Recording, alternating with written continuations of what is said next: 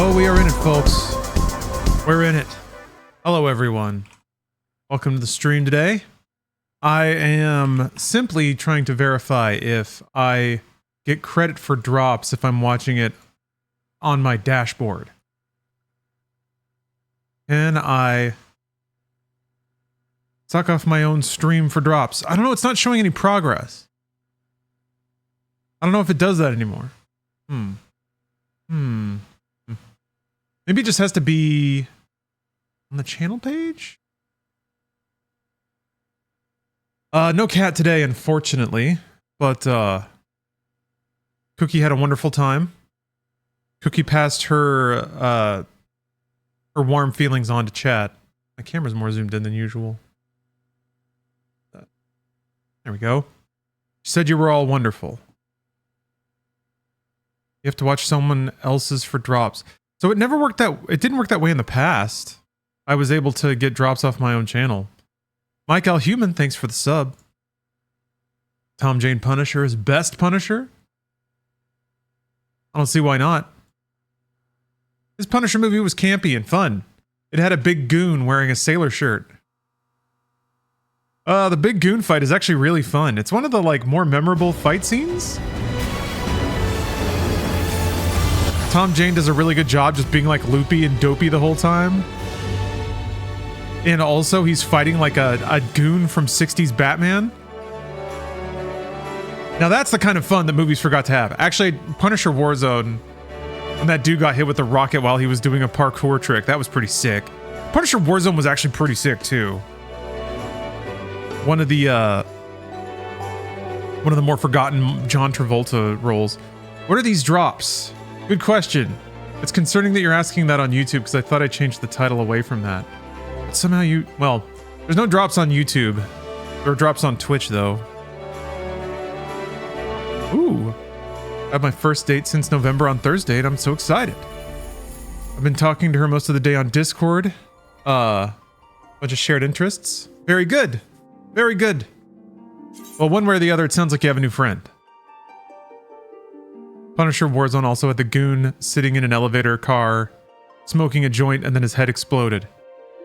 Punisher Warzone was very crowd-pleasing. It's weird to me that more people weren't like, hell yeah, now that's the movie we were waiting for.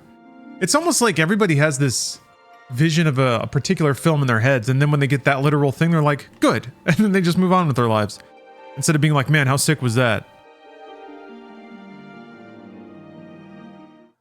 Oh, wait, never mind.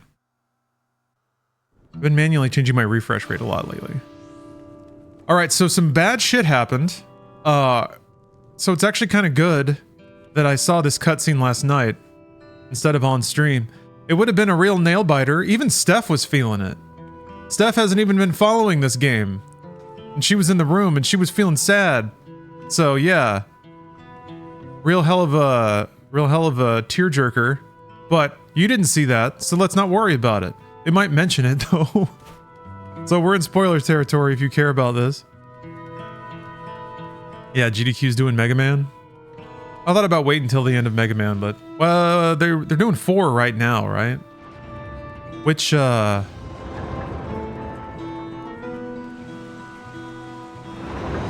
they... Is like a whole block? Do they have another one after this? What are the drops? I'm so confused. Good question. Because I'm not even sure. Some of them make immediate sense, but... Few details. Yeah, I don't think this has any privileged information on it. So there's a mount. You have to watch 180 minutes, and then you'll get this item, which summons a mount. Chokor Pocker. Oh! This thing. Okay, so you get an in-game mount that looks like this. Big old fuzzball with a bow that you can sit on. There's that.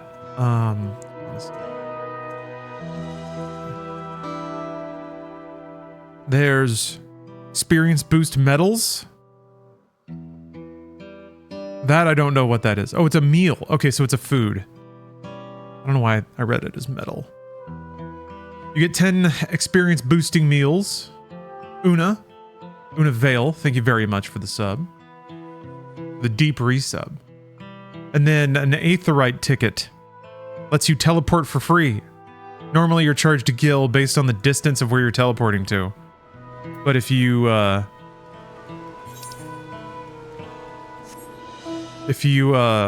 yeah, don't pay attention to that stuff in the sky if you're worried about spoilers. Just don't look up. That's important, but just don't look at it. The food items suck ass. Yeah, it's kind of... experience boosters are meaningless in this game, but whatever. I mean, people feel good seeing the number get higher slightly, but like, food buffs give you like 3% experience gain. You will never notice 3%, ever. You might level like 5 minutes earlier than usual, but like the way that you get experience from story quests, it doesn't matter. I'm ahead of the leveling curve and I haven't even tried. I did like some side quests, but it's mostly just been MSQ and picking up Aethernode quests or whatever the heck they're called. Anyway, some bad shit happens, so now I have to help everyone in this idyllic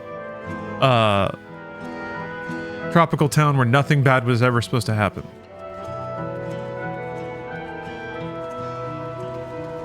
The food items you got give you 10%. That'd be nice for all jobs. I could see that.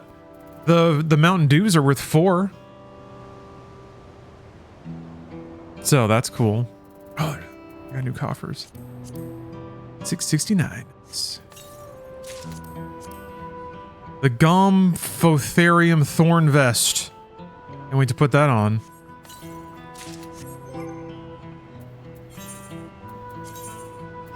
New weapon. Oh, hell yeah! Some Mad Max gear, finally. The shorts still kind of work. I didn't change my glamour for my pants because you couldn't see them under the robe. What the fuck is this, dude? Oh, what are they doing? What are they doing? This is how I'm gonna look in cutscenes now. Damn it. These shoes. Alright, well. Such a bad boy. Ooh. Angry potato, like when Johnny Cash had his industrial era or whatever. Now I gotta update my portrait.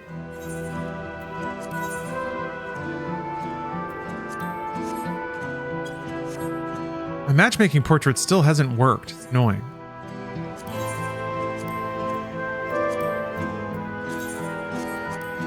I'm always just standing there like a dope. I don't have my cool boy band pose. Yes. Punished potato.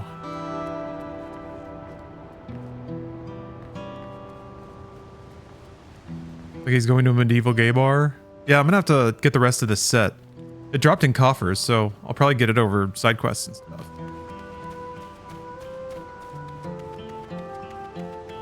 I've killed gods. I can dress however I want. I'm supposed to help somebody. Are you a citizen that needs help? Oh, you are not. I regret not doing the MSQ stuff leading up to this expansion in the months leading up to release. Yeah, you can have some homework in this game. I was doing a subathon for Endwalker and I wasn't even done with the MSQ and I didn't know that. So I had to play like some filler quests, some like piddly lore establishment stuff. How was I supposed to know aside from the big warning thing they put up there? Yeah. Oh, there you... What the fuck? I just walked right past him.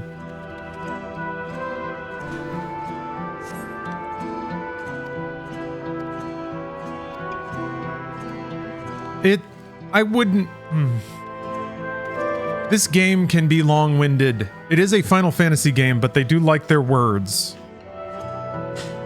So, I don't know. You can probably find a wiki or something that provides a quick synopsis for some of that stuff. And honestly, that might be a better use of your time.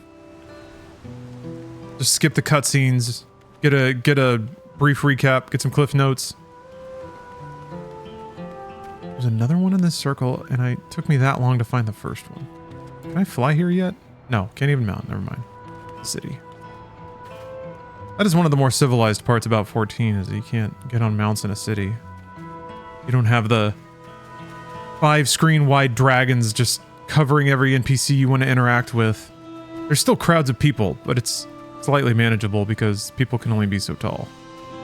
I'm a Nimrod who has to read all the dialogue and see all the things. Yeah, I am too, so I get it.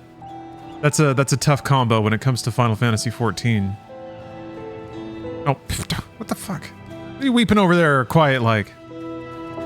I will lurk audio only to avoid spoilers. All right. Thank you for lurking. I apologize. Usually I'm a little more spoiler sensitive, but not for Final Fantasy XIV. Damn, man. There's still another...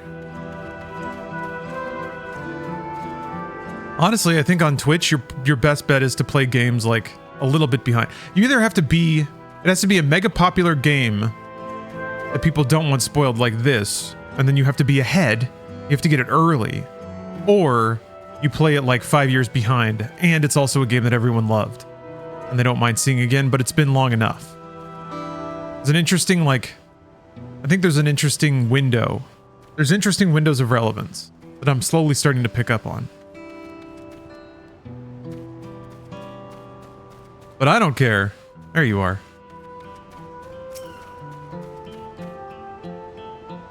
Just stream Minecraft? Yeah. Why worry about it? Stream Minecraft. That's why multiplayer games and like... People like to be snide about flavor of the week games or whatever, Lethal Company and what have you. But they are kind of the perfect stream game because they can't be spoiled.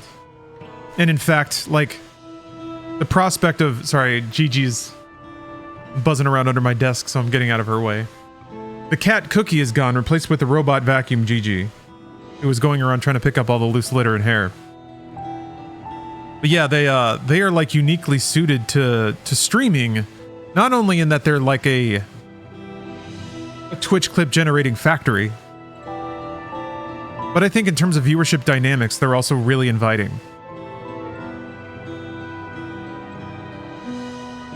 Among Us, games that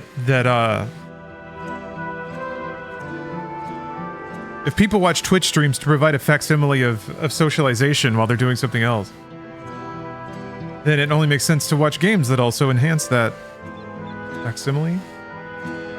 Alright, sorry. Gigi was running over a lot of my mic cables and making sure that it didn't...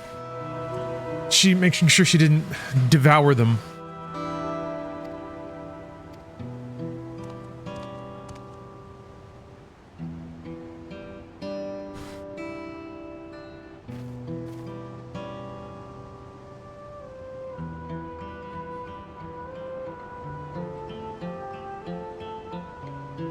Being real busy today. Yeah, Warzone. There's a gap in the market for Warzone right now. A lot of young impressionable viewers that are being unmanipulated as we speak.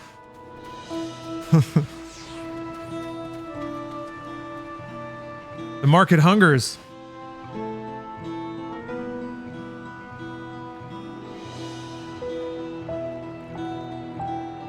Okay, there's another sensitive chord.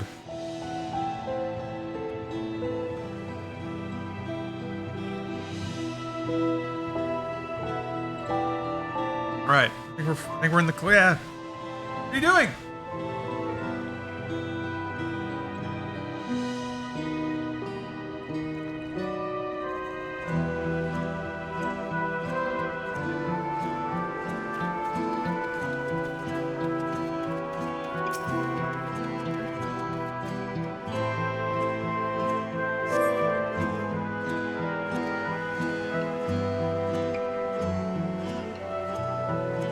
Okay.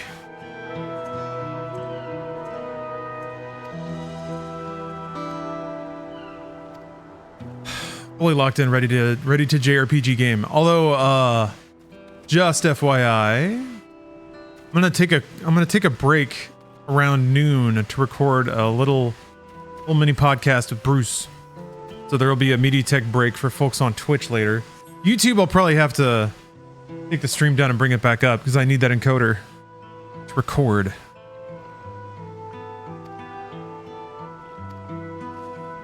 But still, it should be a long day of cozy second screen gaming.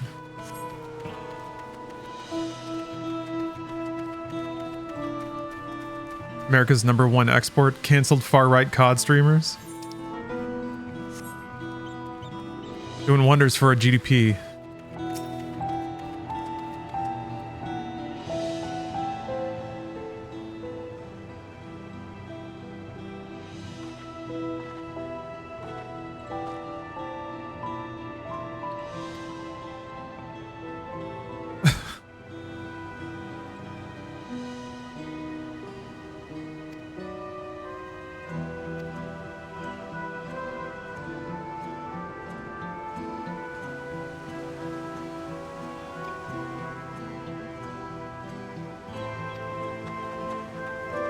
There's no time.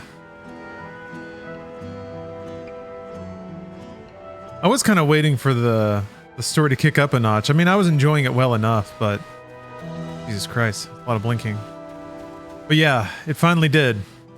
It's interesting too, because I was like, man, are we really kicking up another like nothing side story? And then the plot kind of barged on in. Which is a shame, because I was about to get on a train. And I was looking forward to the train. I was like, okay, well, we'll have another like here we go relaxed island adventure story about trains. At least it's about trains. That's the one thing that they could make this work with. And then they were like, nah, war crimes instead. Again, huh? Again.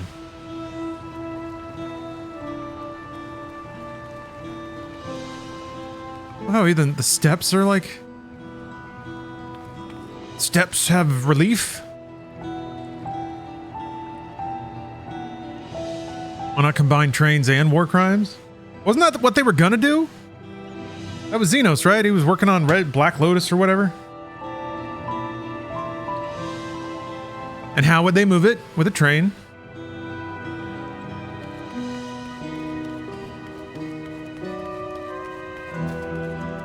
I guess somehow I imagine the train delivery vehicle would be the vector for a biological attack, but that means you can only really attack certain spaces.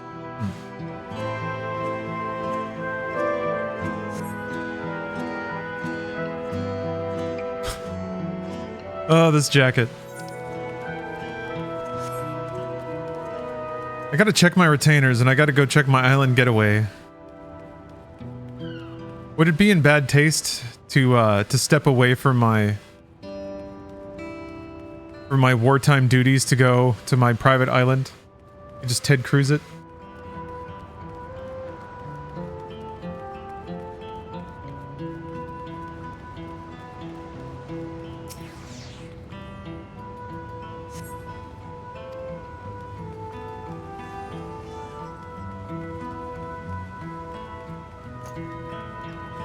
Oh yeah, I love this little Easter Island head.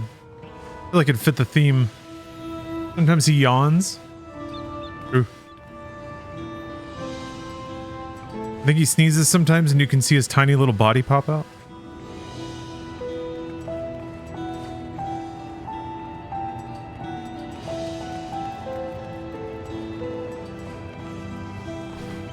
Okay. Robot vacuum is deciding where to go.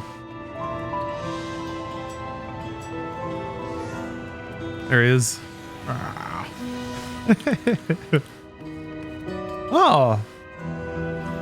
Larry's happy hour. Thanks for the sub. Appreciate that. It means a lot coming from a fellow Lar.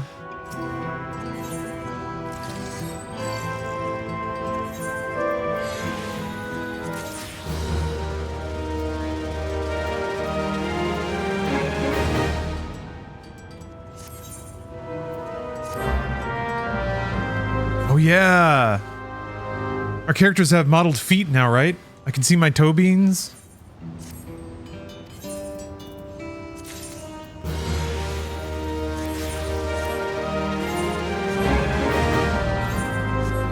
Trying to level my dudes. Can I see my feet? What's going on down there? Hold on. Oh, I was standing in something. Yeah, I can see my toes. Wow. The power of 4K. Lalafell have really long toes. Proportionally speaking. Actually, I guess they just hit... No? Well, that seems long, doesn't it? When everything else is so nubbly. I don't like the fact that a Lalafell could pick something up with its feet. You know, like wrap its toes around something and pick it up. Feels very wrong. They should just have little nubs. I don't know about that.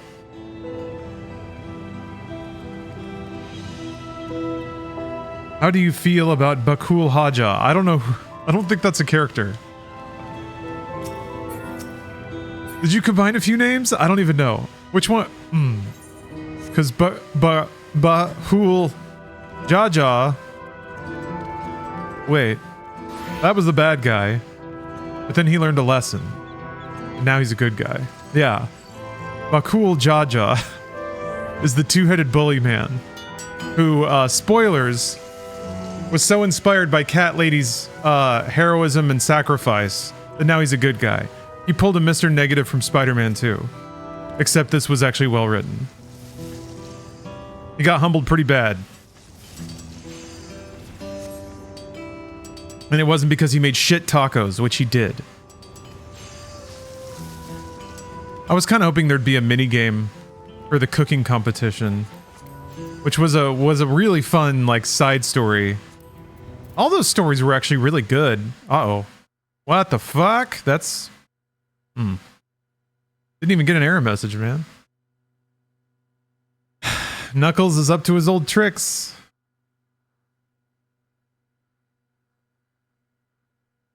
Yeah, all the little sub-stories that you go through on your presidential campaign are pretty diverse, well written, well set up, well paid off. I was like, these little like episodic stories are really well done.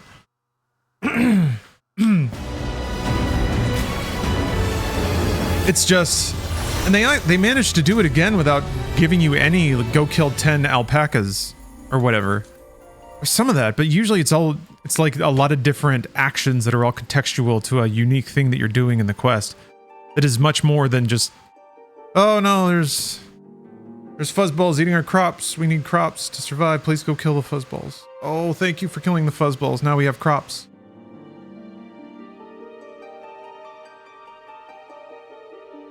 Why does the Warrior of Light look like Orlando Bloom? I see Bradley Cooper.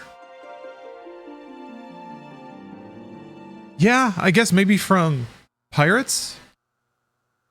When he had a little bit of facial hair? Alright, I'm back. I'm back. Gotta get my hunts.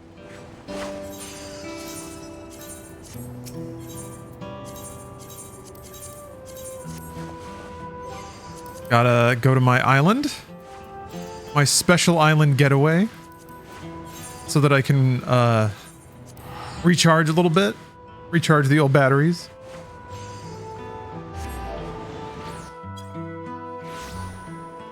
I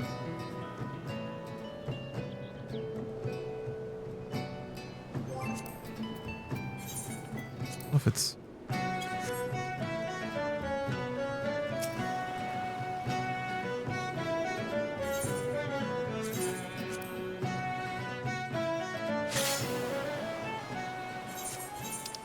Ugh.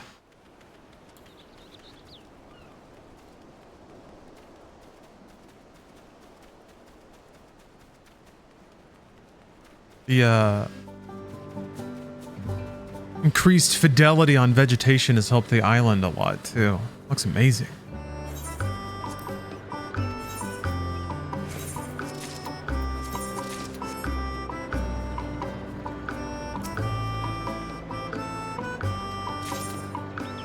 Damn it! I was hoping that I would level off that. I think I have to keep waiting. Yeah, well, I've already like, I think I've already set the production agenda.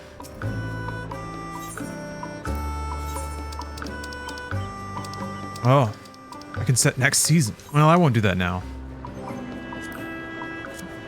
The person who got me into PC gaming basically had this game as their religion, so it always scared me to get into it. I could see that. Pretty intimidating.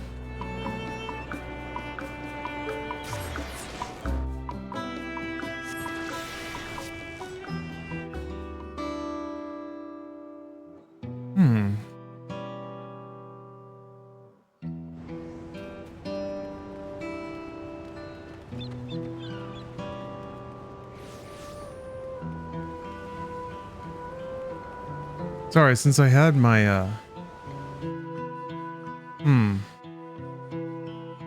since I had my stream window open.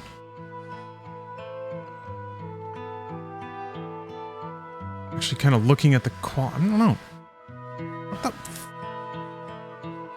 Bro, what is going on?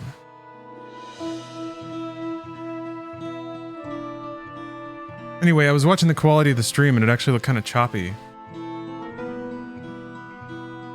Because it's running pretty well on my PC, except for the fact that it keeps crashing. What the fuck?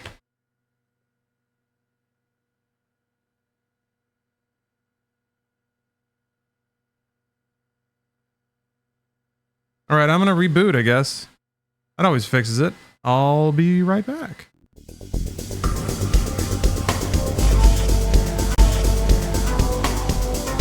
Okay. Ugh.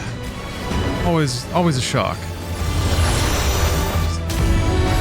It's so loud. Yeah, what the f...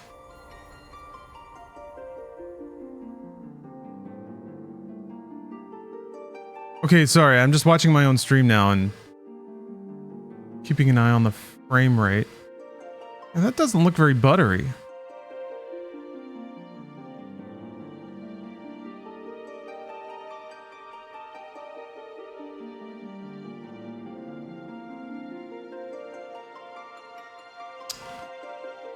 I think the only way to get butter is to lock my display to 60 hertz. I don't know, I've been doing some experimenting with...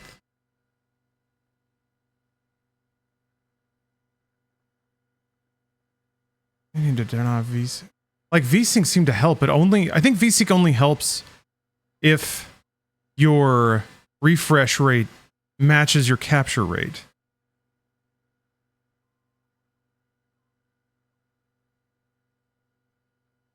Maybe. I wonder if the MediaTek overlay is putting some stress on it too. This is a dumb thing to get distracted by. Sorry, folks. Doing some random tech troubleshooting. Every time I think I like have a good set of settings figured out, I don't know. Just one day it won't be like that anymore. What's annoying is the video is playing pretty smoothly.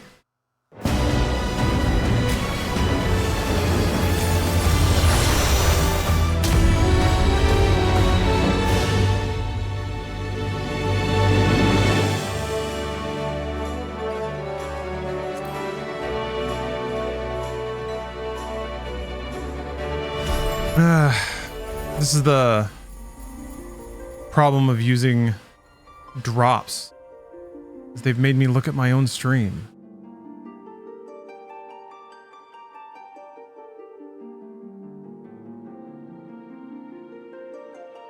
Damn, that looks shitty. What the hell? What if I turn that off?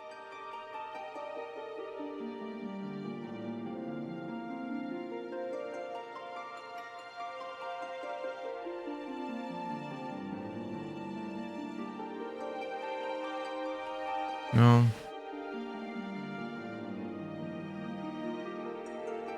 Yeah. Everybody else seen that? How stuttery that is? Is that just me?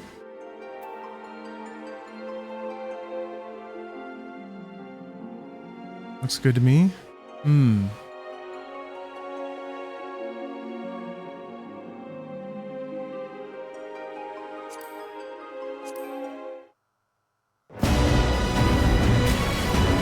Why is I don't know why the title music is so much louder on Firefox Full Res No Stutters. Okay, then maybe it's just the player. Maybe it's just the player on the dashboard. Or maybe it's the output of this monitor?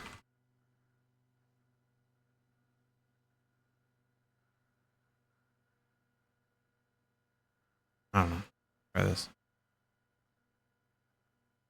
It's not a full flashbang, but it's pretty close.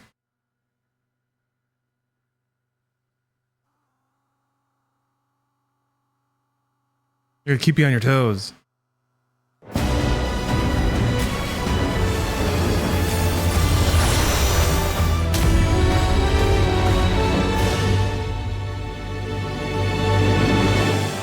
Okay, yeah. I think it might just be that the monitor player on the dashboard runs like shit for some reason. What the hell's that? I'm gonna give it another spin. Yeah, I'm just tracking the motion of the patterns in the background. That's a little herkity-jerkity. I can see some stutters in there, but it's not the worst. It's not as bad as it was on the other player. I'm gonna try something. This is something that I've fought for so long. But it might just be the thing that I need to do. Or Riva Tuner or some shit. Maybe I'll experiment with that. But if I, God forbid, set my shit to 60 hertz and then turn VSync on, it makes the capture buttery.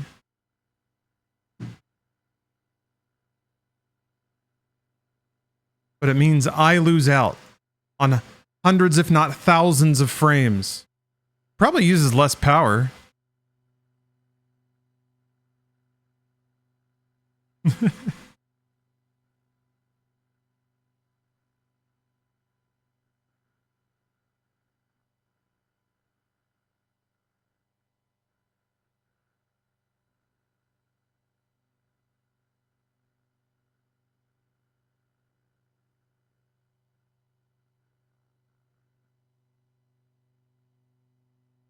Dark games are the bane of streaming. Bitrate destroyed and unwatchable.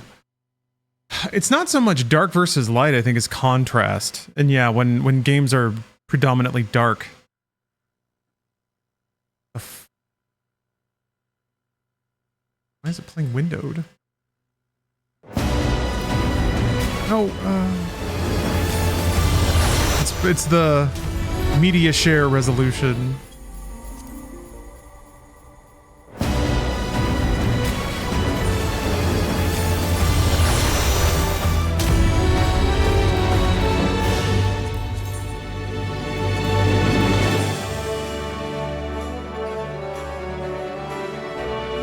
There.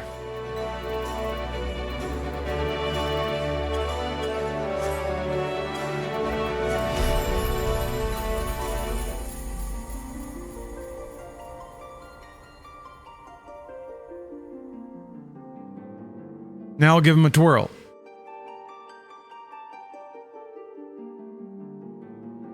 Yep. Yup, that's the butter. That's the butter. I don't know, did anyone else notice a difference? Is it just me?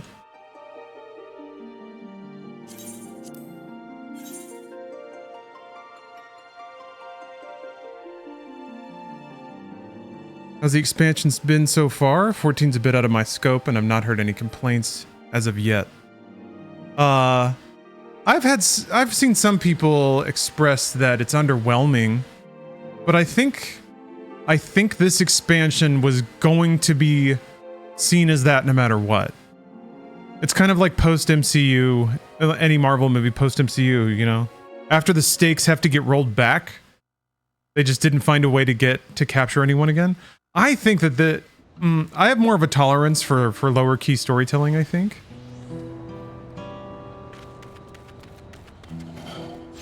To be perfectly honest, I don't notice anything. No one can see a difference, huh? Can I state my opinion? Sure. I can't really discount or combat anything because I haven't finished it yet. Yeah, there's some grumps out there. Look at that. How can you not like the game? So much tragedy. You hated this story. Wow, okay.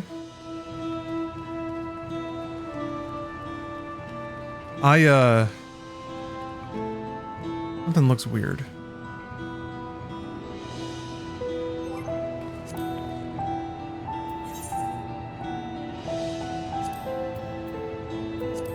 Doesn't look like it's 4K. Why is it in there twice?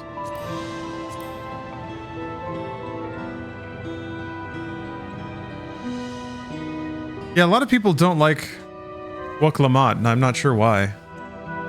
She seems like a perfectly serviceable, plucky, upbeat protagonist.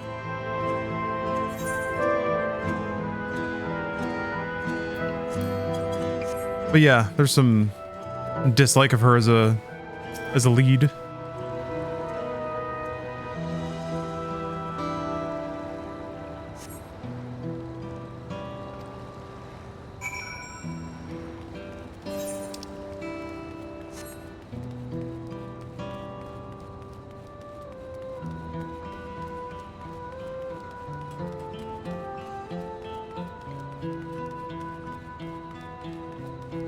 Biggest issue springs from the Warrior of Light still being around? How can you make someone seem threatening after killing the embodiment of entropy, you know? Yeah, you definitely have to suspend disbelief a bit when there's like very solvable problems and the Warrior of Light is just standing right there watching it happen. Eh.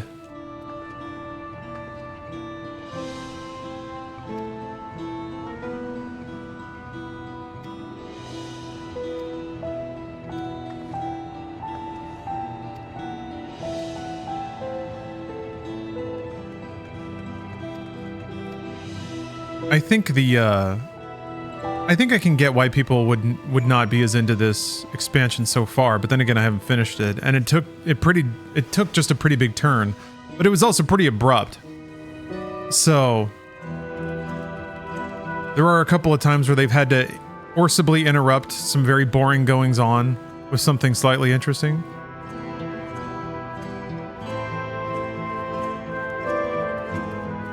I do think there's probably... I don't think this is out of character for Final Fantasy XIV, but I do think for, like, broader mass audience storytelling techniques, it is slow. It is boring. It doesn't wallop you with stakes right away, nor does it try overly hard to make its protagonists, spicy or likable. I mean, likable, I guess. I think it leans mostly on, like, character archetypes and plucky anime tropes. I've brought you medicine. A drink. Or wuklamat. Maybe she'll be tempted to do war crimes now.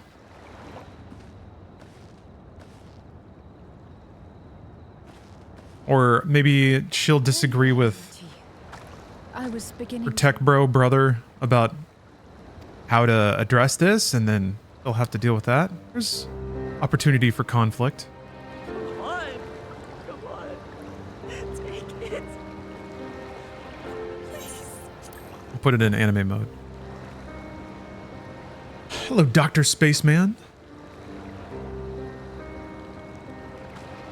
Lamachi. Lamachi.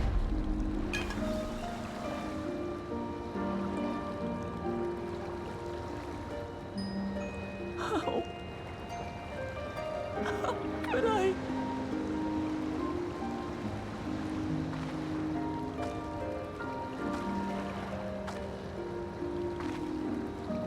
Look at me, Lamachi.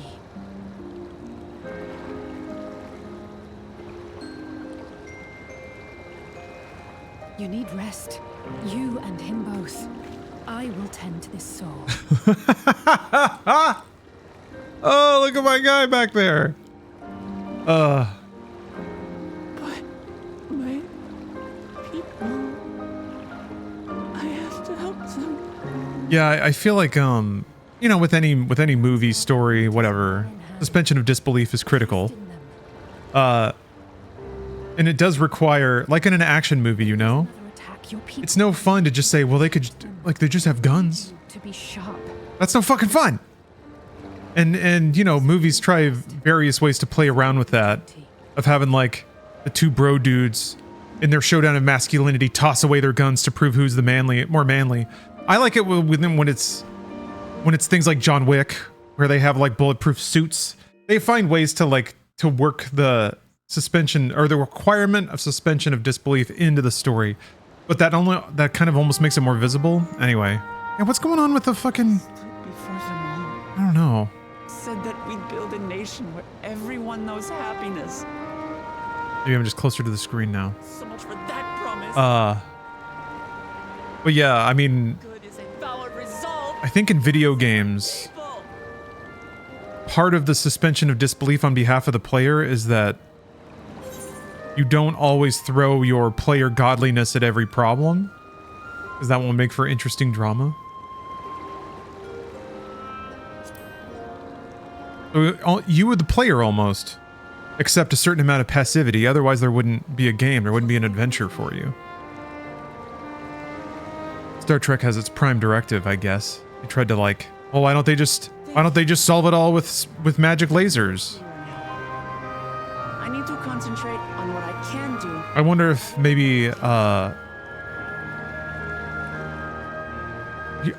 Scions are disbanded? Dealt with unfriendly Can't remember what the like from your crazy rules of engagement for the Warrior of Light is within the setting of 14. people who are unwilling to listen. The Supreme Court ruled that the Warrior of Light can do whatever they want, By as long as it's an official story quest. engaging in good faith, we could peacefully settle our differences. And we did. Yeah, they're disbanded, yeah. My brother is different. But still, the Warrior of Light's just kind of trusted to be an agent of good, which they are, of course, but... Our people. I mean, historically, when there was a godlike power that was getting too strong, they invented another god to fight it.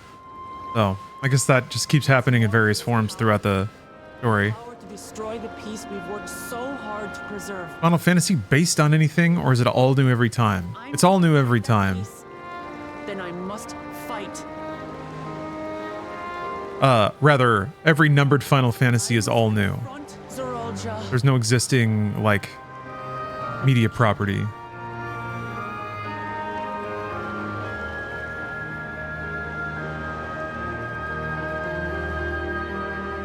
All for the lowering stakes. Felt the Warrior Light being the center of all important things in the world to take me out of it. Appreciate the return to Heavensward style stakes. I mean, that's kind of what this is, right? The Warrior of Light's there, and certainly the implications of the Warrior of Light participating in government forming is a little fun. Yeah, what the heck is the little boards are all sawtoothed? Maybe DLSS clicked on or something.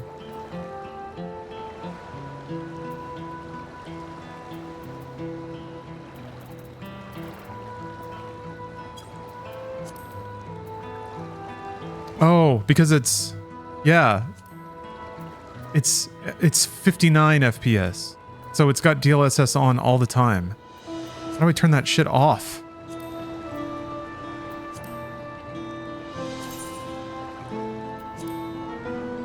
That looks a little better. It looks softer anyway. That's so weird that you can't...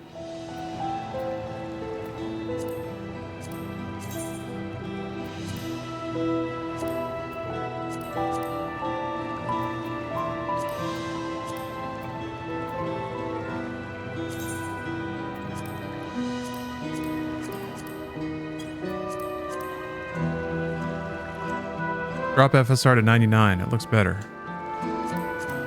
Ooh, it does. It's sharper. Ugh.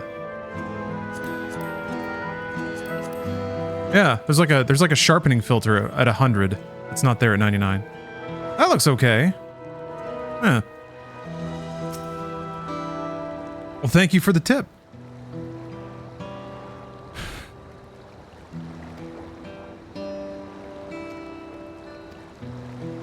Yeah, I mean, I noticed that, but it never took me out of it. I was okay with the Warrior of Light kind of being a ride-along for this sort of election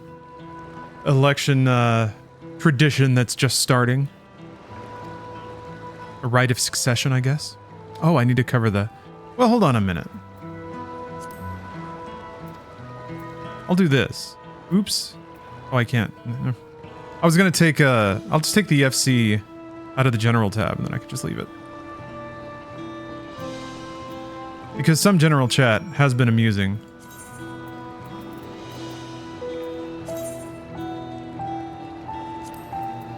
There we go. Protected.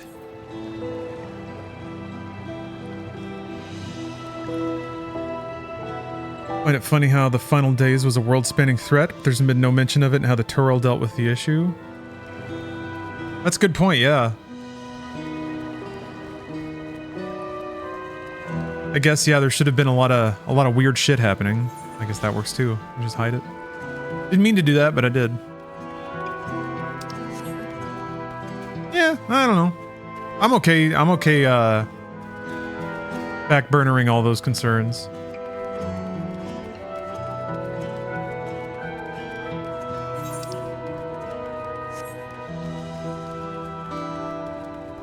Oh.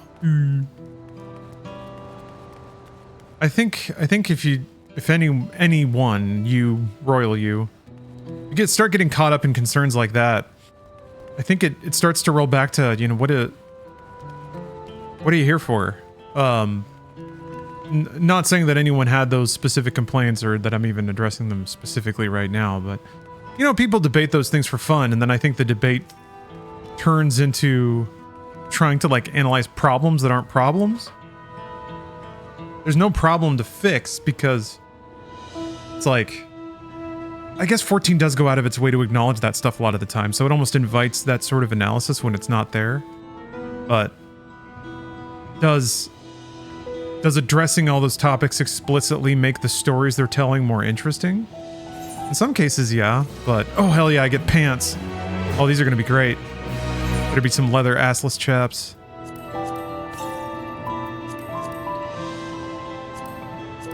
In terms of storytelling, I think they did a pretty good job of having some good tales.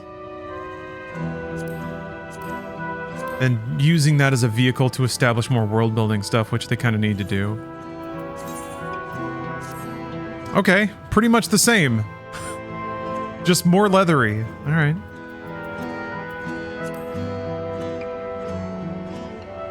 Man. More pouches and chains and shit. A little codpiece action going. No ass at all, though. Yeah, that's to be expected.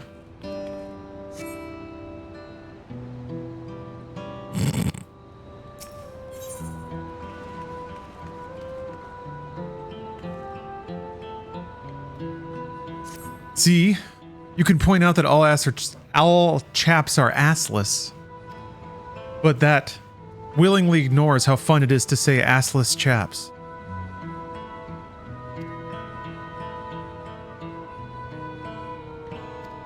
Oh yeah, there's cyber dudes now.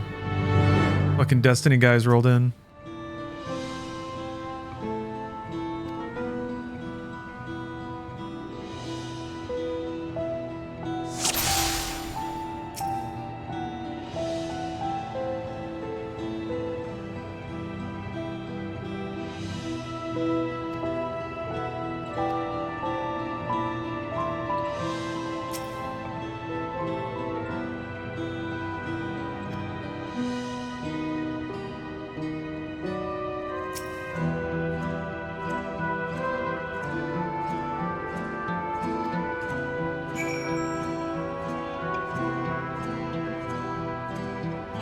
There should actually, it might be a fun story. It's a little meta, but it would be pretty fun of a villain that has to distract the Warrior of Light. Do a war crime over here so you can get away with a bigger one over there. And you, the player, get distracted. A mechanical man.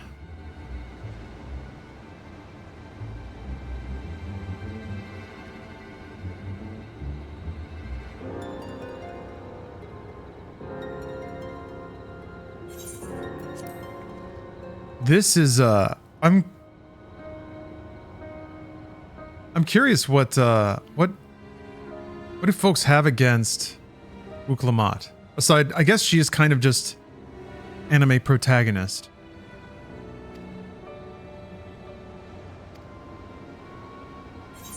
She's pretty Rey Skywalker-y, but she's about to be tested, I guess, in a pretty significant manner. So how they take her story after this could add a lot of texture to her character.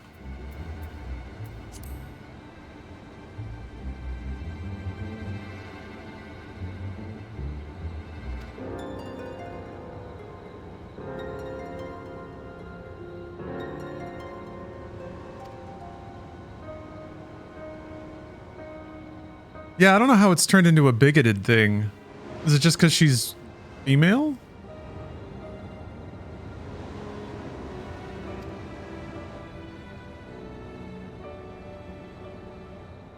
Oh, it's because her voice actor is trans? Oh, I didn't know. I like her. I like her voice. I like her accent. There's a lot of cozy Mexican accents. All day, come on. No one was saying that. Come on, come on. Come on. Come on. It's a voice. Yeah, people get really weird about that shit. Shocker. Yeah. I'll have to look that up. I don't know. All right. Gigi's done. She's going back home. I gotta get the scrubbing pad off her back though.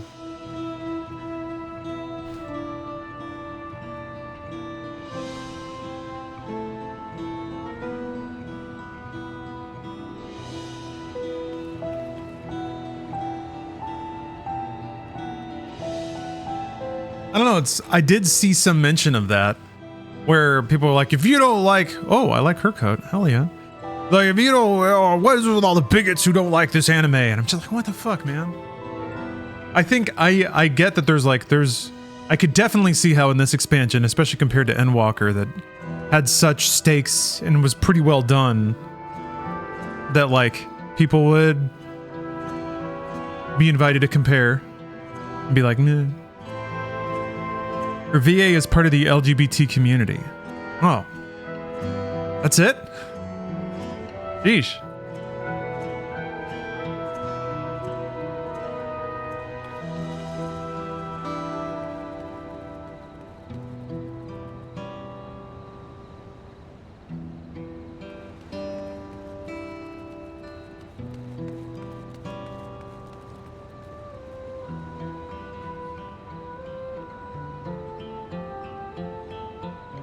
Ah.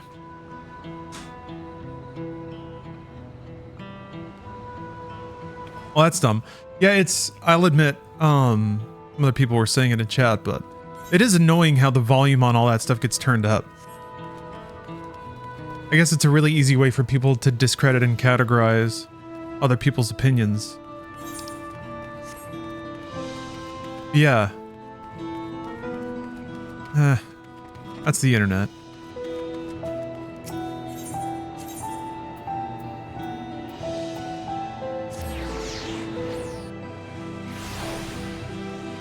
Yeah, I've kind of stayed away from commentary. I follow the Final Fantasy XIV subreddit and the shitpost subreddit. I've just, having not clicked on any of the threads, it gives me the most surface level appreciation of any discussion that's happening.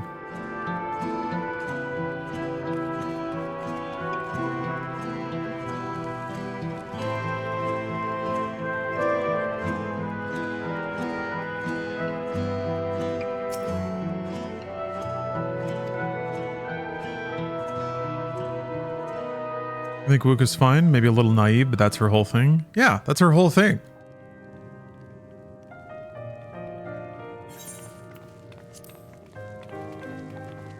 I think they did a pretty good job of, Thank you for coming, everyone. acknowledging that, making it part of the story. And thank you for taking charge in the relief effort. We would have fared far worse without you. Someone had to do it, that's all. Come. But now that I know, suddenly all of her lines just sound shittier to me. I just hate it more for some reason. At least 50 died in the attack. And many times that number are wounded. All available healers are seen to their care. Wider than usual? Structural damage at least is limited, so essential business can be conducted without issue. Oh, I think I turned voice down. That said, the people are understandably shaken. We must assuage their fears and begin working to restore things to normal as quickly as possible. You can't access volume options, hold on, while a cutscene is happening, can you? Now, the most confounding mystery remains our enemy. and their mechanical Is there like a slash command to open that? technology that surpasses anything I've ever seen. What is their nature? And how did Zoralja manage to bring them under his command? Such things remain unknown. They emerged from the dome encasing Yasolani. We're quite certain of that much. Speaking of the dome, we have some theories, I'm told.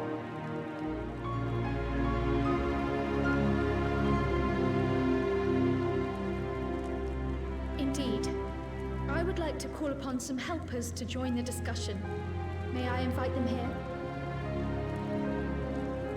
By all means.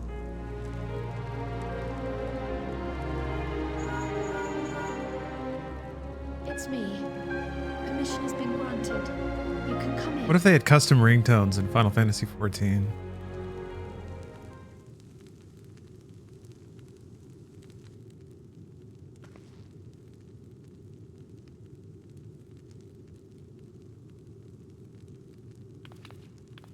Greetings, everyone.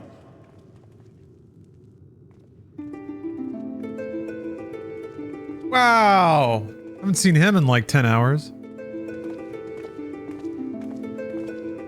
Been a bit longer for her.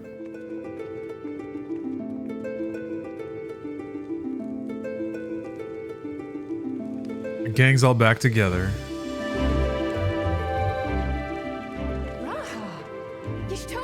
I like the harp.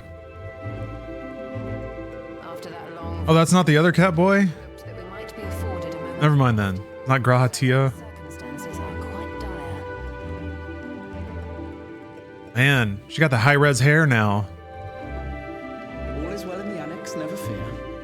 I've already dealt with the most pressing matters, and others hold the fort in my absence. All right, who's that guy? I don't remember. What does he do? What's his deal? Following the changing of Dawn servants, Gulul Jar Jar I was hoping to see some newer party members. And you got Wook Lamont right there, right? She'll show up. Tech Boy, maybe not so much. Lamont, I was Can't remember his name. He just said something. What I heard led me to conclude that this was a matter for the students. Thus did I call upon our comrades who possess the requisite expertise. It was actually after that the dome manifested. But, based on what we know, I have reason to believe that it is connected to the Golden City. I should have just Alt F forward and then started the cutscene over. Eager to help. We have limited familiarity with the situation. Might we trouble you to explain from the beginning? Okay, if she doesn't do this and then the camera pans up, we're getting out of this cutscene. As you know, Yeah. it was a letter I found tucked away in the Baldessian annex. Hold on.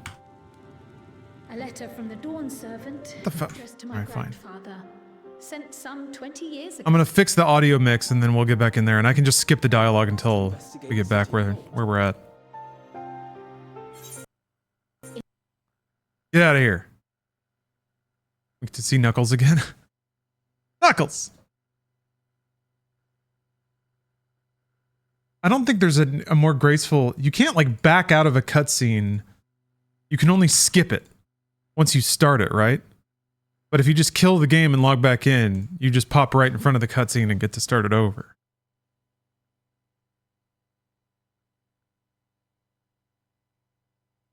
Oh, that is him. Okay, that's right. He has multiple names.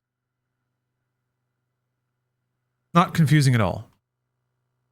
There's only one cat boy, though, right?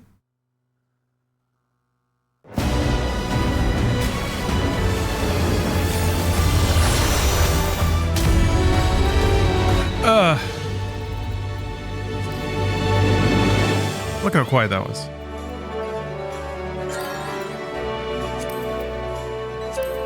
Boop. Oh, that's what performance is. I thought it was like voice performance. That's just voice. Although the sound effects can be pretty grating.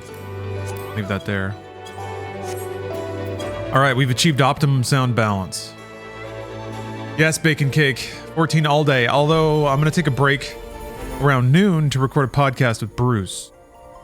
And that's going to last for 45 minutes or so. And then back into 14. I'll have to eat at some point.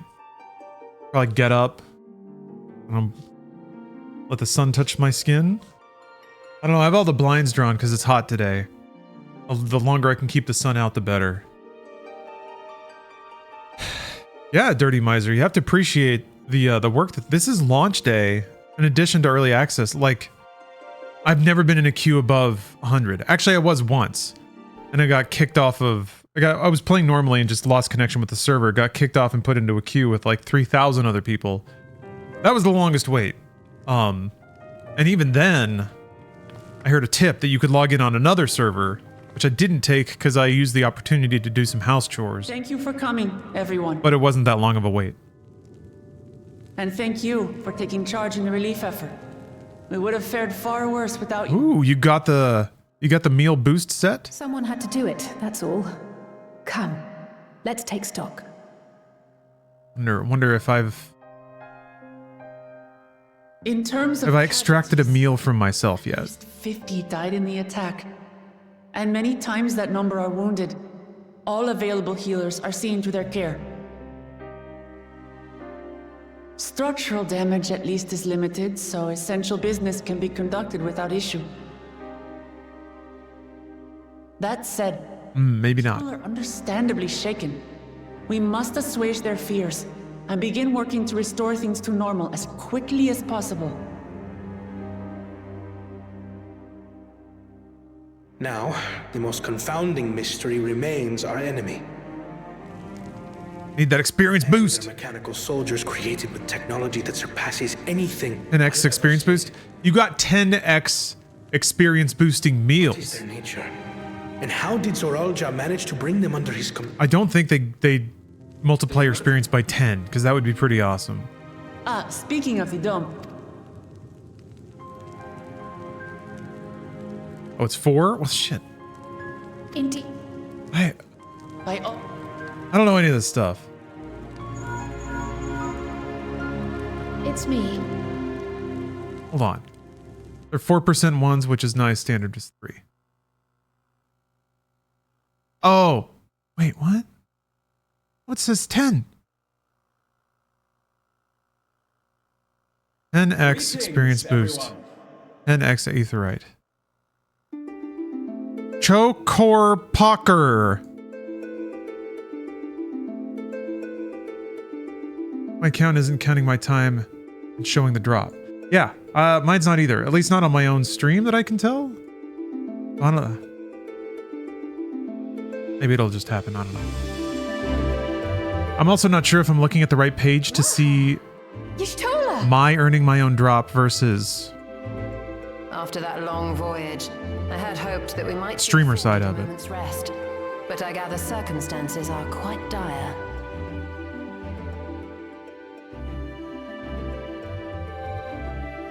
All is well in the Annex, never fear.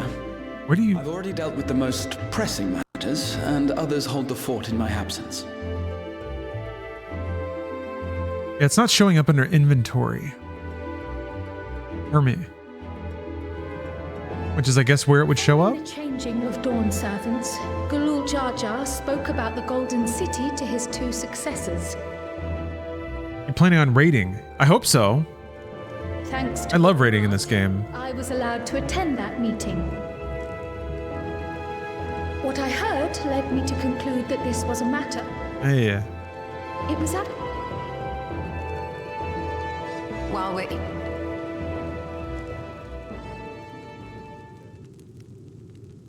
As you know, All right, we're in. a letter I found tucked away in the Valdesian Annex that brought me to Taral. A letter from the Dawn servant addressed to my grandfather, sent some 20 years ago. The request to investigate the City of Gold. Indeed. D. The strange thing is, there was mention of neither Taral nor the city in our records. Hoping to learn the truth of my grandfather's mission, what he did and saw, I volunteered to help in the rite of succession. At the end of which, I was able to hear the tale from Galul Jar Jar. Like us, my grandfather... Real professionals can say that name and not laugh. Sky Deep Cenote. And, like us, he saw the gate to the Golden City. Is that what you required our help with? This gate? It was. You see, the gate was opened once in the past. And... It led to another reflection.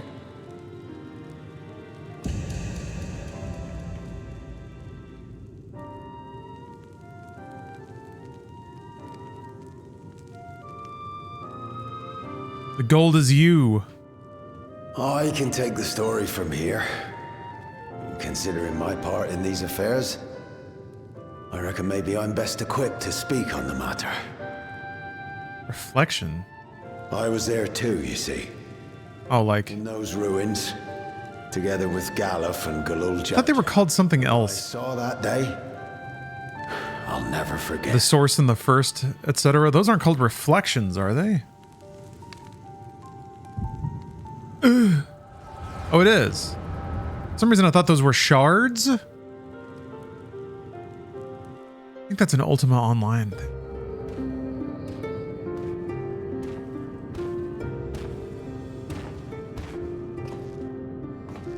They are. God damn it.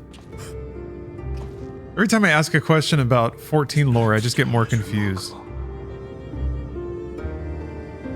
I cannot help but wonder if the structures in this part of the ruins were built by a completely different civilization.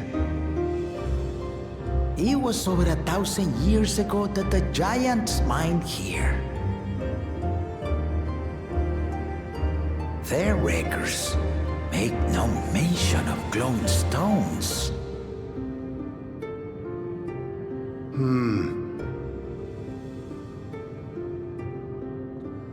How does the Warrior of Light still have the echo?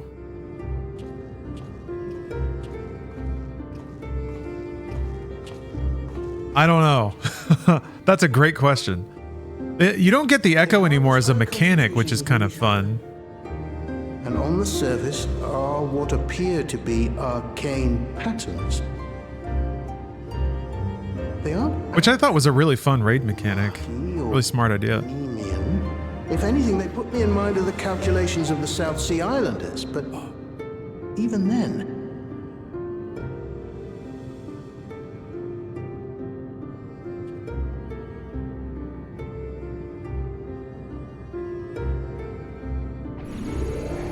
Seven hells! What did you do? Nothing.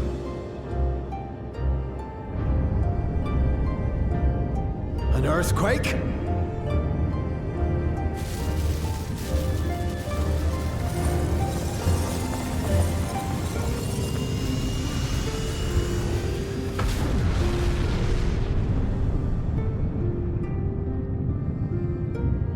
Speaking of lore, Captain, thank you for the complete and perfect resolution of my previous confusion. None of this has ever happened before. On Grahatia's name, all Sun Mikotes have a letter preceding their forenames to represent their tribe. So his actual name is Raha. With the tribe name, it becomes Graha. Same deal with Ishtola. So her name is Shtola. Her name is Shtola. Get out of here. And Tia is a title / honorific for, and I hate to say this, but non-breeding males. Something I'm sure the fan base would love to change.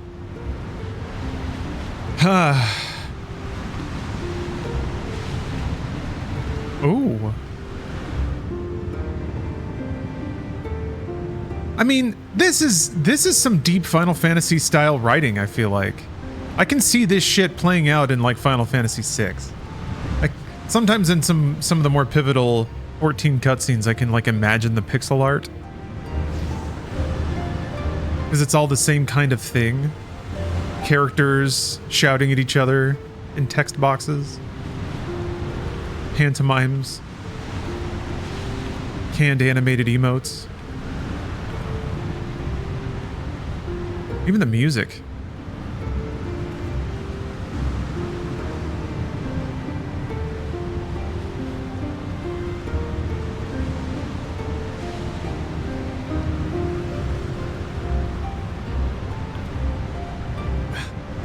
That would be fun, Larry's, if the writers actually storyboarded cutscenes like pixel art. 16-bit. Baby? A baby. Now hold on. Why would you... Oh.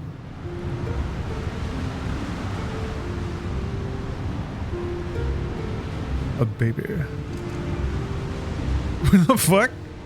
Oh yeah, that thing. Now what's this? What is this? Who are you?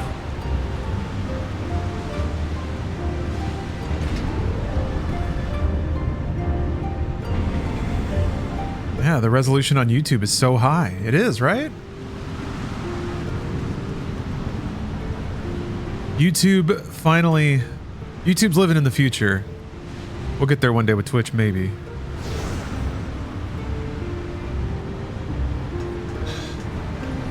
Seriously though, you guys on Twitch probably appreciate that buttery animation by now, huh?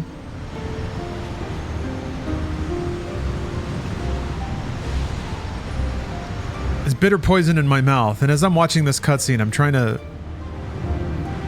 to figure out a way to be able to play at a higher frame rate than capture, but I don't think it's possible. Is YouTube HEVC? Yes, that's what I'm sending. YouTube transcodes to their own, Though it never opened, their own version of VP9. Galuf continued to study the gate for years after that, hoping to learn something of value. All he could conclude was that it was built with unknown technology, and that it led to another world, one apart from... YouTube does not have cozy emotes though, and that is super valuable. The ruins themselves were the Golden City. Yeah, comrade. I've known, or some other people have said that too, that they'll watch on YouTube and have chat open. I know that YouTube is quite a bit more delayed. It takes them a while to ingest 4K, but... Oh, crispy. Couldn't make head nor tail of the artifact either. Love that emote.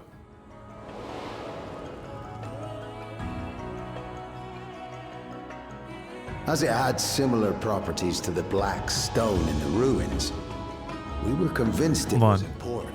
So Galul Jaja took it to the palace for safekeeping. I wonder how big I can get. Galuf, meanwhile, took the baby with him back to Charlian and raised her as his own. Okay, 3. Then the child was...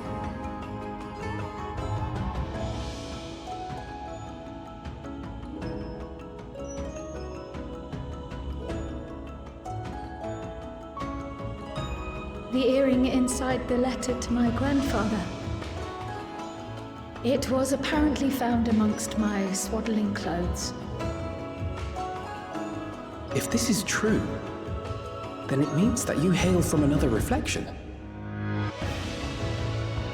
So it would seem. What? I still struggle to take it all in myself. Not transparent? Looking back, Grandfather was always quick to seek distractions whenever I broached the subject. But never would I have guessed anything like this. But enough about me. We have more pressing matters. The forces that assailed Tuliyola. You suspect they are somehow connected to the Golden City? Thinking back on it, the soldiers looked like they could have been made from the same black stone. And leading them was Zeralja. His involvement also lends weight to the theory. Yeah, it's a 0 alpha. On the day of the succession ceremony, a bandit took me unawares and knocked me out. Bummer. I guess I could try to chroma it, but that's not fun. I found my home turned upside down, with a few particular items missing. It's transparent there, though. Keystones I was entrusted with for my role as watcher of the gate. There it is. Come on. The bandit. You believe that it was...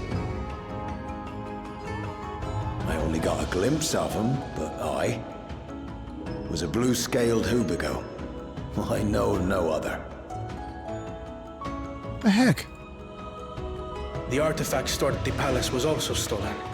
The thief struck during the ceremony, and the guard was spread thin. So our assumption is Zoranja somehow opened that gate to another reflection, where he acquired advanced technology and his mechanical armor. It's aggravating. It fits. And if he did, then it's also likely that the dome is a product of this unknown reflection. Do it the brute force way. Hold on. We've been going on and on about the reflections. But what of my home? What's become of it?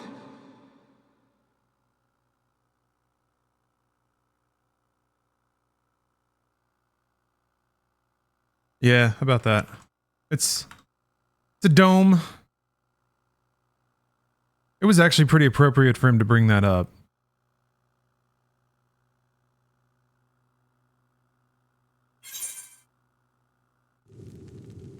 The Scions are back.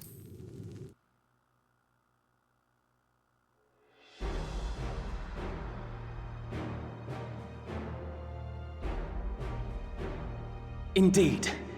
Where it concerns other realities, I dare say the Scions are best suited to tackle the task. You can say that again. We've been to the literal edge of existence. Some mysterious giant dome shouldn't scare us. I understand.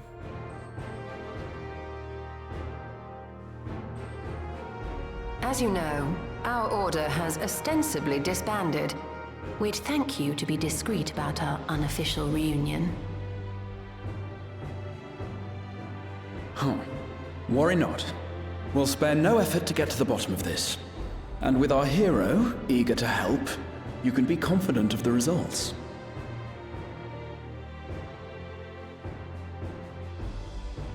I'm coming with you. If that's where my brother is, then that's where I must go. I can't say I understand everything you're discussing, but I know what I have to do.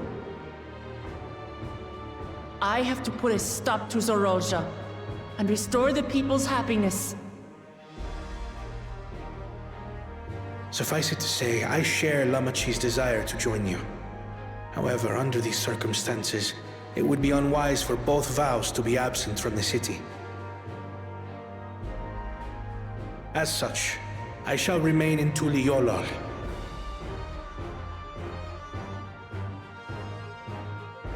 Come what may, I will protect our nation. Took a few steps, but we got there. So go forth, sister, and do what you must.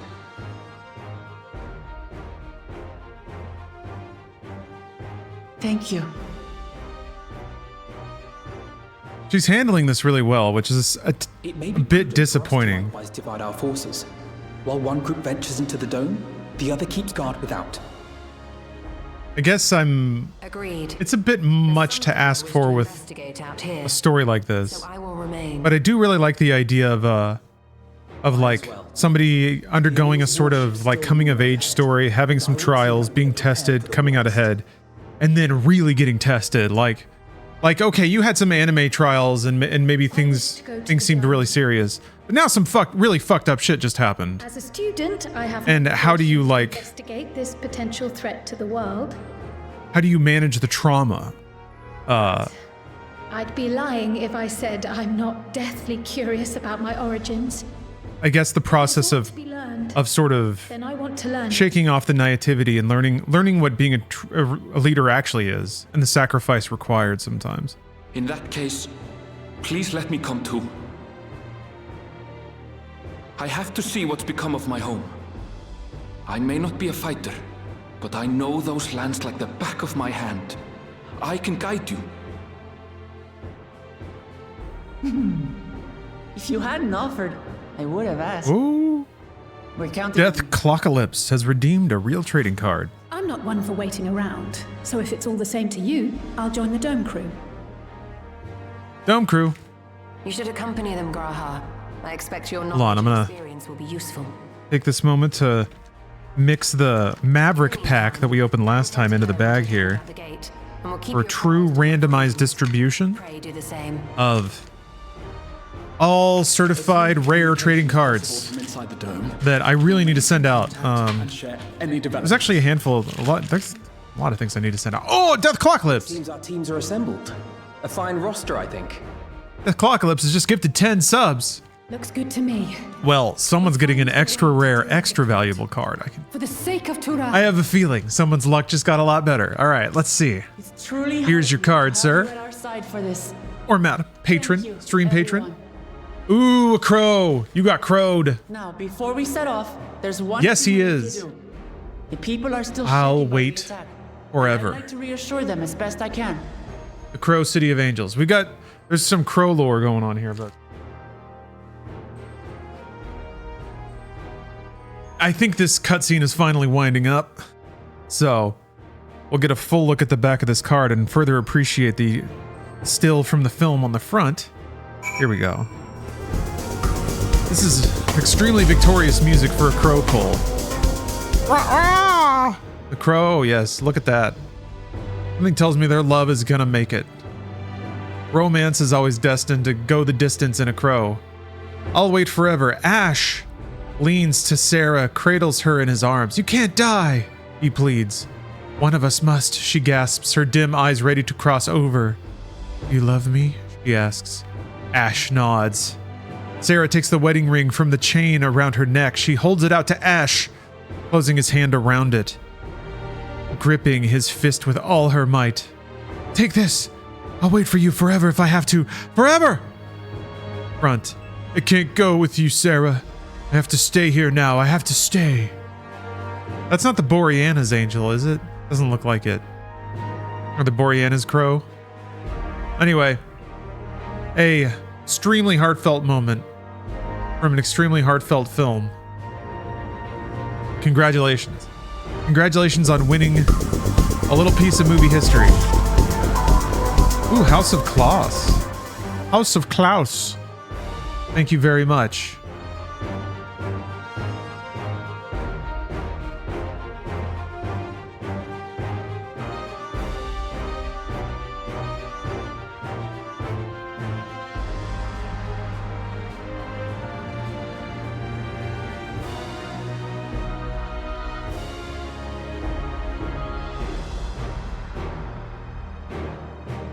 Yeah, Lungdern, I agree.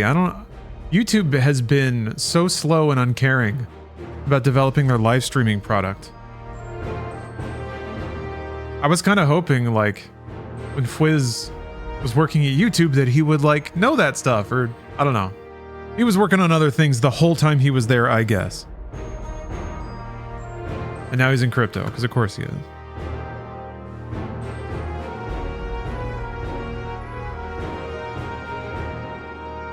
It was either that or AI.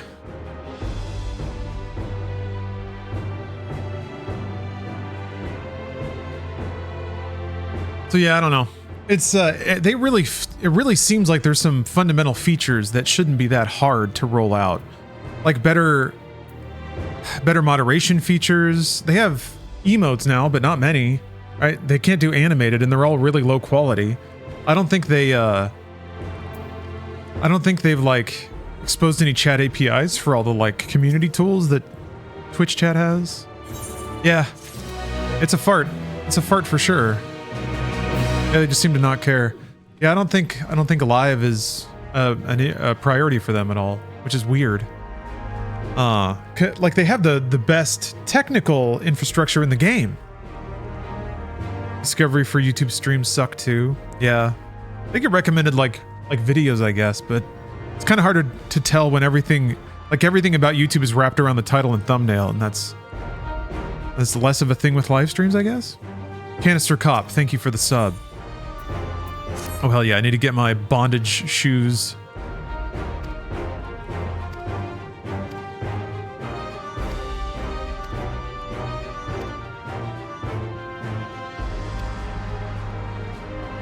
At least the vibe on YouTube chat is not as bad as it once was. Because all the children have left, which is nice. I remember, gosh, in like 2016, 2017, I experimented with streaming on YouTube, and just the chat and comment culture on YouTube was so rotten. It was just sort of expected that you went into the chat to talk shit. I think people were used to like comments discussing a video as though the person weren't there. So people would bring that attitude to YouTube chat, and I'd just be like, man, what the fuck? Like, you're saying that to my face, which you should have felt like you were doing on YouTube this whole time, but you got real comfortable just saying whatever you want to say and not having somebody call it out or address it right away. So there was an amount of that, and I was just like, man, fuck these kids. Fucked up kids. Trolling culture was more alive in the 2010s. I wonder. On YouTube for sure. I feel like trolling culture has moved to other things, because there's always stupid babies. There's actual babies on the internet, and then there's babies at heart.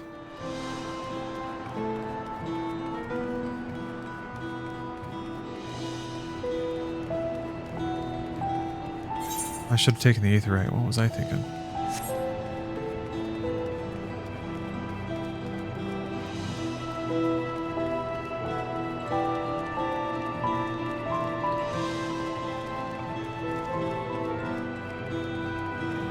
Yes. I'm glad you've seen the comfy peepo. It took me a second to figure out how to add them, man. Webms are some dark magic. Yeah, White Buffalo.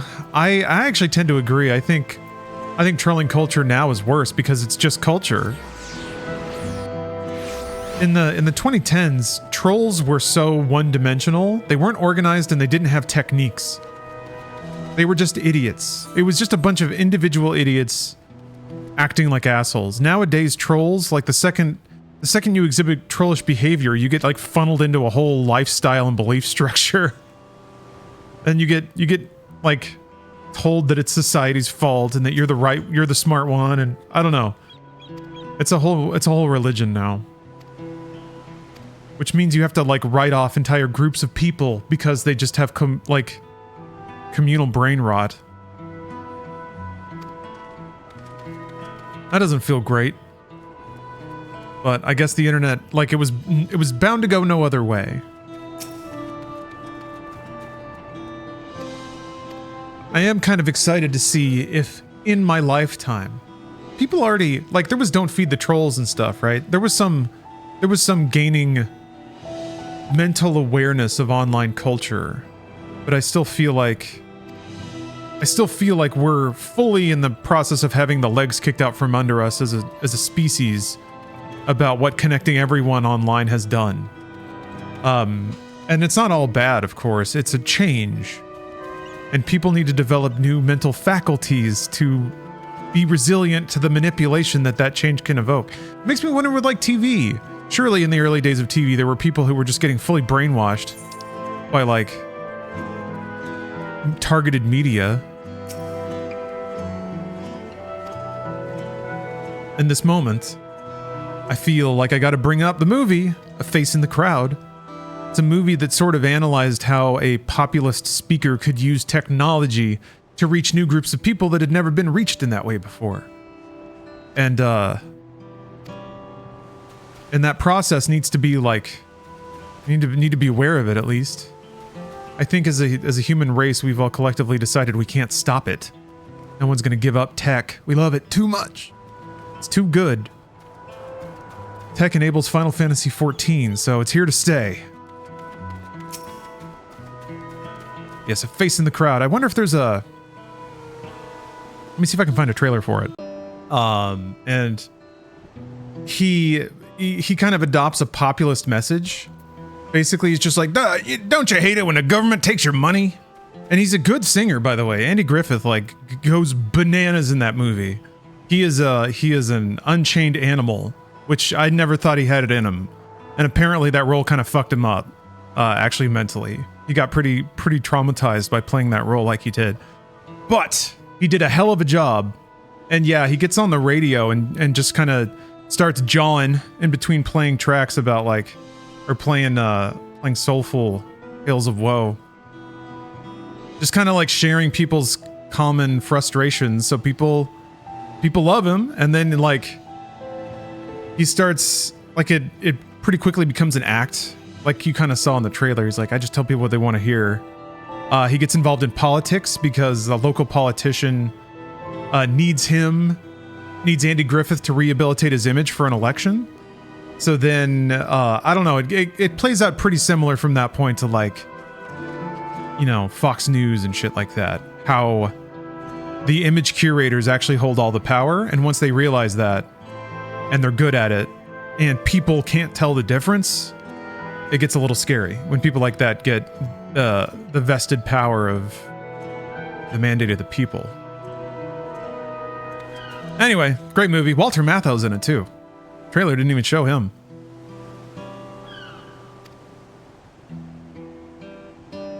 Yeah, some really impressive musical performances and some really unhinged rants from Andy Griffith.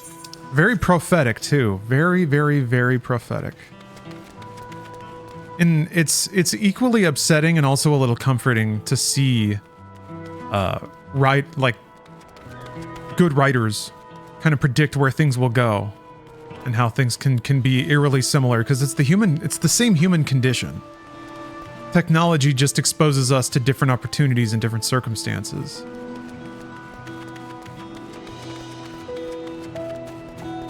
Kind of on that topic, I'm still reading this heavily academic treatise on human beings' relationship with technology that came out in the 1970s. It made an interesting point about how we are destined to lose control of the technological systems that we allow to operate our lives.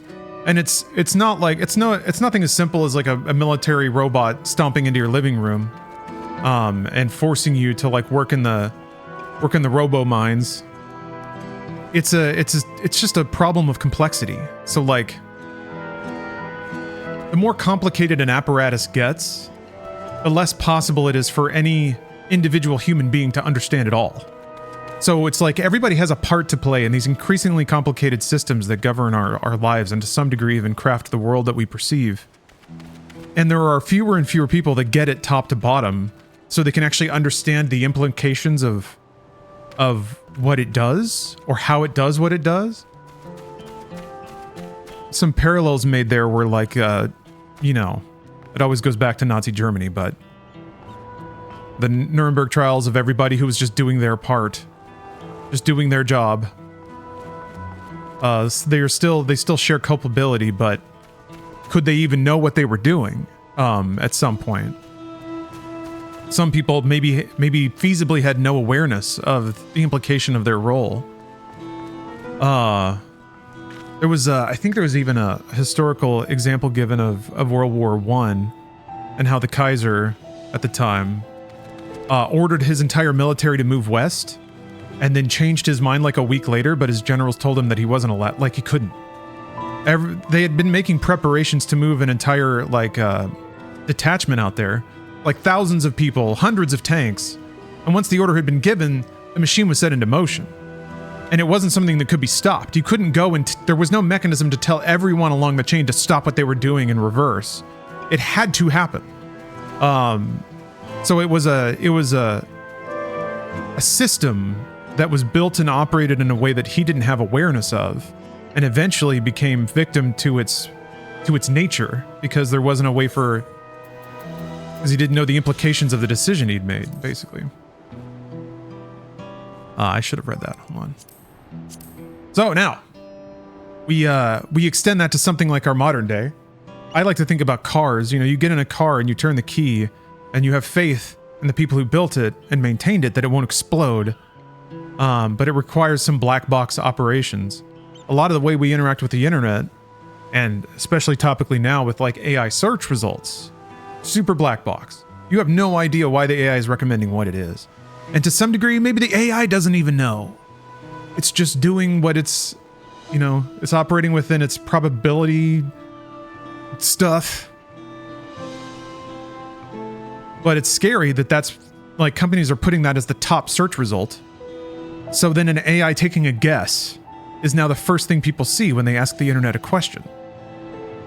So people aren't even involved anymore. And the people who know the ramifications of all those decisions is a pretty small group. And they're not sharing their thinking with anyone else because they don't have to. And that's just where everything's going. Yeah, tech jobs have that issue. Higher-ups want more AI, but not aware of what it can actually do. Yeah, AI that can be influenced by people too. Yeah, of course, we made it. But it's like, now we're laundering our own influence through a machine we don't fully understand. And I think everybody admits we don't fully understand it. I don't know why we're so excited to give all that thinking over. Like, companies themselves, I mean, but when I say not understanding, I mean like, it was, Steph told me about this, a lawsuit of somebody suing Google for their AI search results.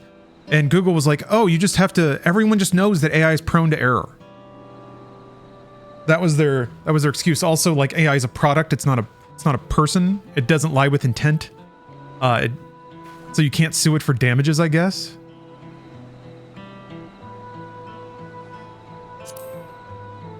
And that's how we slip into it. That's how we all go to sleep.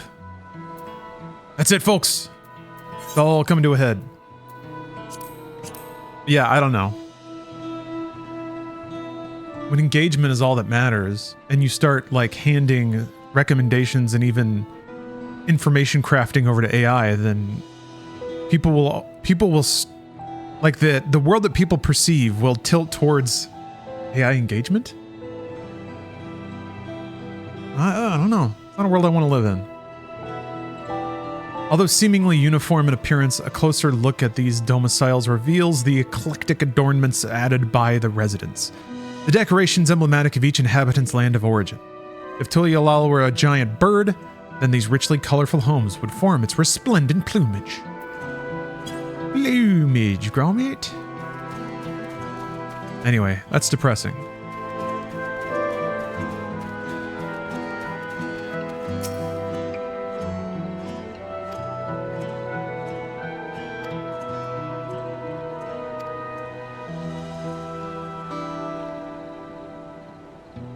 Ooh. Hey Revo 96, thanks for gifting a sub.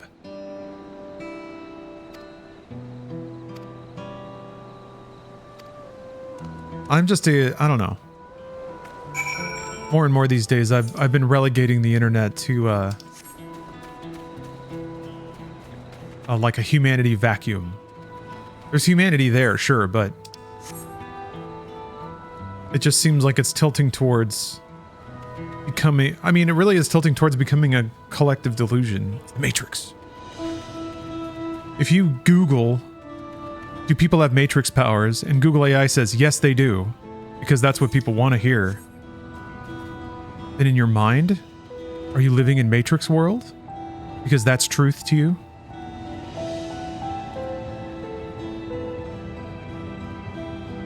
You've taken the right Google drugs? What if there was a pill that made every Google AI search result real for you? Ugh.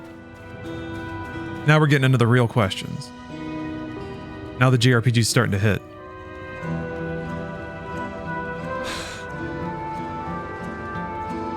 I guess if it were Matrix, we wouldn't all be Neo, would we?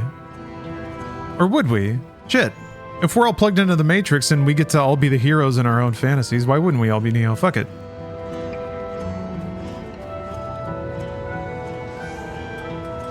Maybe that's what video games are. In the way that the Matrix was trying to iteratively discover the perfect hero myth to keep people fucking quiet. Video games are trying to sell the perfect fantasy so that we don't realize the machines are taking our search results.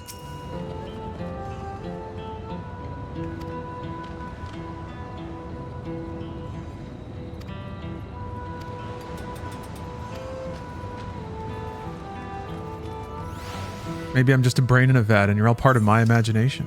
Maybe? Yeah, maybe you're just a brain in a vat and somebody's poking it with an electric diode.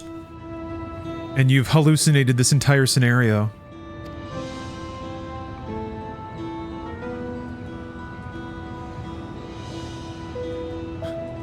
Soliplism.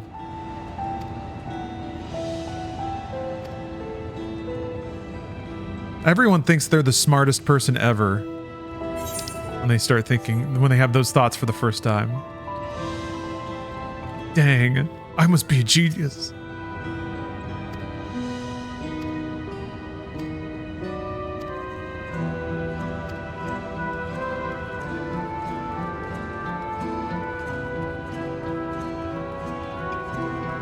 When you listen to emo music, I'm the only person in the world smart enough to be sad right now. God, life is so simple, wasn't it? When a song told you how to feel, so you did, and that was it.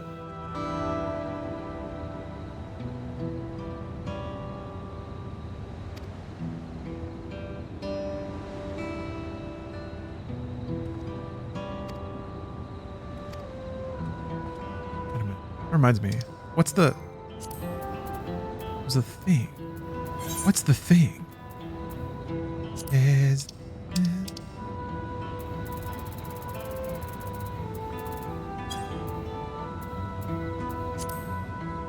target, yeah. What?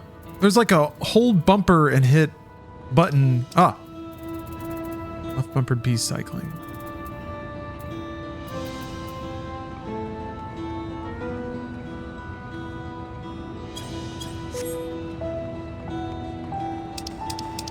I'm not quite sure what doing that does. So if it's set to enemies, does that mean it'll only target enemies? I think so. But what happens if I hold left bumper and keep tapping B? That do something?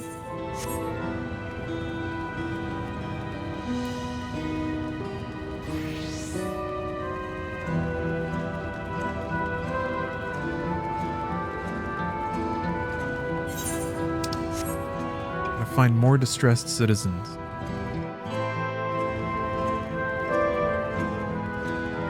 I'm trying to find all the... Ever played on controller?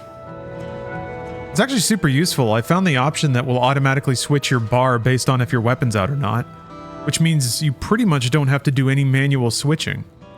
You can have your non-combat default bar and your combat default bar, and then get to 2 more. Sort of door slam. I gotta go open that back up. Otherwise the airflow is gonna stifle in here. I'll be right back.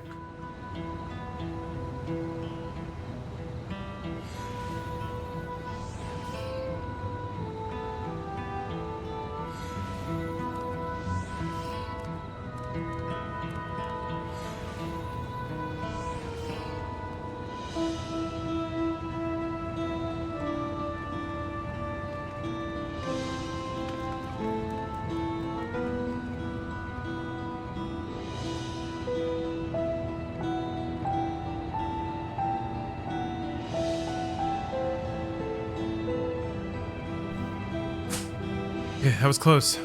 Almost passed out.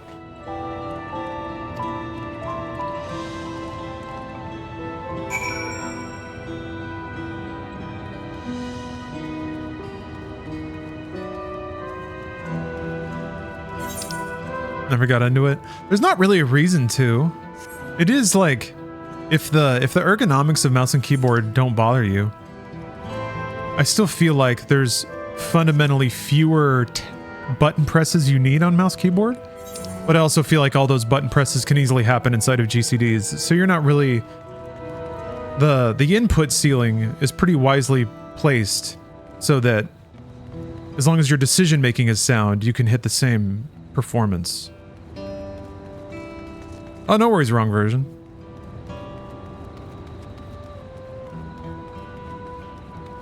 We post the drop code if we receive viewer rewards if we don't play the game. Sure. That's nice of you. Wonder if it started counting from that.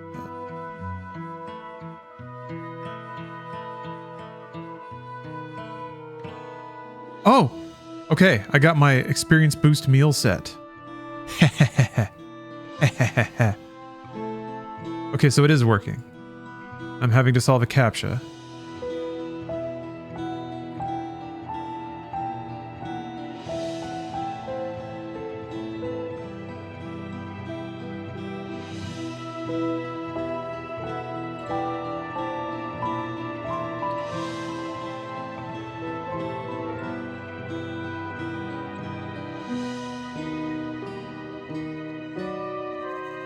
There we go.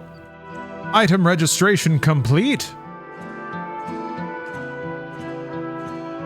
Very good, very good. Well, thank you, Mithrandiriel.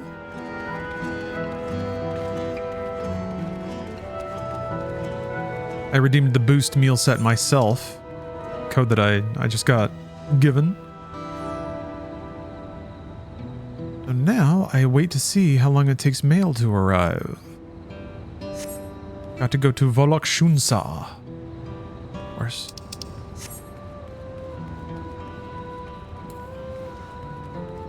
Thank you guys for the code generosity.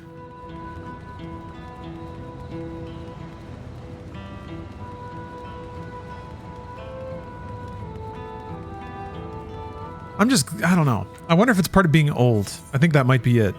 But I am very comfy with technology being right here. This is actually a little bit too far. Video games can keep going. That's fine. But everything else needs to just like roll it back to 2008 was a good time. 2008 was all right. That was pretty good. We had MP3 players.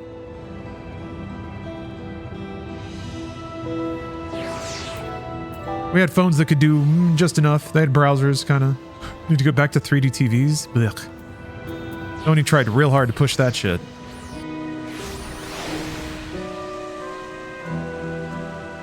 A 3D era of PlayStation 3.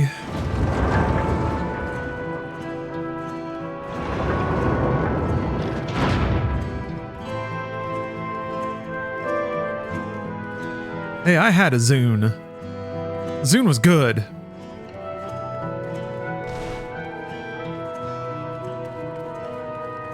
Bald Pro Tag, gray levels the system. Yeah. Yes, I do mean that. The highest start we had was Metal Gear Solid 4.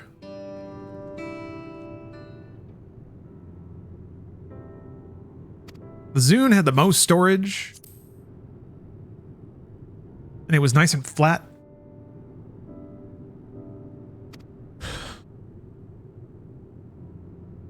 At a Sansa? Ooh. I was getting MP3 players back to the Creative Rio. I was on board with MP3 players from the drop. And that thing sucked. 32 megabytes, I think. Just enough for about 5 or 6 songs if you really crunch the bitrate. 1 AA battery. Plastic parts that would break. Was Creative Rio the big blue one? Later, the first one was like a black box. Actually looked kind of like, hold on.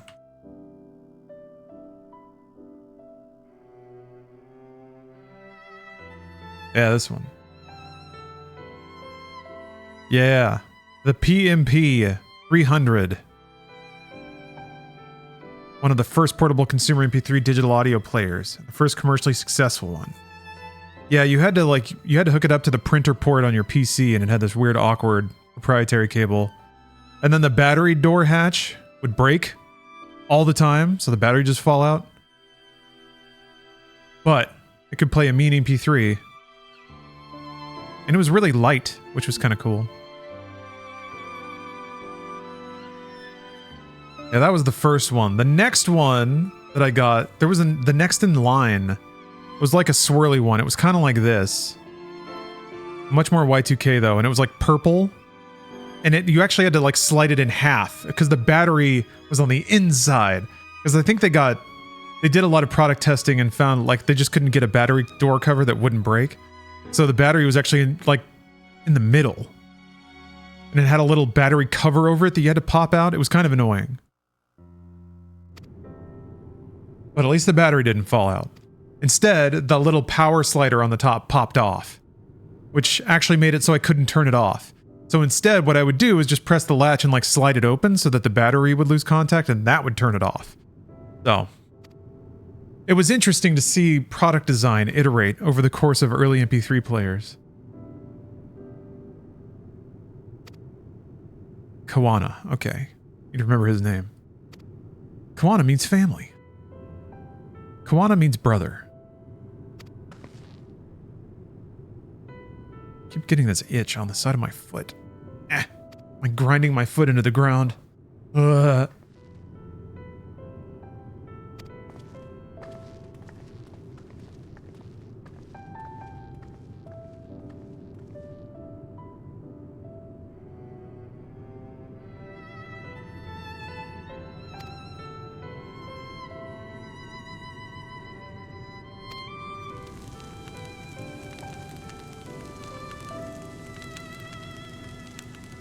Every time Kojima posts a pic of his new Walkman on Twitter, I get ever closer to that unnecessary purchase.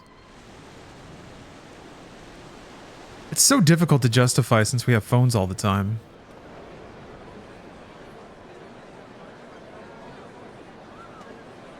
I wouldn't mind going back to like MP3 player plus flip phone. Something that can just text and maybe look up the shittiest versions of websites.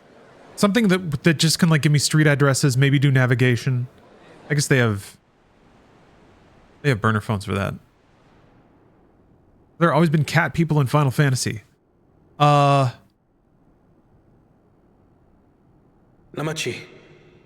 are you all right? Can't think of cat people in any other Final Fantasy game. But that's my lack of imagination. Yes, don't worry.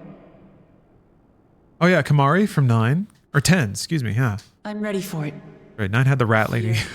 And sadness and anger. Everything. Oh, 11 has cat people? Huh? Ugh. I am the reason to your resolve. But more than that, I am your brother. You needn't bear this burden alone. Remember this.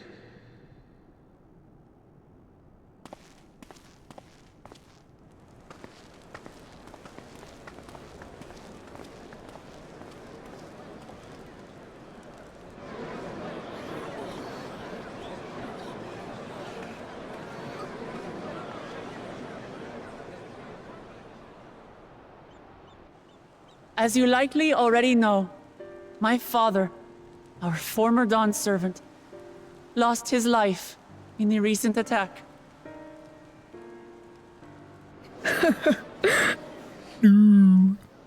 He challenged the enemy leader to a duel and fought with skill and valor. And for a moment, we believed he had won. But then the dude had a cyber helmet that turned on. An unknown power. His foe returned from death and struck him down. I could only watch as this happened. I could not tarnish my father's honor by interfering.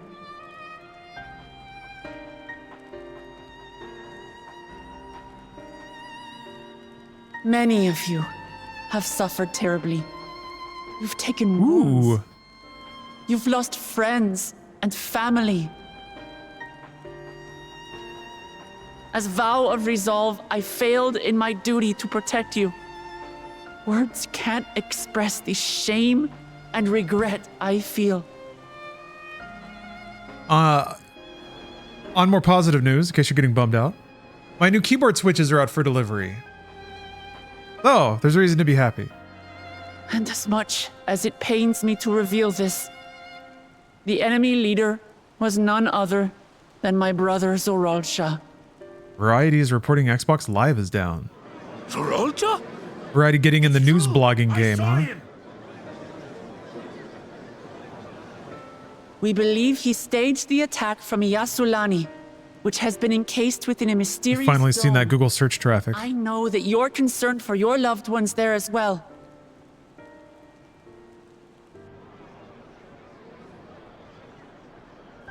But mark my words, I won't let Zoralsha torment us any further. Our father gave his life to protect our nation, and I'm prepared to do the same. Getting any lube for the switches? They're coming pre-lubed, brother. Lubed at the factory, the lube factory. Although one of the reviews said that they were pretty resistive, so up there in the sky. What are you going to do about I'm getting some pro purples. Although I might switch up to the silvers if my hands get burned out. I don't need like more muscular gamer forearms from playing Doom all day. My weighted gamer keyboard. The enemy is still on our doorstep, and waiting for them to strike again accomplishes nothing. Ooh. That's why we're going to Trying to solder new sticks onto your PS5 controller. Take the battle straight to The Hall Zorolja, sticker put an placements. end to it all. Those solders aren't that hard to do if you have the right tools. Forth. I will take charge of the city's defenses. Not another soul will come to harm. We swear to you. Luckily, soldering to points on a board like that is pretty straightforward. Like our father before And us, pretty easy to see, will like with lead your eyes, if resolve it's and done reason properly or not. to restore peace to our nation. So please, have patience and faith.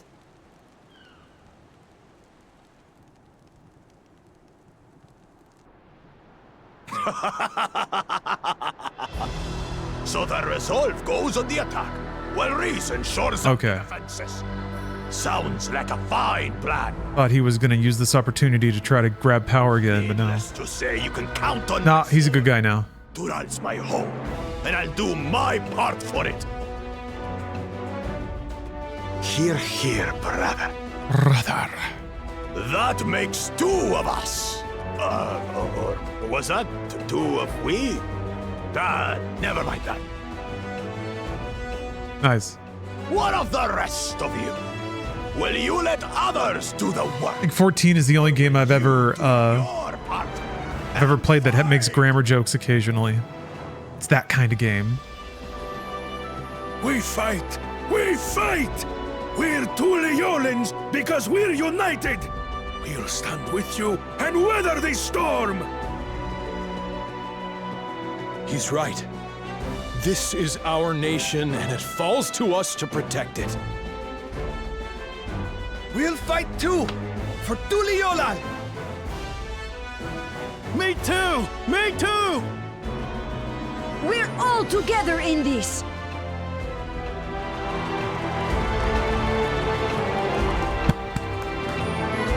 If he just comes by and shoots some more people.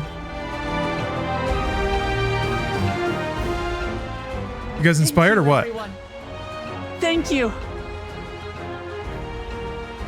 We've already learned much about our foe, and we will continue to learn more. In time, we will have the means to make their warships fall from the sky. When we join hands, Sounds like it's a big promise. and our allies from afar, we're stronger than we dare to hope. Together, let us show the enemy the might of Tuliolal.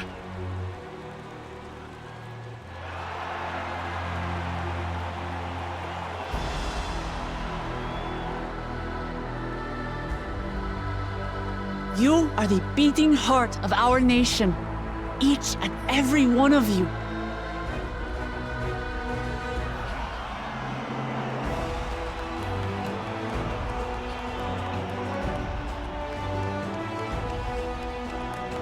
Uncertain days lie ahead, but for now, I ask you to persevere, to go about your lives as you always do. Only then can we ensure we have the resources to see our nation through these trials. And when the time comes, we will strike. Tuliyola will not fall. We will prevail, and peace and happiness will be ours again.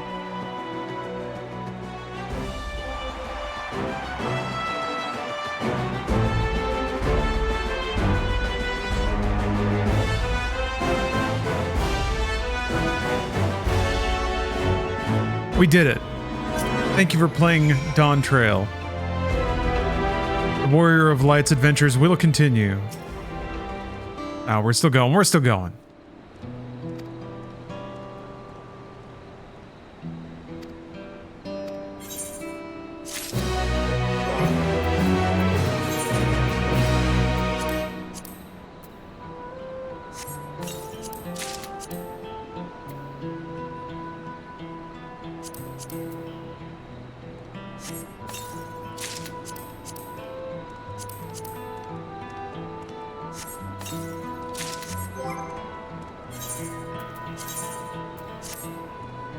Okay. All right. Okay, so I guess those are cuffs on the shorts then. I thought that was part of the boots for some reason. God, I got like a cool little headband. Little Padawan thing. My spiky little shoulders. Oh, man. Ooh.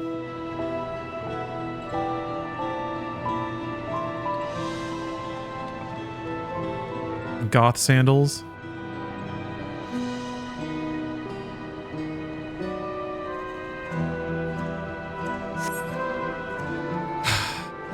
I look even cooler.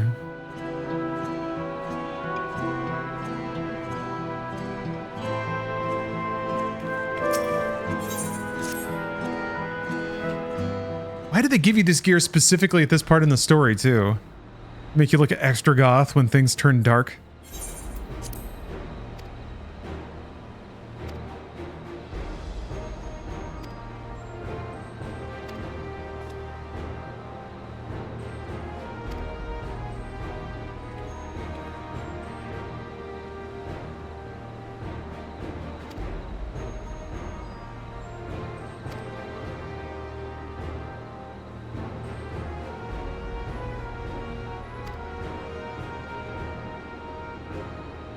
I got a nod. Mm-hmm.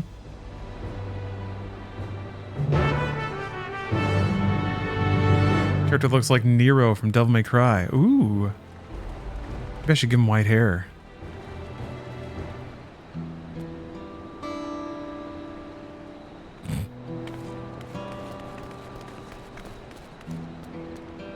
Jiminy Jangle.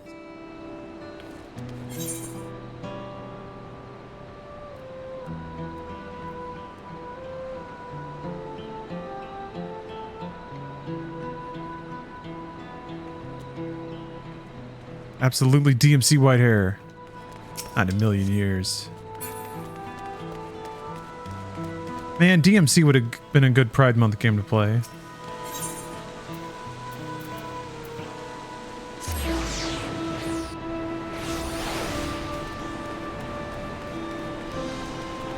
Gears of War is still a good pick, though.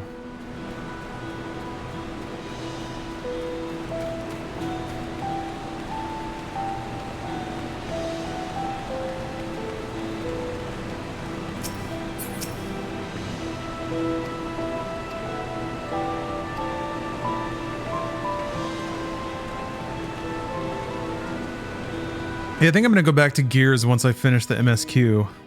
Get caught up. Gears, and then I have like a whole stack of 2024 backlog games I want to get after. A lot of good shit I never finished. Ugh. Crow Country, I think. Riven. A lot of stuff. Sulaco.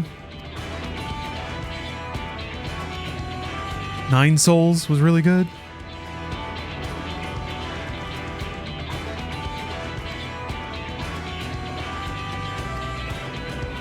Oh yeah, we befriended that local gang, but in a good way. Oh yeah, Stellar Blade. I haven't played more Stellar Blade. What the hell's that? Rebirth?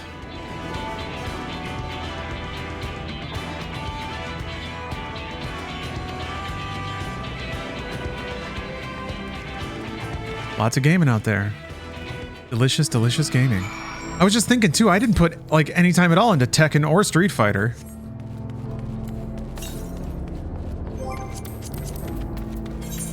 Which is just dumb. I kind of wish that Street Fighter had a slightly better camera controls. As it is now, you have to like hold a button and then the face buttons become camera. But why can't it be hold a button and then the stick becomes camera? How's the Caudathon? Good, good. The next game is Black Ops 3. And then I have a stack of zombies maps that I'd like to play through with Steph. Here.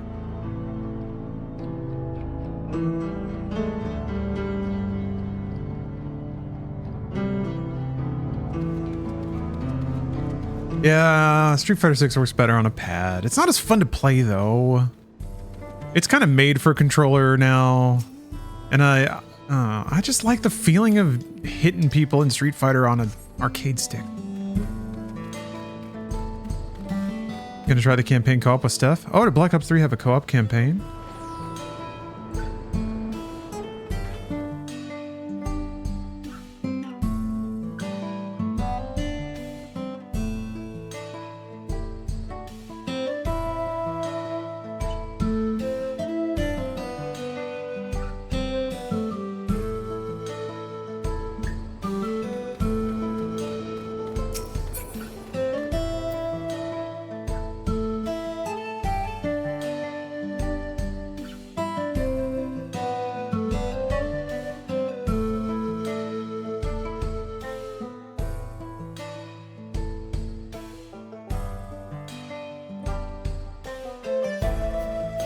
Hold on a second.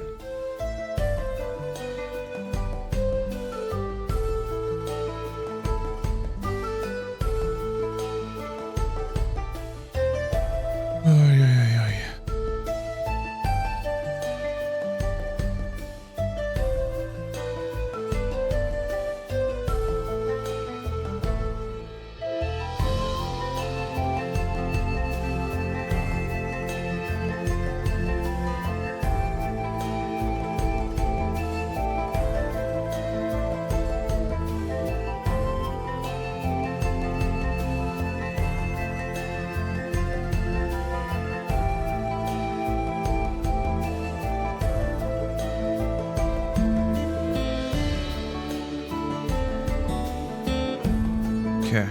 Oh, wait. Oh, no.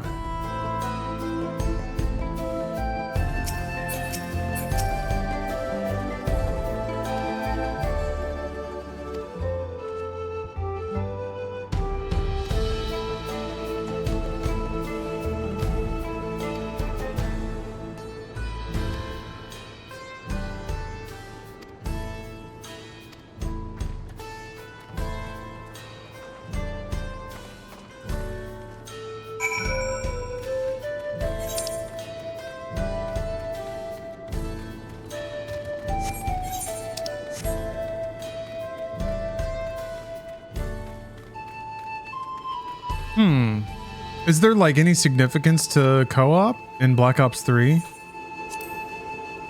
Do you play as distinct characters? Or is it just like you split into two as soon as the cutscene is over? Was Punisher Warzone straight to DVD? I don't think so. I remember having a run in theater. God, 3 open endpoint. Alright. What's your opinion on the story so far? I like it. I'm having a good time. Things are kind of kicked up a notch. So stuff is moving.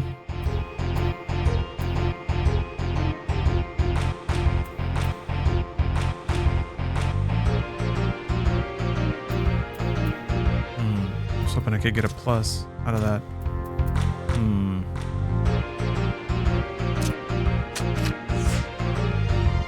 God damn it.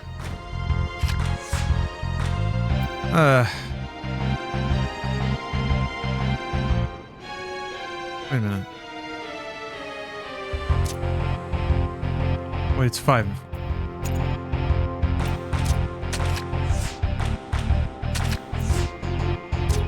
How is the PC always so surgically able to get plus all the time? It's kind of interesting. It's like the one thing that really balances out any difficulty.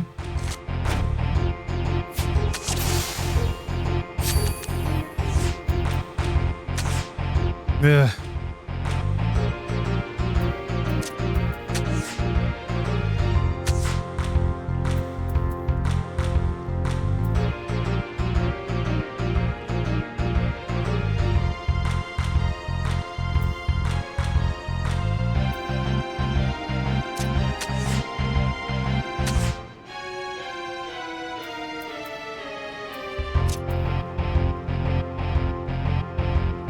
Watch them get a plus now. Okay. But I don't know what the last card is. Only they do.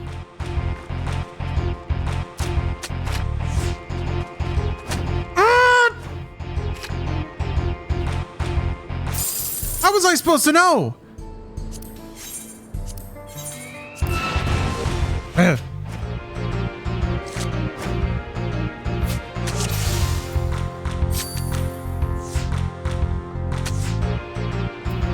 don't understand.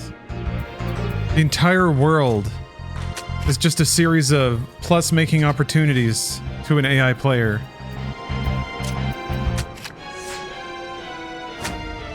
Fuck off. God damn it.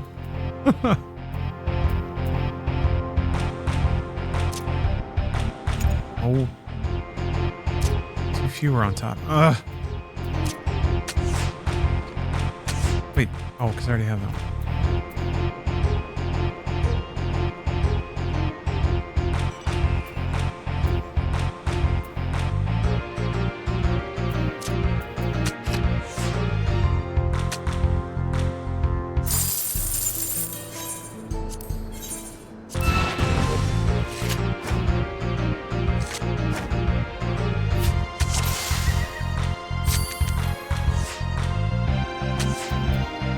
Bullshit, man.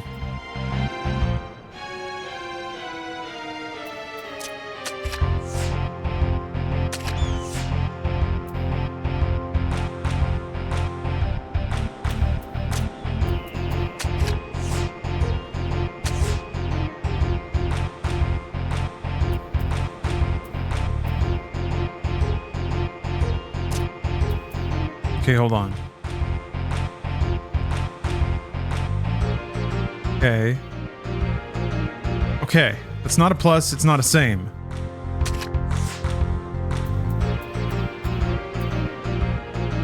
Ooh. Ooh. Wait a minute. That would be a plus.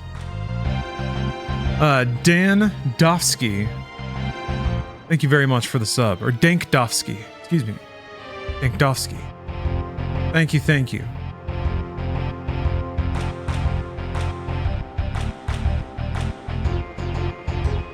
Yeah.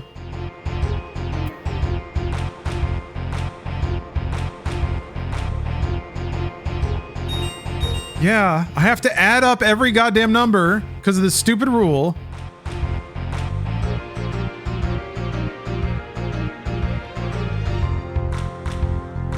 No, that is a plus.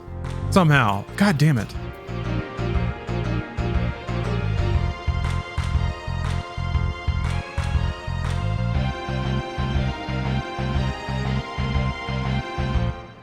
What if I'll flip it and then it'll be a draw. God damn it. I thought it would... It doesn't count as you... It already counts as your card before you put it down? Fuck you. Like it counted as an... I thought it would count as one more blue when I put the card down, but no, it had already counted it. I guess it doesn't... Yeah, it only counts as losing or gaining a card if a card flips. Yeah.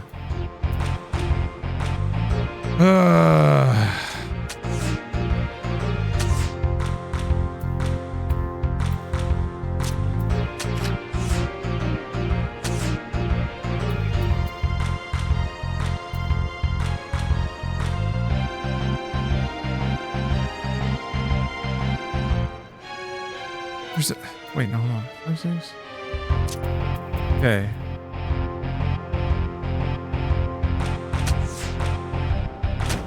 Fuck you.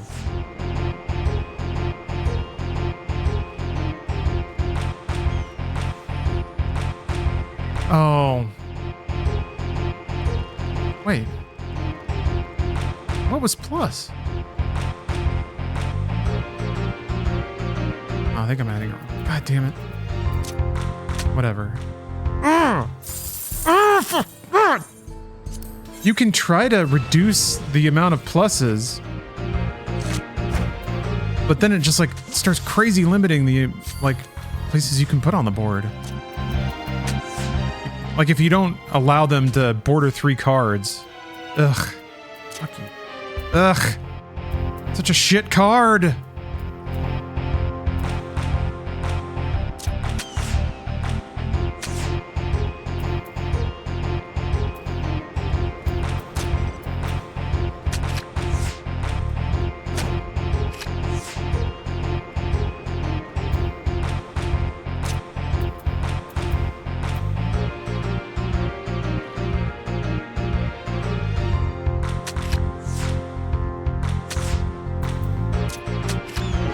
Lucky. Damn it. Ugh.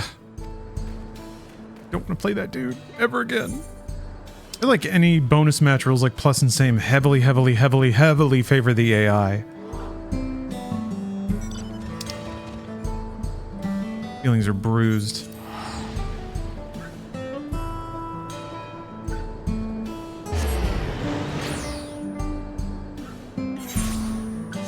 Played Killing Floor last night with the bros. Friend spilled coke on his ThinkPad laptop and dude finished the match with us before doing anything substantial about it. Just had to defend him for a bit while he got paper towels. Excellent. Hey, good on the ThinkPad for keeping it churning. Yeah, no card. We gave them this power. Google AI search results give them this power.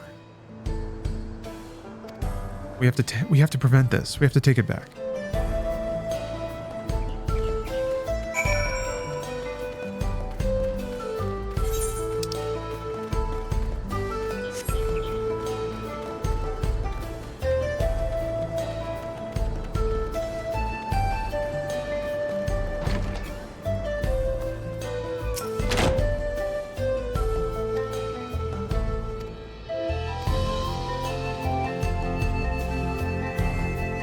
Yeah, it got me thinking now.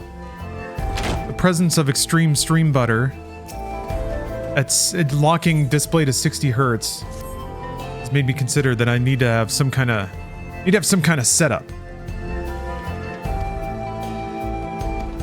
Because yeah, having two different outputs at different refresh rates in Windows does not produce good capture at all. Even if it is 60 frames a second, the frames aren't like evenly spaced, which is weird. You might get a frame 16 milliseconds apart, but since the client is rendering more frames than that, I feel like you get frames that are kind of around where they should be temporarily, so you don't get the visual appearance of smooth movement. I don't want that. Jitter of frames. Yes, frame jitter. Yeah. And then, yeah, the occasional frame drop or something like that. I need to look into, what is it, Riva Tuner?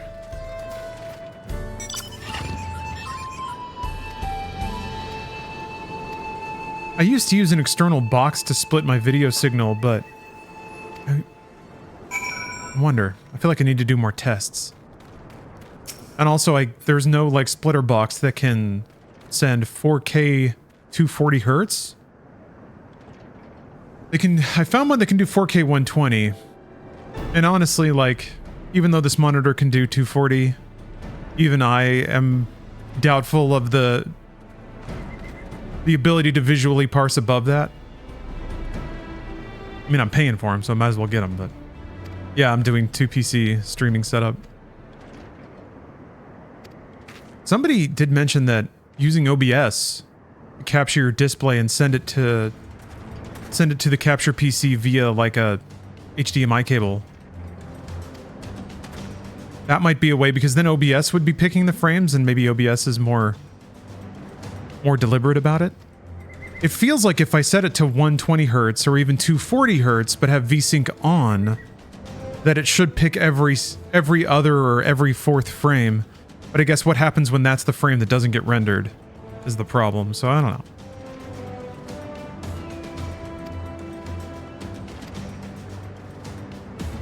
Hey, I mean, you can if you want, wrong version. I have a feeling that I'm further into the weeds.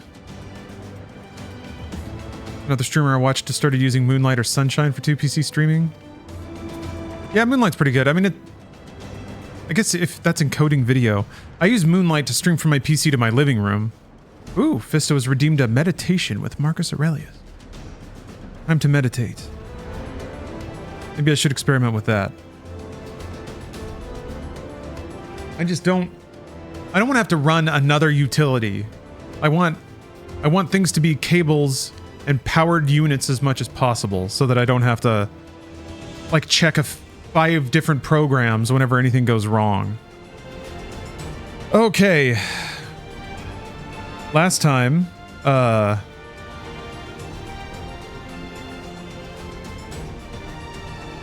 yes. We learned from Alexander the Platonic about not making excuses when we're late or whining about our lack of free time.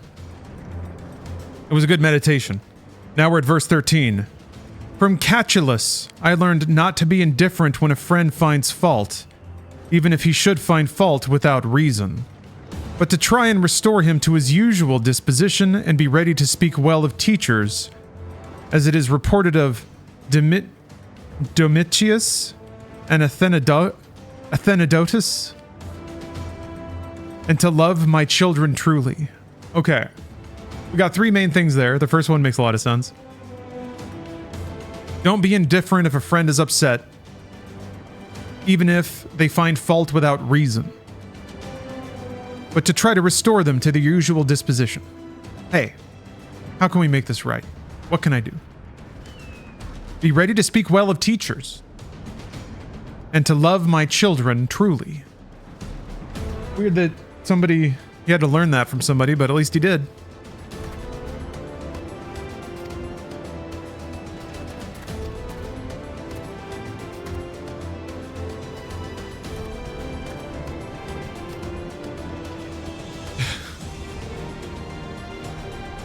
Yeah, even if your friend's acting a fool, their friend. Figure out what's wrong.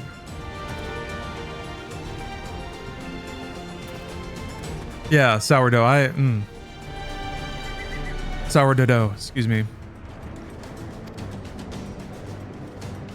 I can't imagine teaching now. My mom was a public school teacher in the 80s and 90s. And even as a kid, I was like, man, you don't get treated very well. For as much as, especially, in rural Texas, they like to talk about how much they cared about the children. They sure did gut public funding over and over and over again. Actions speak louder, I guess. Yeah, I remember thinking it was really fucking messed up that my mom had to spend her own money to buy supplies. Like, this is your job. And they're making you spend your own paycheck just to get, like, crayons and pencils and stuff for your room? That was the first time where I was like, man, this sucks. Like, that's not right. And now it's only gotten worse. So I can't even. Gross.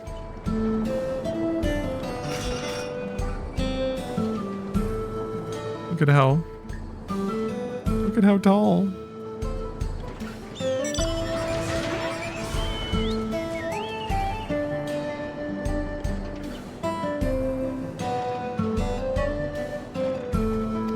That being put on your parents to get? Yeah, it was put on us too. Every time I went to, or every new school year, they would distribute a list of supplies that we had to get. But then my mom had to get supplies for the room in general, in addition to all the things that we had to buy as a family just for us, me and my sister, to go to school. So yeah. But I guess that's the idea. Get taxes low so that you have all the spending money you want. Let the free market sort it out.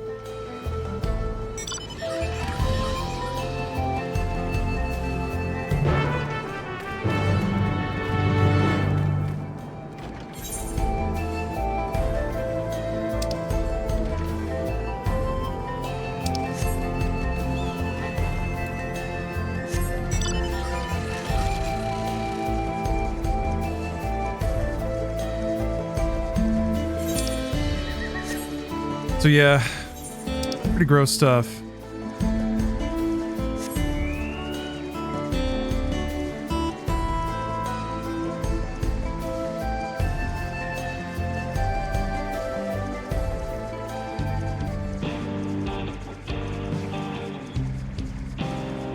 Man, this music is fantastic. Yeah, I don't know how people put up with it. I can't. Things like certain societal roles where, they should be heroes, teachers, healers, doctors, infrastructure engineers, the boring stuff that actually makes the world a better place. It's amazing how the entire industry just relies on people's willingness to do it out of the goodness of their hearts, or because they're called to. Like, they totally manipulate that stuff. It's interesting because it's like, it's the same dynamic that I remember noticing when I worked at GameStop, and then later when I worked at every media company I ever worked for, is how readily they abuse the fact that people want to be there and are willing to accept suboptimal treatment to do the job.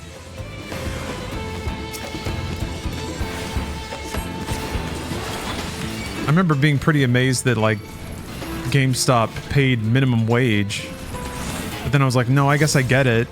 People are willing to work here for that. I'm willing to work here for that.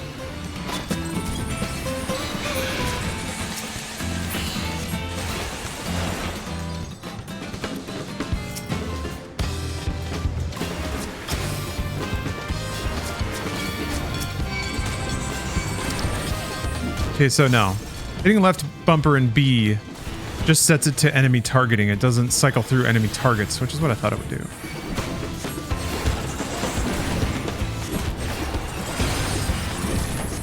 Oh yeah, I need my chocobo buddy. Yeah, games industry is rife with that. I imagine most entertainment industries probably are, unless you're doing like a more logistic or skilled part of the job. But yeah, games industry for sure. Especially with the wave of layoffs we've seen. Replacing people in their 30s and 40s with people much, much younger that they can just extract work product out of and pay less. Ah, looks like it's podcast time. I'm gonna tootle on back here. Actually, I should probably just return to, let's do return so that I get rest XP. Okay, folks, I'm gonna take a break on Twitch. We'll have MediaTek run for a while. YouTube, I'm gonna have to drop the stream there because I have to use the YouTube encoder to record the podcast that I'm about to drop off and record. So I'll be back on YouTube in a bit. Thank you for watching either way. I'll be back with more cozy MMOs, but cozy clips in the meantime. So again, see you soon. Thanks for watching, and I'll be back in a bit. Man. Rip Brad Allen. What a clip. Folks, we're back to being cozy.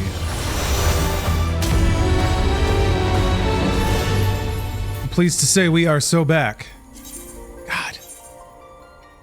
What have they done? What have they done? What have they done to my potato? Put him in fucking bondage gear? Is this what everyone looks like? In this new dimension? In the land of gold? We can only pray. I had some chicken and grains and vegetables and hummus. I ate Steph's leftover dinner from last night. Because that's efficiency. The human centipede of leftovers. I don't know why I open the map so nervously all the time. I have to find ketamine and ensure her safety. Oh, that's right, it's up there.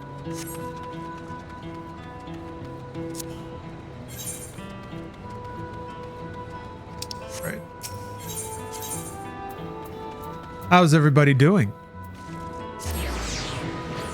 I got a tall glass of Lawrence's private reserve here.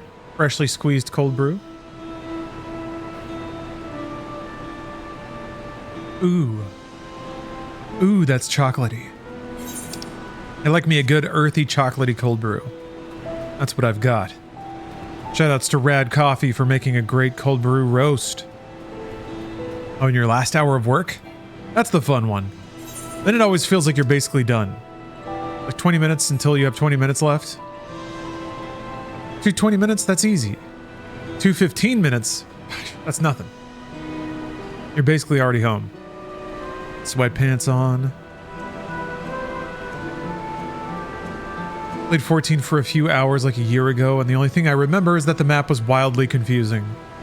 Yeah, if you're new, the map would be very overwhelming, and especially depending on what city you start in. Because some of them are like, there's zones of transition that are actually like stairs up and down, and it almost looks like it's an adjacent zone, but it's actually a floor up, and yeah. Yes. Very hard to get around as a newbie in this game. You gotta just take the game on its own pace, let your brain unfurl. Run towards the glowing thing. But yeah, even this is a lot of icons, right?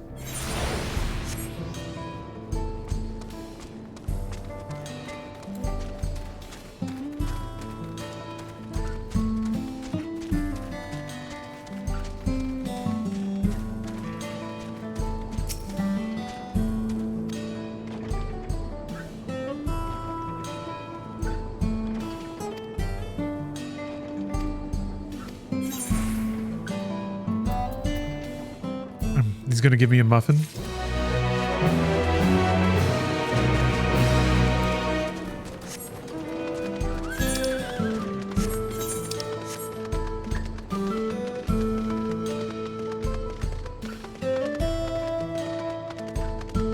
Yeah, I feel like I feel like you already have to have some coziness built up for boilerplate standard MMO stuff to vibe with 14 off the top. But Realm Reborn has done well enough, right? It felt cozily familiar. I remember it feeling like vanilla pudding. Not surprising, but cozy.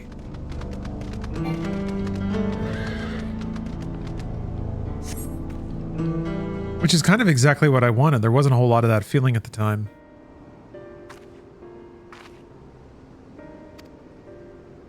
What keeps me coming back to the game? Well, the fashion, for one.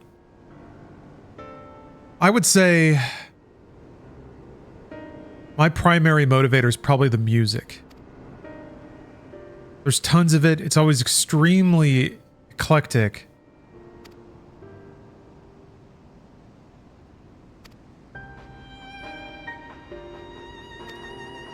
So kind of hearing all the new tracks they write. Very powerful motivator. Apart from that, I do like the storytelling, even though there's a lot of it. Most of it's passably enjoyable at worst. Pleasant. There's probably more meaningful ways to spend your time than like 60% of the game, but that's life. I think the combat is pretty well designed. I like the fact that there's a really high skill ceiling to it. That a lot of the... I haven't even played the hardest stuff in the game. And I can kind of understand the skill ceiling required to get there.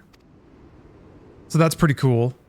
That an MMO or a multiplayer cooperative game can ask that of its players, or is willing to. I do generally like cooperative PvE style games. I like solving complicated problems with smart people.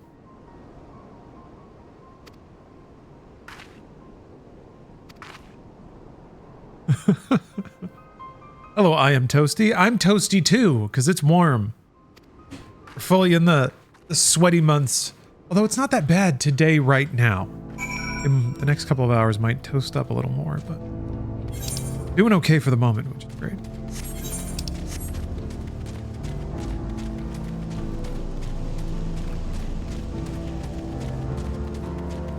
And yeah, some of the story moments are fun. The visual design of the areas and the bosses is enjoyable to behold. Rainy in the upper Midwest, kind of nice. Sounds like cozy RPG weather to me.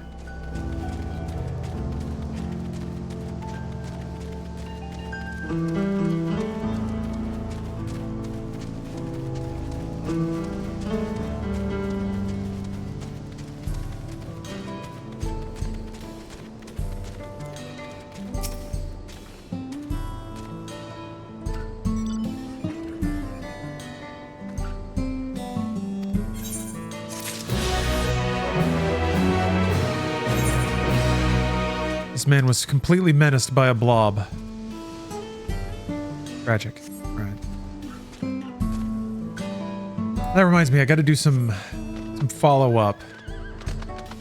'Cause, yeah, even in my display, the back end stream monitor, I see stream butter. I see an uninterrupted, visually pleasing 60 FPS. And I don't know that I can go back now that I've seen that. Maybe my PC is just a 4K 60 machine now, unless I'm not streaming.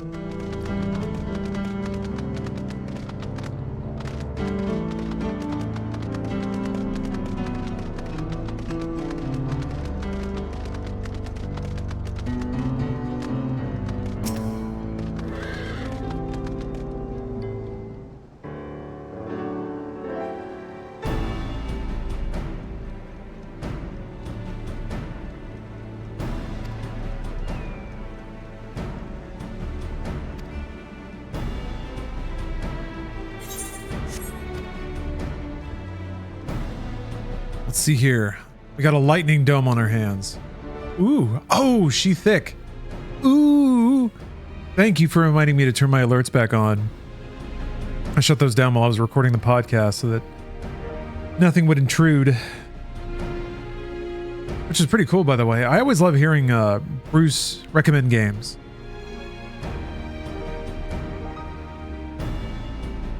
Because he plays so many of them. I get hung up sort of analyzing the big franchises or the beats of gaming history, whereas Bruce just plays everything that comes out right now, which feels like a generally chaotic time in a good way. All right, alerts are coming online. Let me run a resub alert.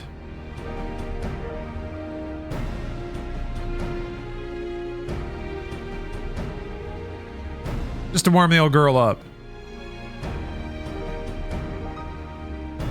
She thick, thank you. Oops.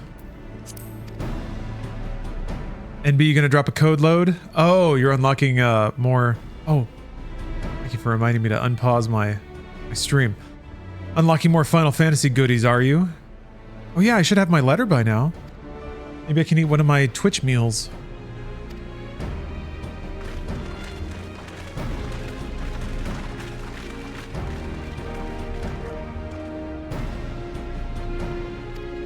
We get to ride the train and ride it. Woo woo.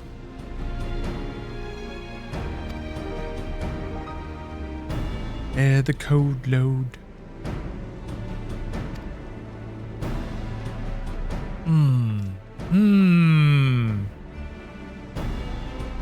They found a structure. We gotta go blow it up.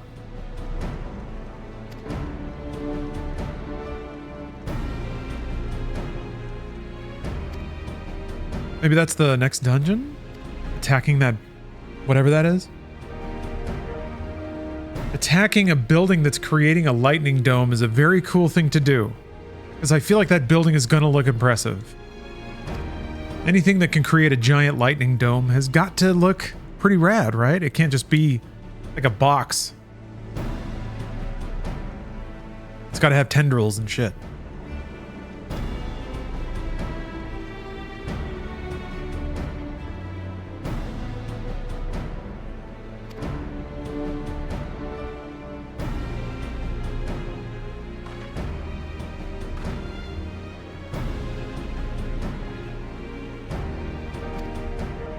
Oh, they want to stealth in there.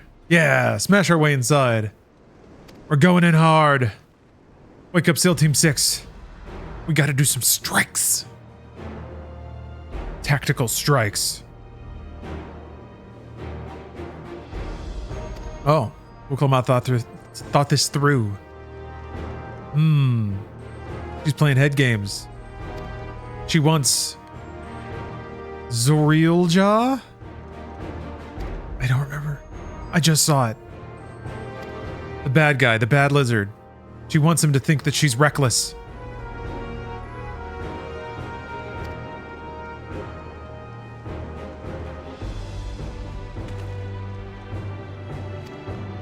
Been watching any games done quick? Yeah, actually, yeah. I've been catching some runs here and there. I saw part of Alan Wake 2. I saw them all dance. That was wholesome, actually. I was worried that they were going to sing, and I was like, oh boy, here we go. But no, it was great. It was actually a good time. Sometimes I feel ashamed of myself for being cynical like that, but wholesome. The purity shone through. But it was a fun run, and a lot of people who are very clearly like huge Remedy fans. So, love it. The Halo 2 run was really, really good. That was fun to just straight up watch. Like there was always movement tech going on. Always like tons and tons of danger because it's legendary. And just like the nature of it, of like skipping enemies versus killing them. The fact that there's just shots everywhere. Very active run. Oh, look at this. Everyone's coming together.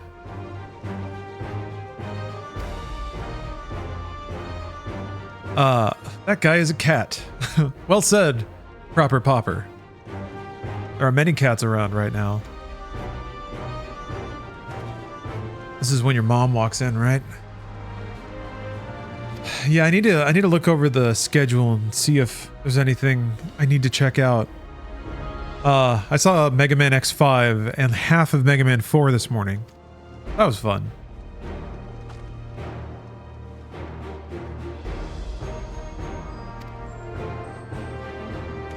I saw Yoshi's Story. The first one? That game is weird looking, man. Yoshi's Story is a weird looking game. It's like an unsettling mix of pre-render plus childlike aesthetic.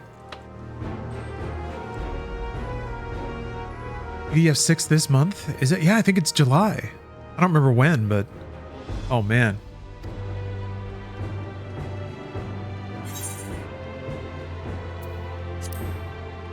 Oh man.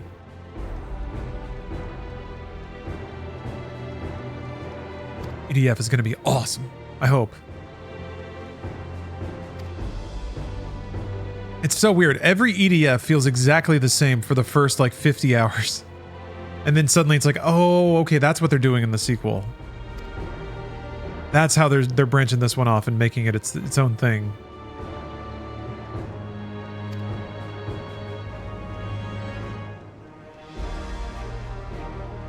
I am confused. I'm thinking of getting into an MMO. Which MMO should I play? 14 or WoW?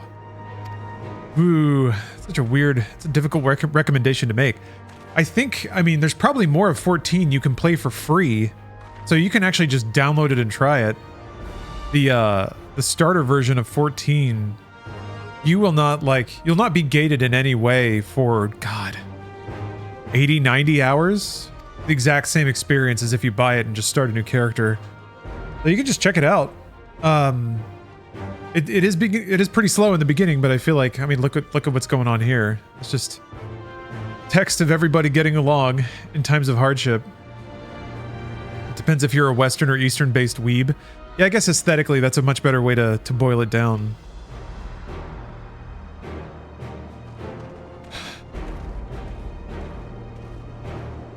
I'm into the music and the like, not necessarily the aesthetic, but certainly the design of 14. You played both trials, but I'm confused which one to buy. Oh, well. You have all the experience then. Yeah, you want Zug Zug or Uwu? Ugh. Hell of a choice to make. I'll listen to your heart, Mark. Or maybe if neither moves you, then maybe neither. Maybe you're an Asheron's Call kind of guy.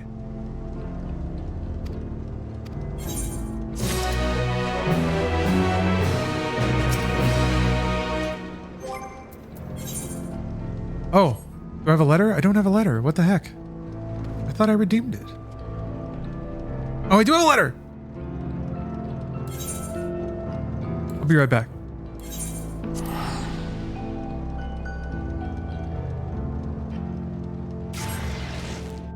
I don't know. You don't have to put your seeds down in a games of service. It's possible to be just a wandering warrior poet of gaming.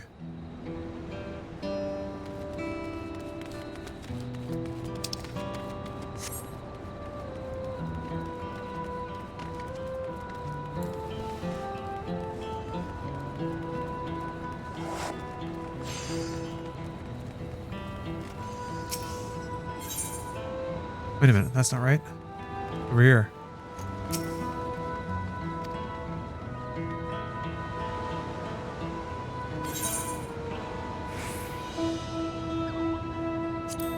I don't want to delete any of my letters. Ooh. I got a fat choco and a buttery mog biscuit. I don't want to hear about a buttery mog biscuit. Why does that feel weird to say? Yeah, my last letter is from almost 4,000 days ago. That's when I got my Moogle cap. You can't ask me to delete a letter that's 4,000 years old. Jeez. Alright, I can't delete my Mountain Dew one. Alright, we'll go with this.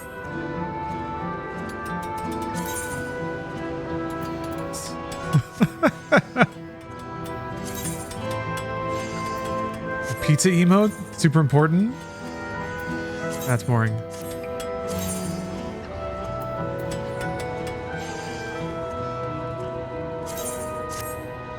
Alright.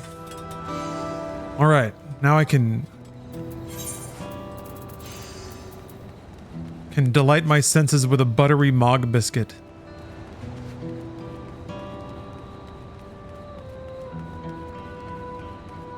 Apparently you have to eat palm first.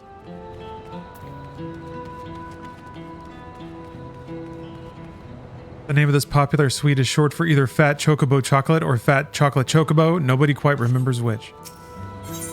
Choco Choco. Boba Coco.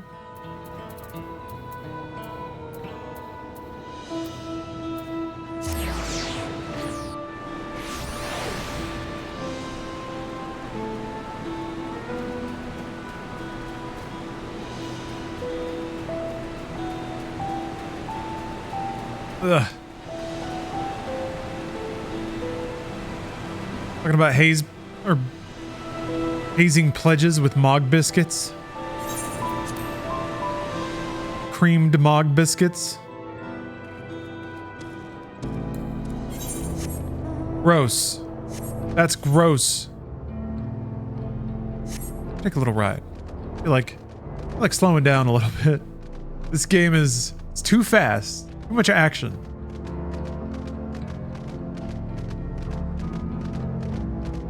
I guess I get why this area's music is so down. There's some night themes that have stuck with me. You go to some thoughts.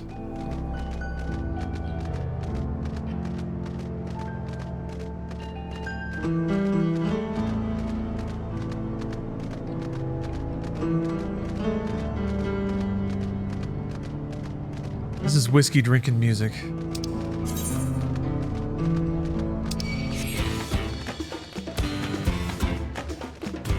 Getting into a fight in the bathroom.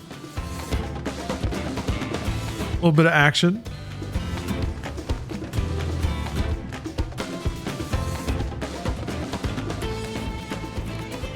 All right, ejected from the bar.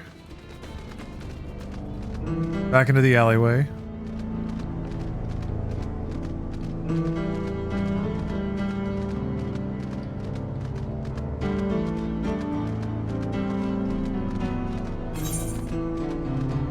Damn, these zones are huge.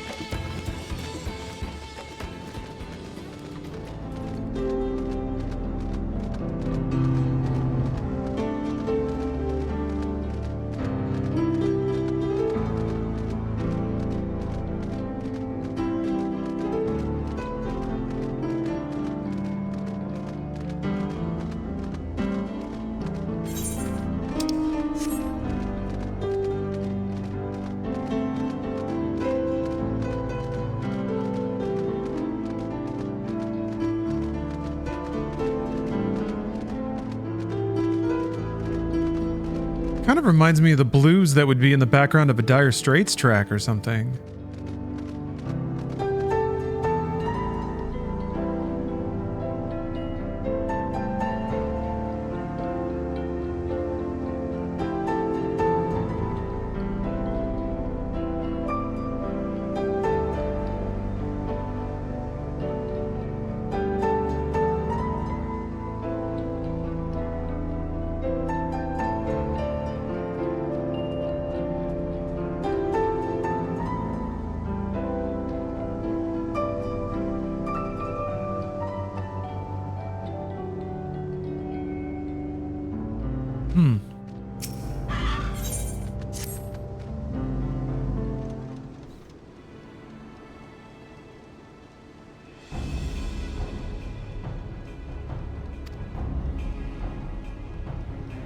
Zeralja. That's him.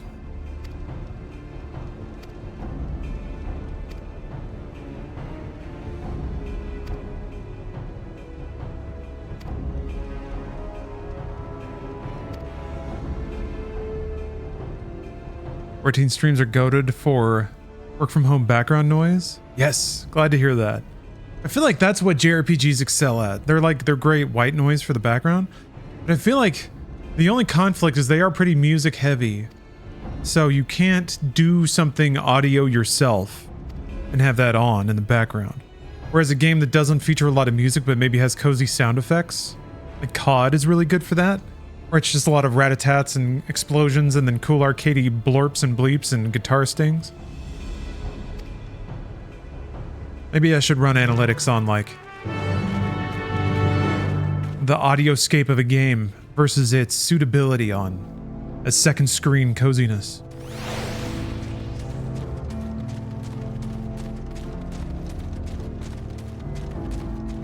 Have to invent a Ghostbusters-like apparatus to measure cozy vibes. Well, that's a cute outfit. Little denim jacket.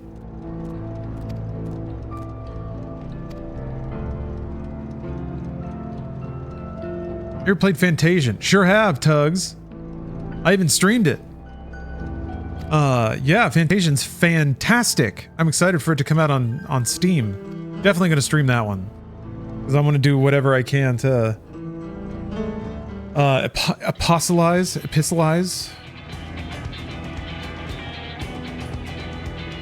It was a long time ago, Tugs, but yeah, big fan of Fantasian.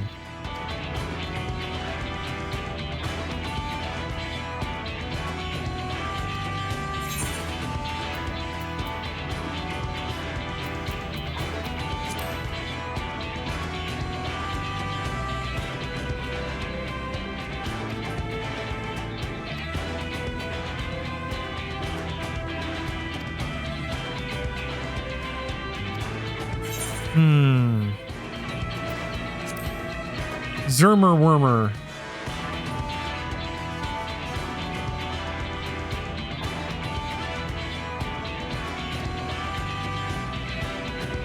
They're testing my knowledge of dudes' names now. This is kind of fun because sometimes they just quiz you through dialogue options and it doesn't really matter.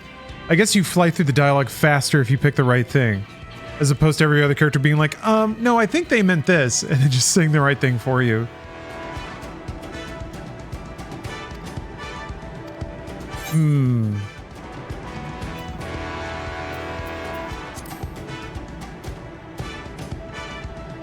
Give everyone guns.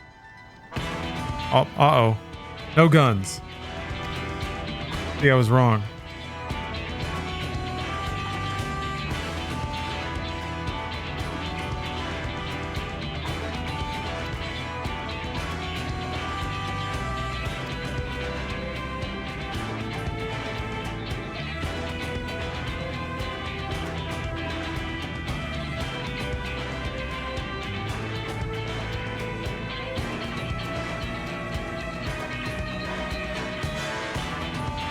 Oh, okay, this is how she's going to use her knowledge of all the regions of the island. Knowing how to source resources from everybody and who's good at what. So that they can drive a train into the Thunderdome. Awesome. And yes, it does seem like I'm transforming into a tiny gimp. Maybe that's the reason for the gimp wear. Because of the Thunderdome. I need to add a Tina Turner hairstyle. How good would that look on my potato?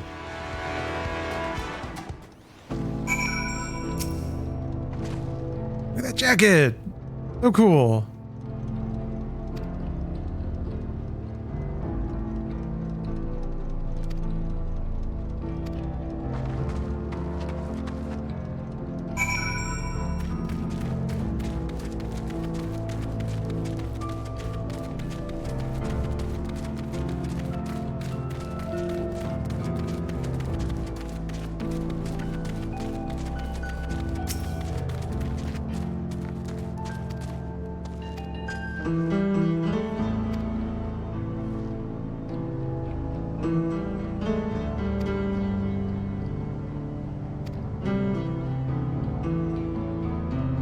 So we're just gonna go around and talk to everybody.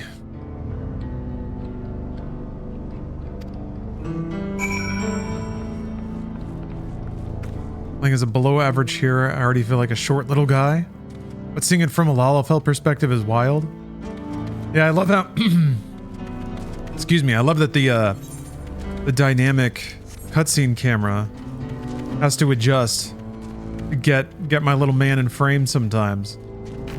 You get some amazingly comedic camera cuts where they talk about how amazing this warrior is, and then boop!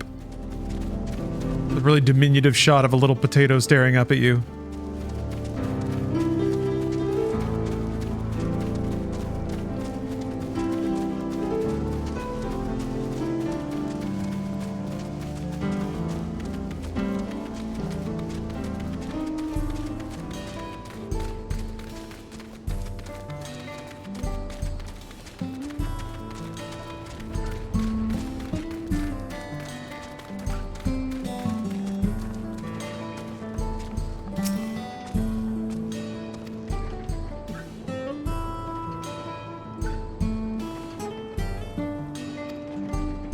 Will you play chained together with the Butt Boys while chained with them?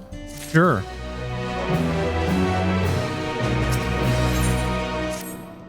Yes, I will. Are you putting something together? You producing a YouTube video?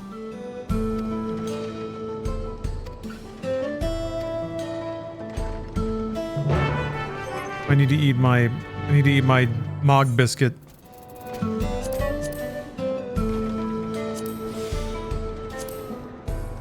You don't like fight anything. I guess I really need to do that before a dungeon. That's like the only time that I'll get combat XP. Everything else is just quests. Walking and talking.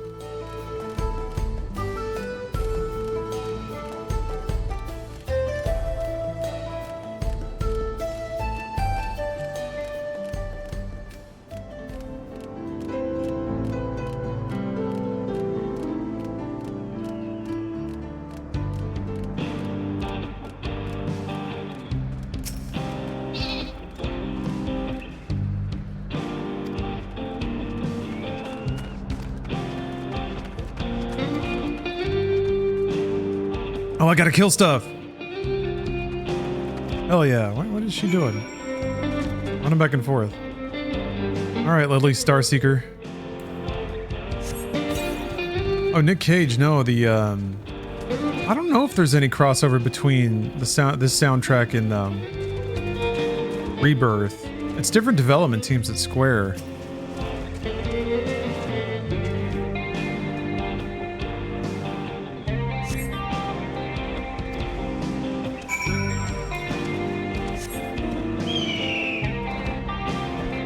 I guess maybe there's some crossover there. How do you explain to new acquaintances what you do for a living? You ever get weird responses? No? Most people know what like streaming is.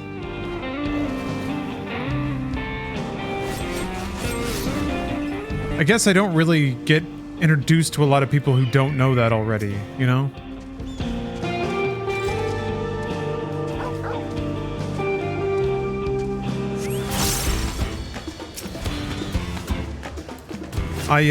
There was a time when I like mostly earned my living doing work online, but none of my family gave a shit. Like nobody asked me what I did, so it's not like I had to explain it to anybody or like was made to feel awkward about what I do.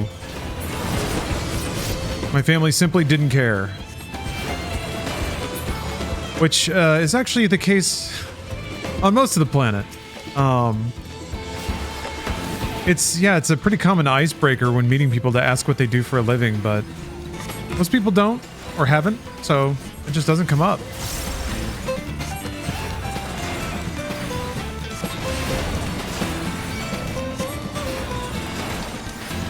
It's kind of sad or cool, I don't know. Yeah, I'm not sure which one either. It's kind of neutral, I guess.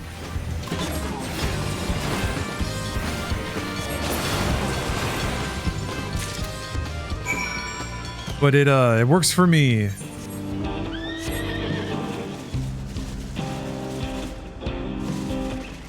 Work in IT, that's pretty broad, yeah, but it works.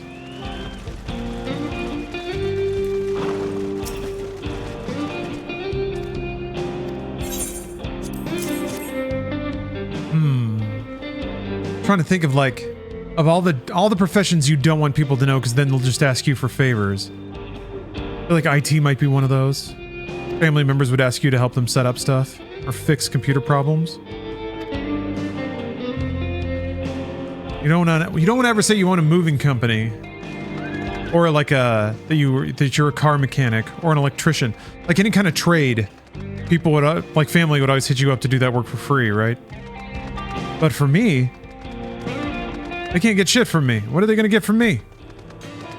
A free stream? You got it. It's yours. Take it. That's why being a streamer is the best. Your skills have no value.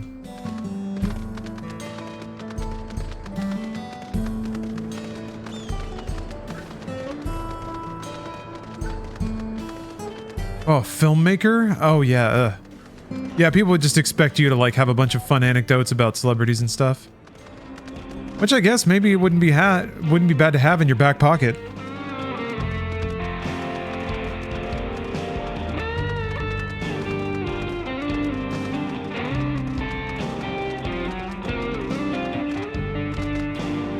Oh, remote connect software is cheap enough? That's true, yeah. You can just remote into someone's PC and poke around, figure things out. As long as they're not, you know, pouring coffee into the back or something. PC looked thirsty.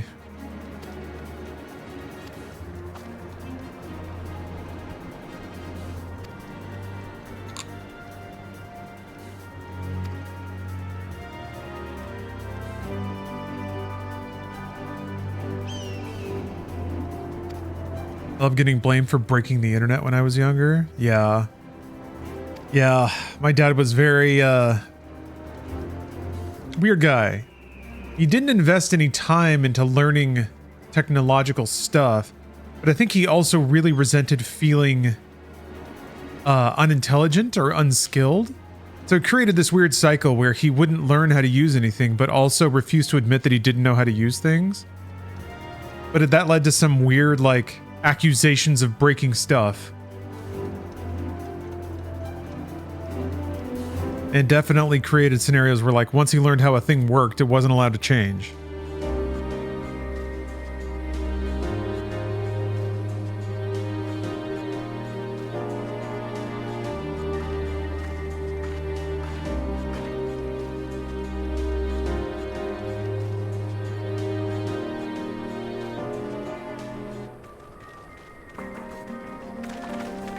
Yeah, old school mentality.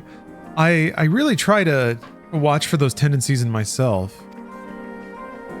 If not necessarily to fight them mindlessly, but to maybe get better understanding of how that happens. There's still new things that I learn. I don't learn everything though. Some things I learn enough and then I'm like, that's stupid, and then I stop. And sometimes I wonder is like, maybe where that happens gets earlier the older you get. You trust your experience more to just write things off. I don't know. Try to keep an open mind, but definitely don't approach everything as the, wow, this is cool and new and awesome approach that youth used to give me. Makes me wonder, what was actually shitty in my childhood that I thought was cool, that I spent a lot of time learning and investigating and kind of figuring out?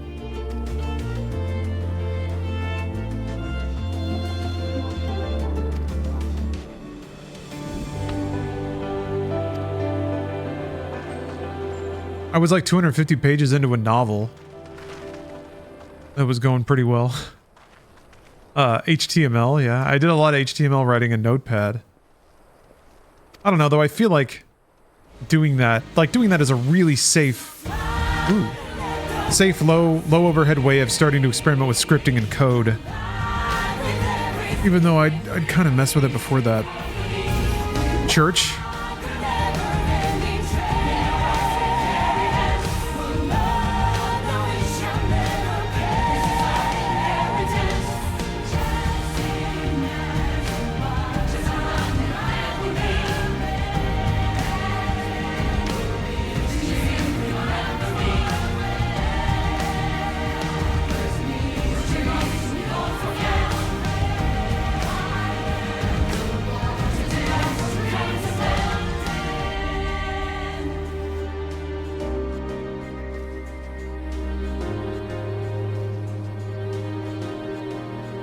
Everything's gonna be just fine. All right, choked on my water. I'm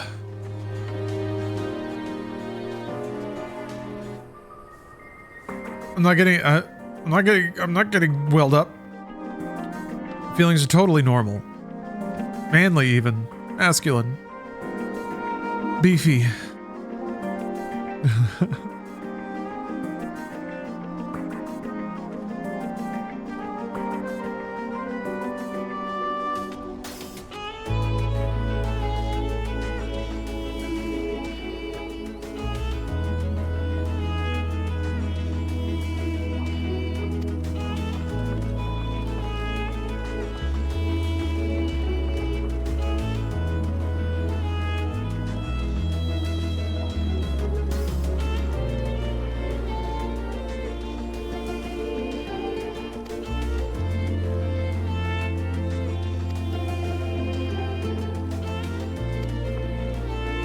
We love Woklamat. Everyone does. Hooray! Oh, that reminds me, I gotta buy beer. Got us stuck up on A+. American football touchdown, home run, grand slam, light beer.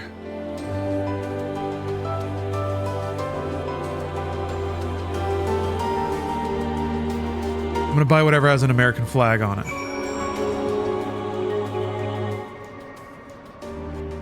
Because now more than ever is a great time to be patriotic.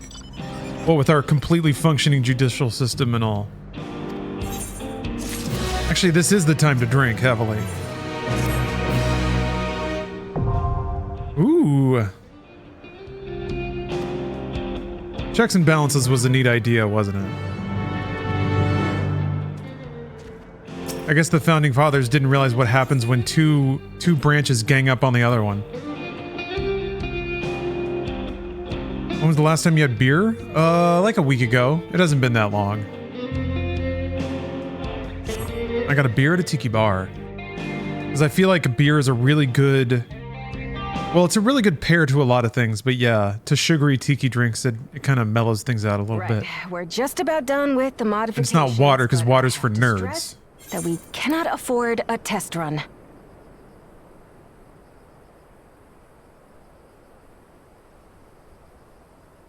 It's fine. We understand and accept the risks. We have faith in you and your craft. I'm sure everything will go to plan. With all the hard work everyone's put in, it couldn't be otherwise.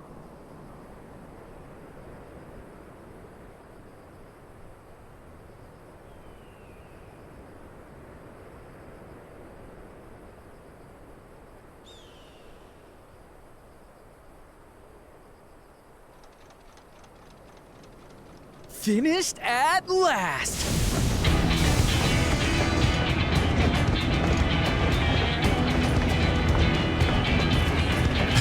Yay! Trains! It's pretty cool, I guess. Behold, the pinnacle of locomotive engineering, the Dawn Blazer. Killdozer. Amazing! This has got to be a dungeon, right? Yep, she's been fitted with wooden armor and a crystal grounding rod to mitigate the effects of lightning. Naturally, we had to overhaul the engine so it could handle the extra weight. I also had her outfitted with the ferric cannons, the better to contend with enemy forces. And as they're modeled upon those used at the Crystarium, I can attest to their potency. We hot glued logs on the train. Peak engineering. What do you reckon? Given the tight turnaround, I'd say we did a damn good job. I did it in like one day, but yeah, we stuck a lot of wood on it. This is the toughest locomotive I've ever seen. Imagine asking for validation from a potato in a sex harness. She's to your liking. I hate to let go of such a beautiful piece of machinery, but I know you'll give her a proper send-off for us. I am a pear, you're right. We should probably get moving. Got that pear shape Drives the ladies wild. You won't get far if you let them pummel you from the air, but you'll be safe enough once you reach the tunnel.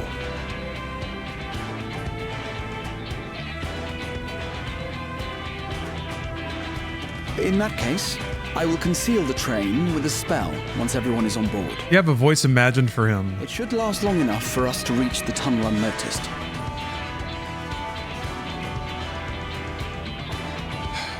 Not really, no. It's kind of like static in my head. So everyone? It's something that's emotionally similar to the muted trumpet parents from Peanuts, you know? Wah, wah, wah, wah, wah. But not like that. We've done all we can. Rest is up to you. Something that's a little less actually annoying. I won't let you down. I don't know how to describe it, though.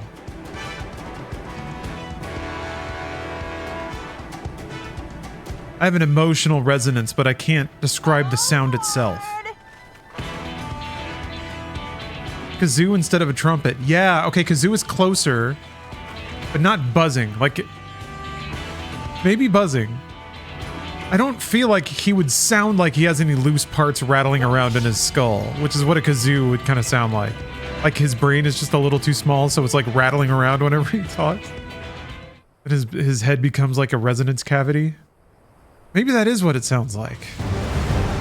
It's like a kazoo, but with that sort of muted, overdriven reverb that's on the guitar in this zone. Something like that. We should arrive at the dome in no time at all. But not before we're spotted, I expect. Stay alert! Trains! I'm glad we get to ride the train. Here we go. Stand fast, everyone!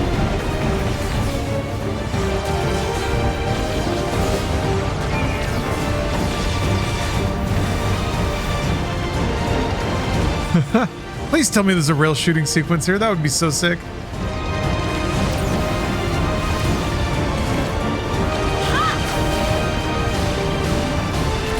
No, you don't. Ah, well, I can imagine.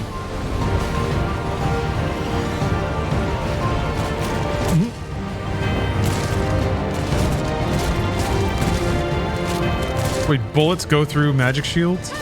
They switched to firearms!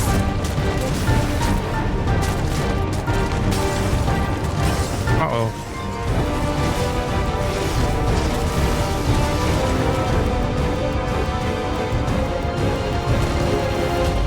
Oh dear. Raha, jump!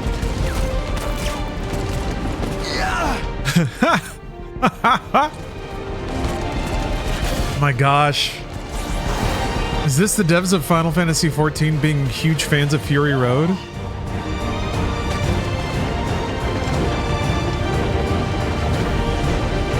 They're really trying to punch up with their action cinematography.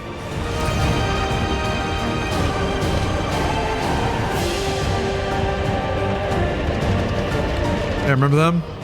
Remember me? Yeah, I do need a kind of a kazoo.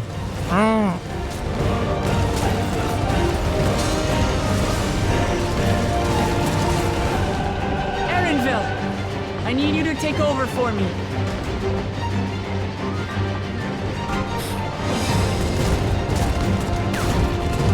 They have guns, though. Oh, okay, right.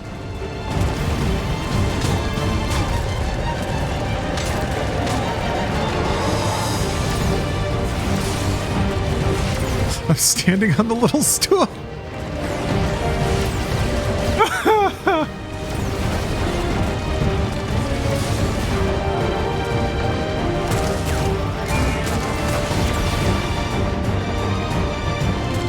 Like a few phone books stacked under me. End of the line, everyone!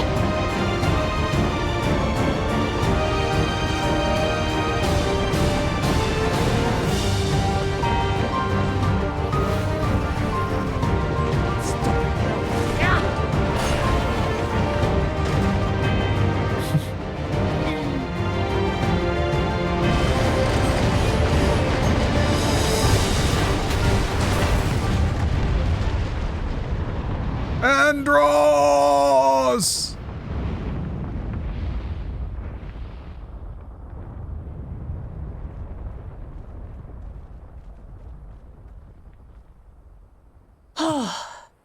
That was too close. I gotta do that decompile thing for Star Fox 64. How cool would that be? Mostly.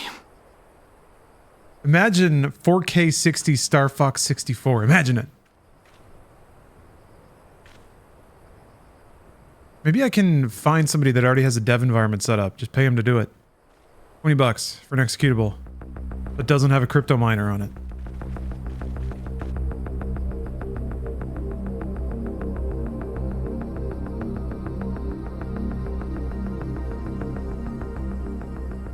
At last, the enemy stronghold. We should hurry before they can regroup. Let's go and find out what's inside. Cool. Tron Castle. Still gotta play Tron 2.0 on the stream at some point. You know Ken Levine made a Tron game? Bring this up sometimes. Ooh, good shit.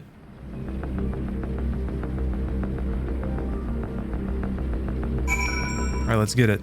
Actually, wait, an ad just started, so I'm gonna wait a minute. Here's my, my hand job journey. It's a good starting place. I'm developing a good base. I feel like I want to get everything to 20. Need your Sigma advice. Very well, Joe. My Discord kitten is trying to rizz me up right now, Skibbity style, but the Microsoft Xbox servers are down right now. I'm unable to access our shared Roblox server. What should I do? Get on a Zoom call, brother.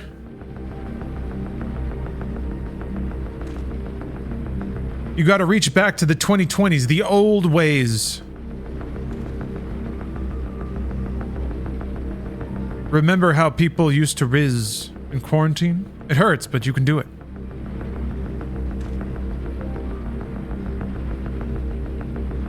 FaceTime? Is it possible? Stare headlong at into each other's webcams. Oh yeah, the new game is getting pitched as BioShock in space. Gosh, if only there were a game like BioShock in space. Something... And they'd have to put shock in the title so that people know what it is. You know, what it's like. Like a shock game, but in space. Maybe name it after a David Bowie album. No, Billy Idol album. Thank you, Kalena. And happy anniversary. Ocean. Vanguard. Schwink. Instant Q. I'm gonna slurp another Mog biscuit. Slurp a buttery Mog biscuit. Yum. Oh, I should make sure that my portrait is... That was close.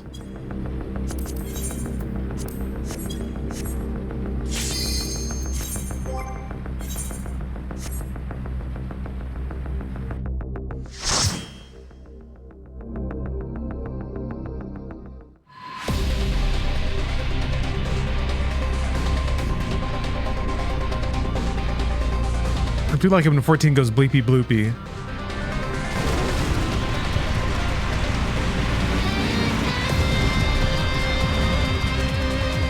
Whoa! Somebody's already got cyber armor. What the fuck?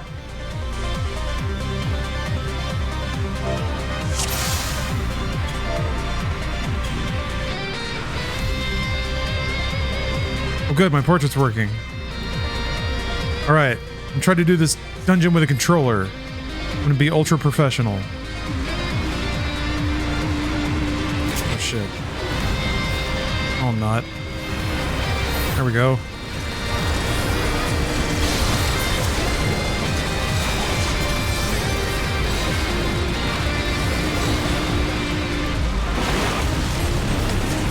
Shit.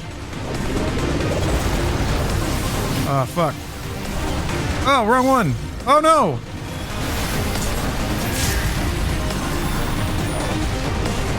Shit.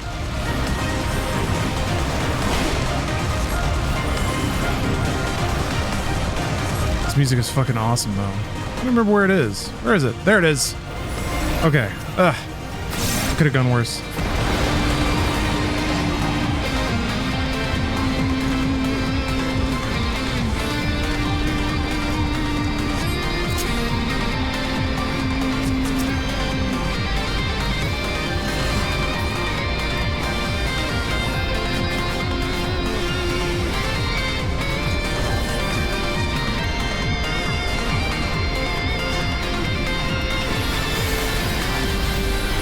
Oh yeah, I have 2 stacks of yeah, tetragrammaton now. That's something.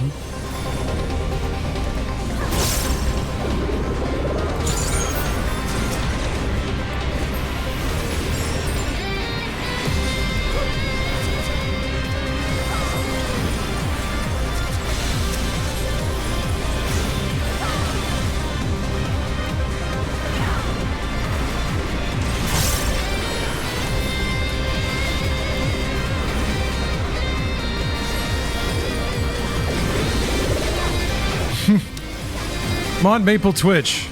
Yeah, sorry, there's a... This is probably pretty hard to parse visually. There's a lot of enemies, a lot of noise.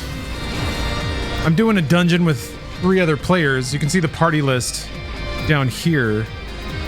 And we're running through, fighting dudes, fighting bosses. Like this guy, this dude on a motorcycle.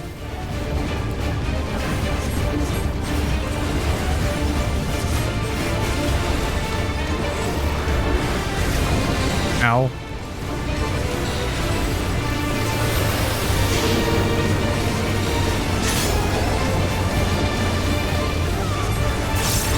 Oh. Oh, and then he's gonna... Oh, shit. Oh, no. Oh, no. Ow, ow, ow, ow, ow. God damn it. Well.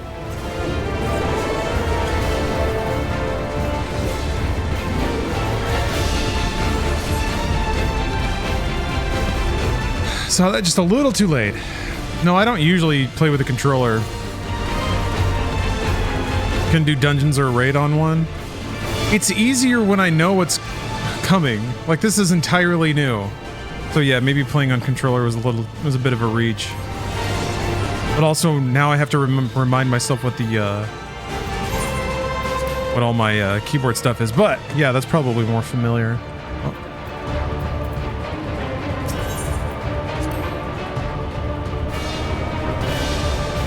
But I get to wait now. I'm in the penalty box.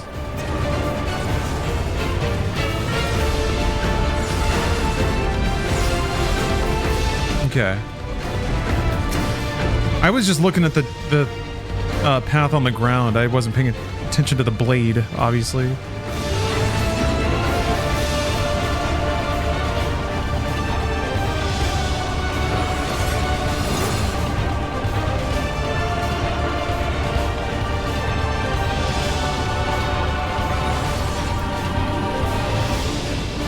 Yeah, that music is awesome.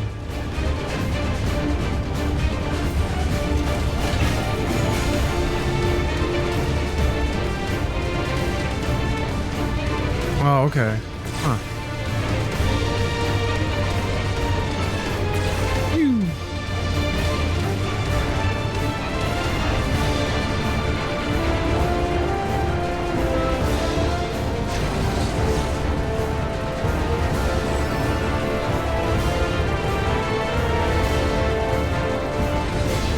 Healers are not needed for dungeon bosses. Well, they make it faster. I don't need to, I don't need the party to fail if I make a mistake. In fact, I'd prefer it not be the case. But, I assume that if I'm there using my tools that are specialized to restore health, that they can use tools that are specialized to kill faster.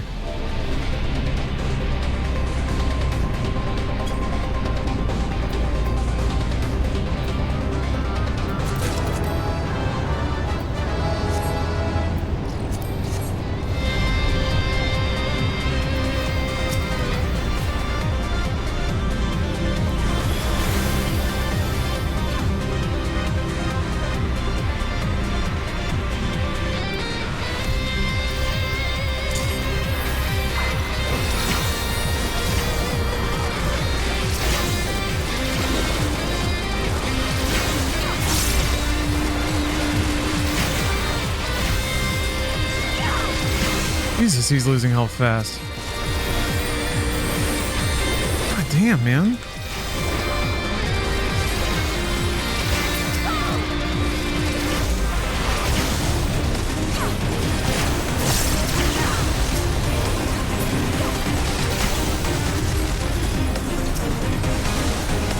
Yeah. They couldn't do that without a healer, probably. What does that butt plug symbol over the player mean? That is who I'm targeting.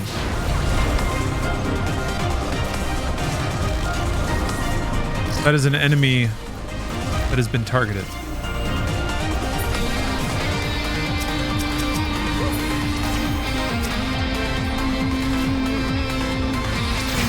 Assuming that we're talking about the same butt plug. Never know. Oh, shit.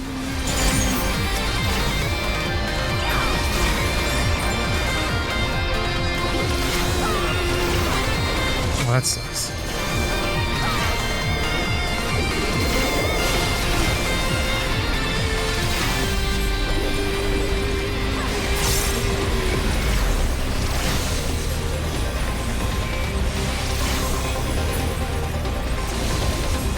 I'm reaching for my F keys. F2 is nice because it's always the main tank or first tank. I need my new gamer switches to show up. I'm excited to bust the old keyboard back out. I've been missing the numpad and the F keys lately.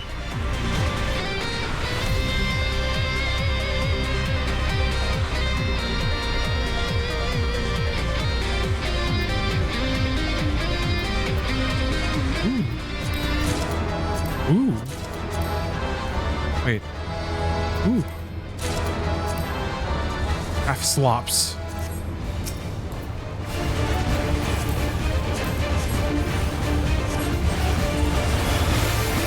Electro Wave? I love Electro Wave.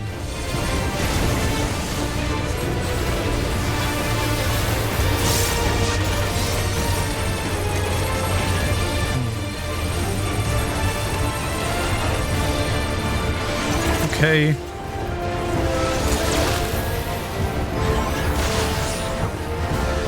Shit. Ugh.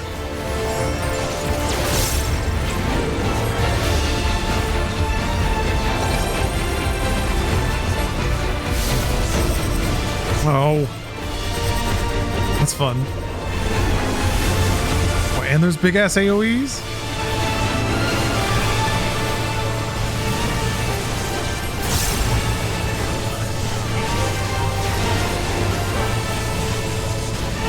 Oh no. Ow. Zapped myself. Wait. It's a Suna. I can't remember. Two? Two. I do like the ability to Suna things. Motion sensitive bomb. What does that mean? Ow. What the f- Do I just have to eat the lasers?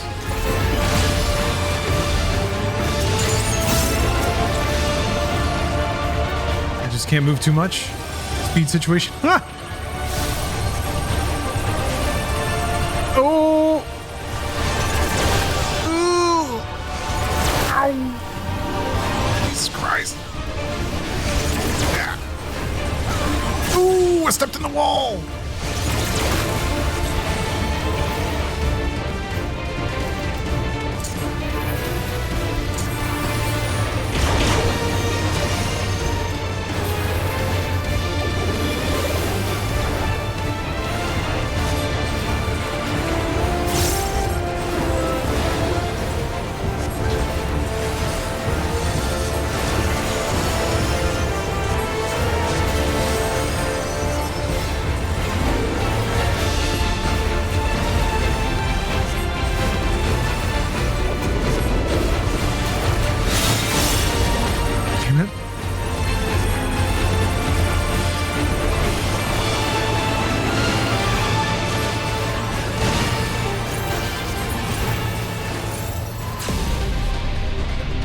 Oh, I guess when the timer's up, you can't be moving? Not quite sure.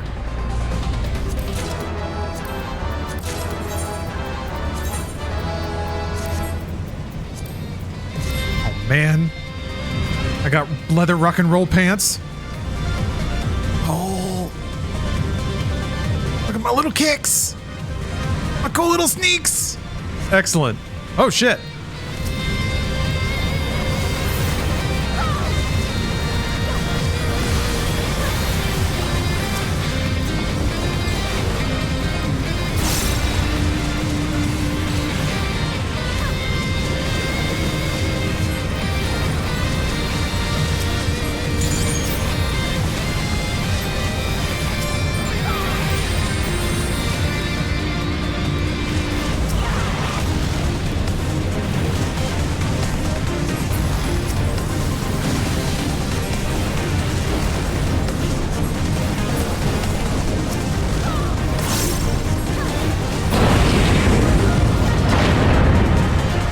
Cool.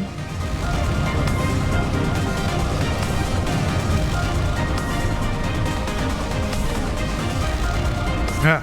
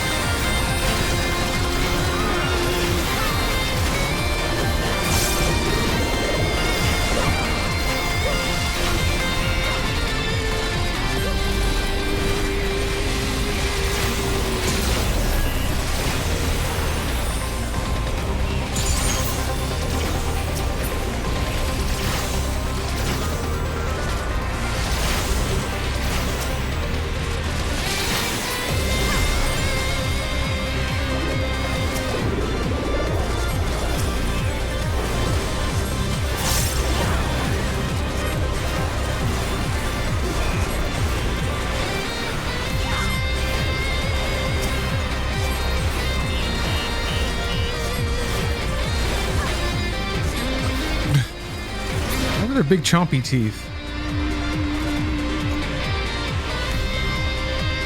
Man, is this the most like sci-fi techie that 14 has ever looked?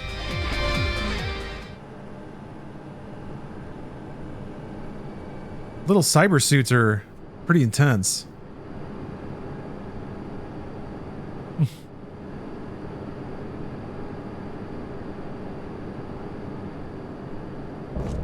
Oh.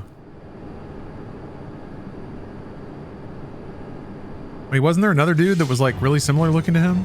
Or is it just that guy? Side of the Near raid? Yeah. I'm into it. I mean, I've always kind of liked sci-fi better than pure fantasy. Even though, like, 14 definitely takes fantasy into sci-fi. Like, they just straight up have, like, magical cell phones and other, like spaceships and shit. Yeah, Ultima Thule.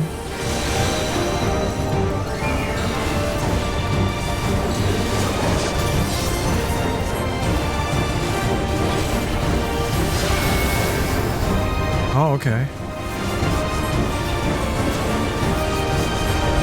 This guy's dying too fast.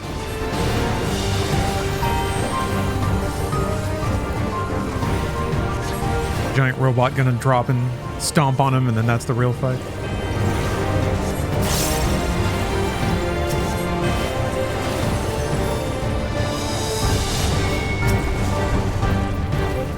Yeah, they are very scientific in describing the capabilities of magic. It's always very like measured and quantified. There's a whole lot of internal logic.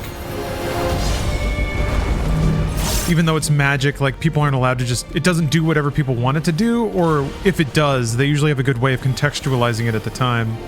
So it doesn't always feel like a wizard just pulled the shit out of his back pocket. Oh, that's right, they revive. They come back and go sicko mode. But his little thing is still blue. It was supposed to turn red.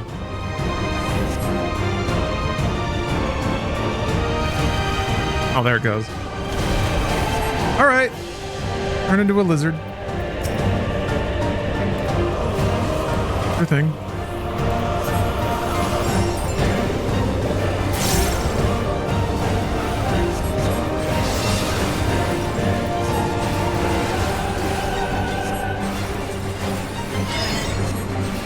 Huh. What does that mean? Oh, he does cones along the way. Okay.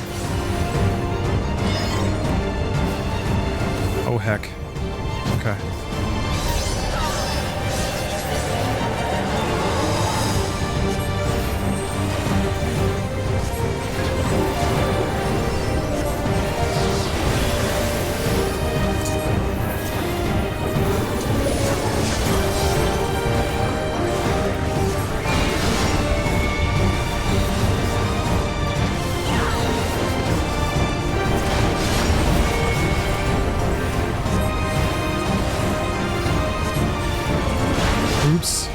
I got big tricked.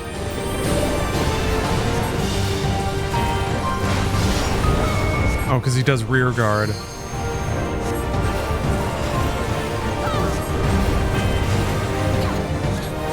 Tricky. Oops. Wrong button.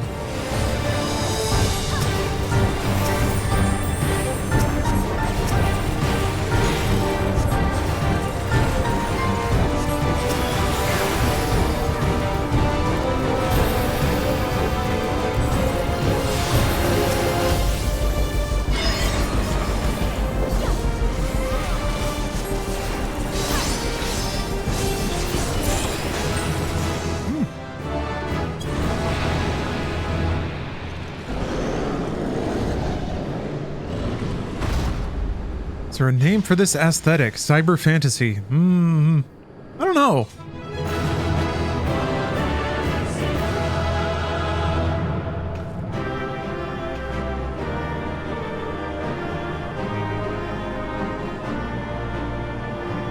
A lot of the geometric patterns and the railings kind of remind me of Marvel stuff.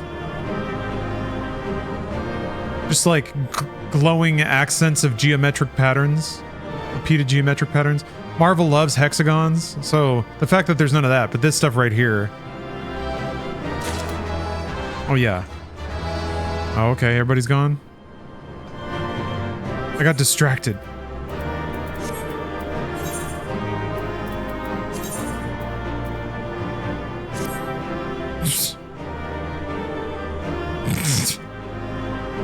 Okay. Whatever you say.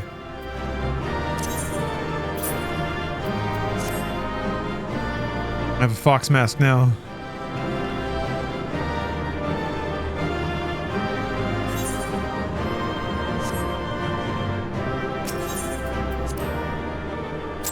Somebody commended me. That's nice. I should have been faster on the draw. What greeted us was not the home that I had left behind.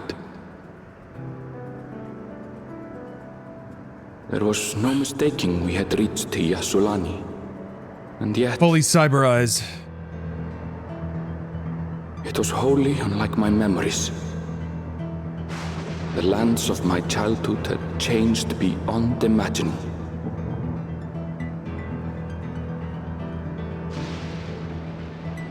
To where had I returned?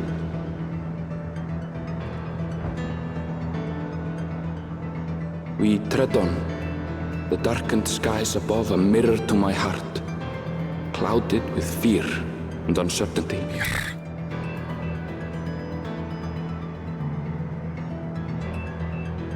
How bizarre. This cannot be Yasulani, can it?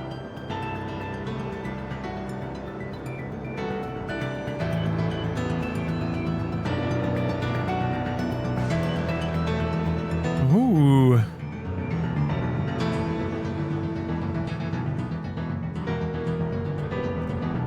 The music's going places.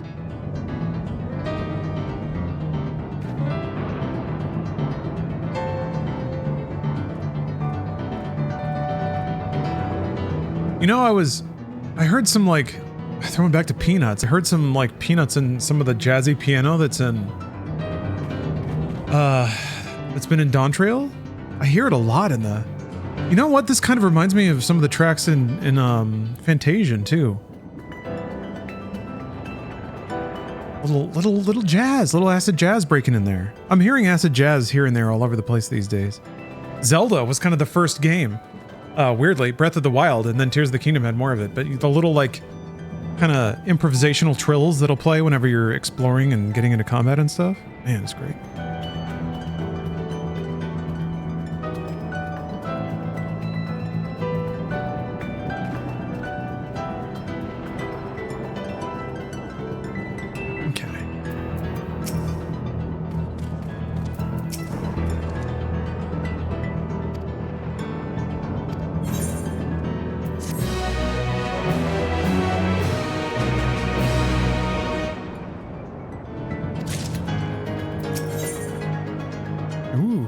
Creamy hot chocolate?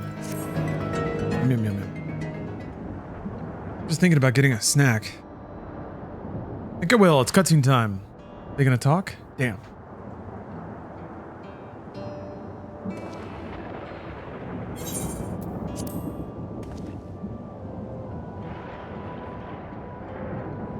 I'll be right back.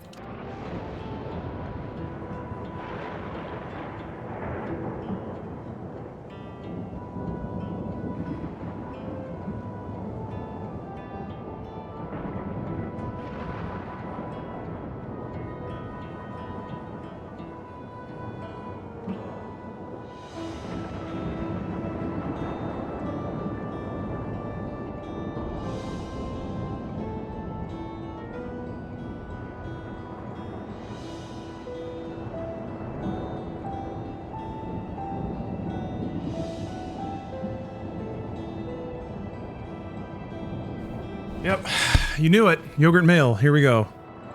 I got some blackberry yogurt, a cosmic crisp apple, where you can actually see the the nut sack line, which is kind of weird. And then a pizza chicken stick. That's the snack. Snacking like I'm at daycare or something.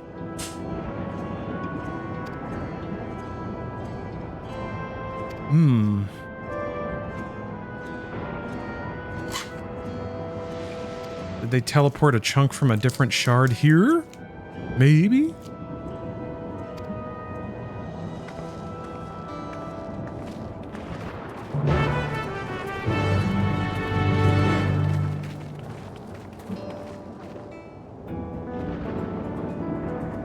Oh yeah.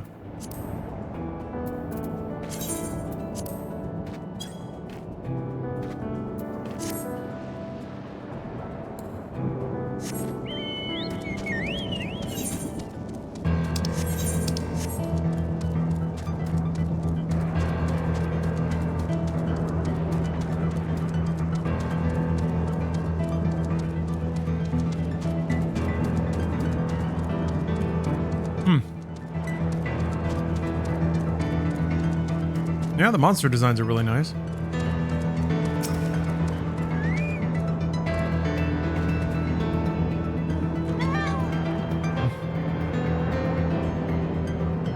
Tequila Gundam.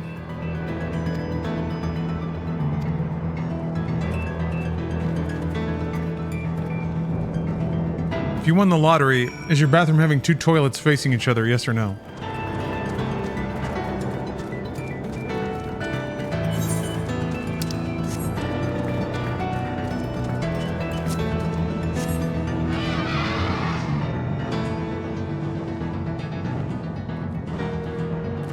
I'm gonna say no. I like the idea of being so rich and deranged that the only spice in life is to construct an elaborate setup where you can shit and watch somebody else shit. Yeah, I prefer the love seat arrangement where you're both sitting side by side, or it's like, what is it, the love toilet, the Saturday Night Live sketch. Hold on. Available at all Bambigas.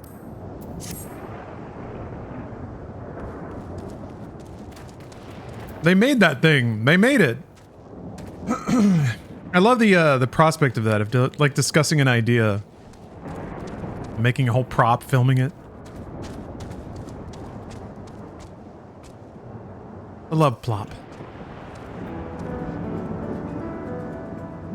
All right, I'm going after the yogurt next.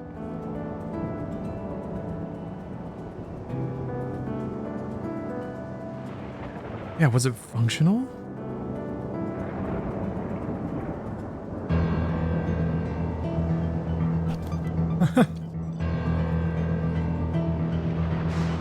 If you just walked in on that toilet skit, maybe that's a skibbity toilet that the youths aren't familiar with yet. You know, youngin', we had a toilet or two back in my day too.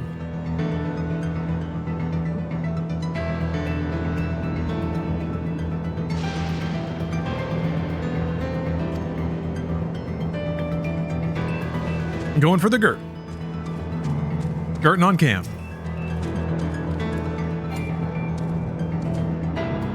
Oh, you have sake? Nice.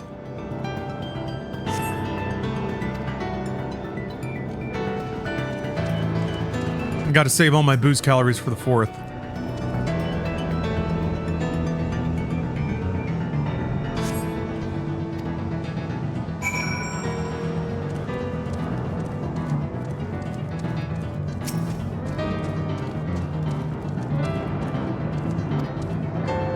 You eat yogurt with a spoon, or do you just hold the container to your mouth and crush the container? A crush cup? Thank you, Morgie, for the sub, which is explicitly for the love toilet and the love toilet only. Well, then now I've made money off the love toilet, so that's great.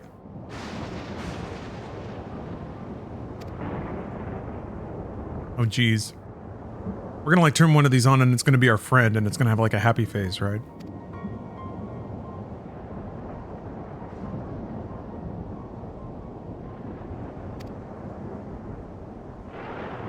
Crush cups were tragic. Imagine thinking a boy is cute and then he slurps a crush cup. Impossible to find any living human being attractive when they're like slurping out of a crushable plastic container.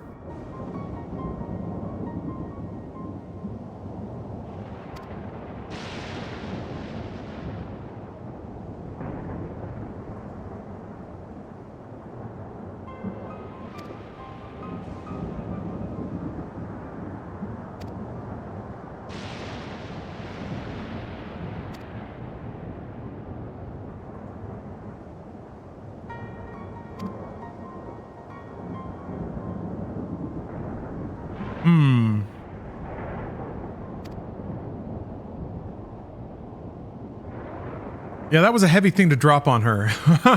He doesn't know about this alternate reality shit.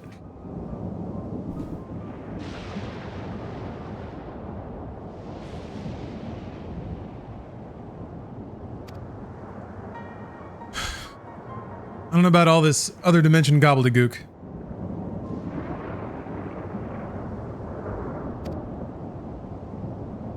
Oh. Ronnie, thank you for the remember. You want the scraps when I'm done with this? Well, you did just resub for 6 months. Yeah. Yeah, you're entitled to that at least.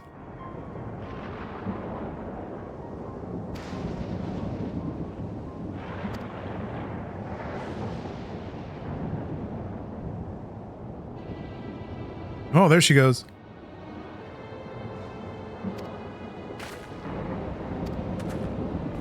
Oh, it's gonna have a cutesy name too.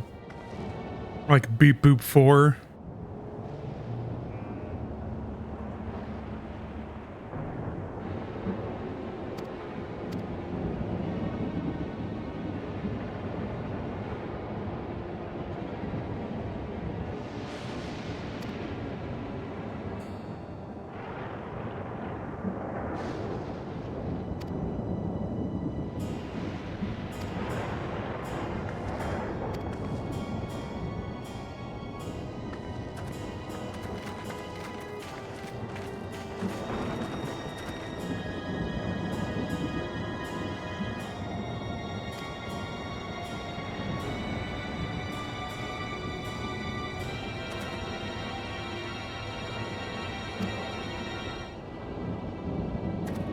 Man, I'm such a tough looking guy now. I look so tough.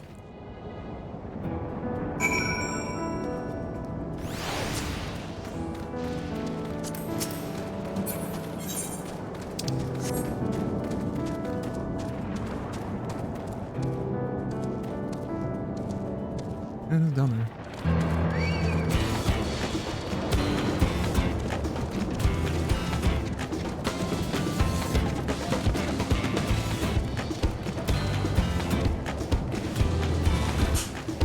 All right, Ronnie. I'm gonna leave your used yogurt cup in the trash bin. Come by and grab it whenever you want.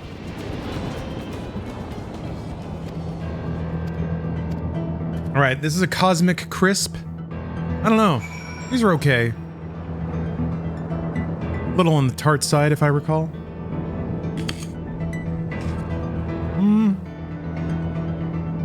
A little meaty. A little mealy. Dots on the bottom right corner. That's my inventory.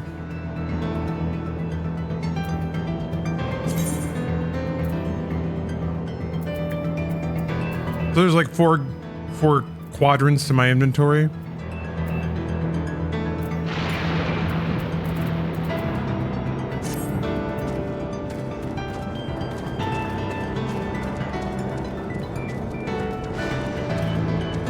Mealy. A little mealy. A little tart. But it's pretty good. They're big. Well, there's that. Makes it a nice snack.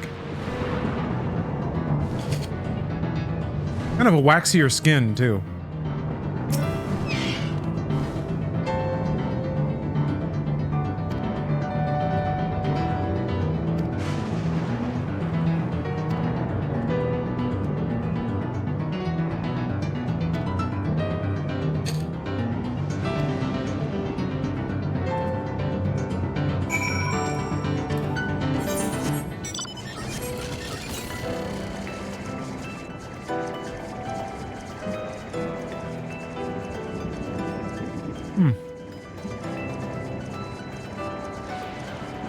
That really does look like a set piece out of Earth Defense Force. Ooh. There's a cyber town over there. I don't think I attuned to that. Oy. I'm new to this game, okay?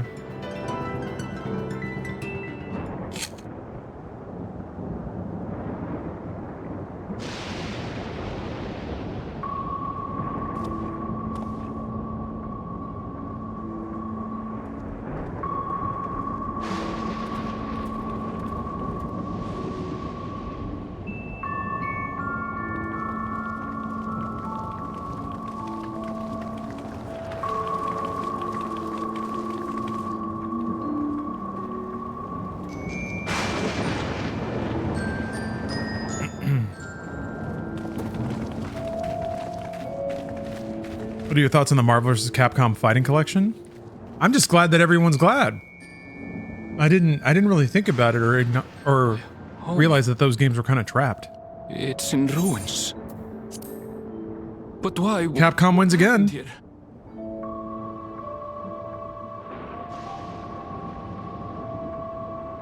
I'm just glad that Capcom has really got a series of crowd-pleasing releases. And where is everyone? I had a look in a few of the other houses, but they had clearly been abandoned. Damn it all. None of this makes sense. Excuse me? Are you looking for someone? New anime.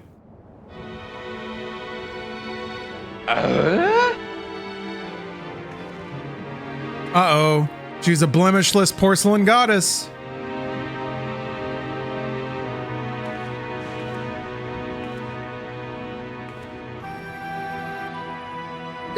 Like her hair rings. I apologize for giving you a fright. However, I did have reason to keep to the shadows. Sorolja has told me a great deal about you. Sorolja?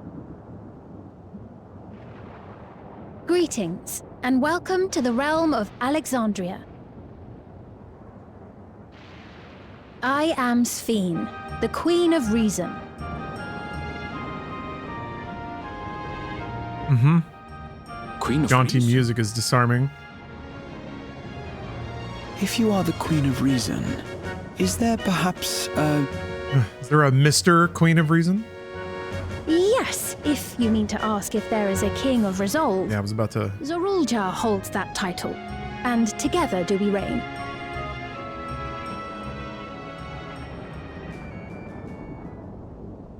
Then you are both behind the attack on Tuliyola. And I doubt you're here to offer us a warm reception. No, you have it all wrong. I am not come to fight. Sorolja rules alongside me, but that is a matter of expedience. In truth, we are at odds, he and I. It is at considerable risk to myself and my people that I come before you to beg your aid. The back has writing on it. Our aid. I'll admit I cannot imagine King Zorolja is keen to share and share alike. But if what you say is true, you're still the queen. Yeah, I'm glad that Capcom seems able to not only make big budget kind of high profile sequels to their big franchises, I was once but they're still able to put out smaller scale but still good releases of either their legacy catalog or of new ideas. He appeared. I'm really excited for Kunitsugami. Conquest. In my weakness, I feared his power. It's very rare that companies get to that size, or even have operated at that size for as long as Capcom has. And they still have the desire and willingness to execute on projects that aren't at the biggest possible scale they can be. Loftier ambitions, along with the knowledge to use it. A gamble, to be sure, but if it might spare my people...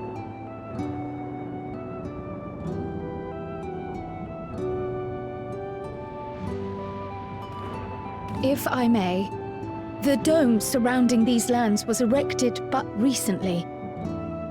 How is it he was able to not only invade, but instate a new system of leadership in a mere matter of days?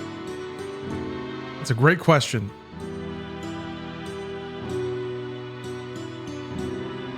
I've never heard of your realm. And this place is... Got my Aetheryte ticket code. Booyah. The house I grew up in is still here. But 3 years ago, that tower and these strange contrivances weren't. Nor was our village in ruins. Where did you come from? And what happened to the people who lived here? You must know!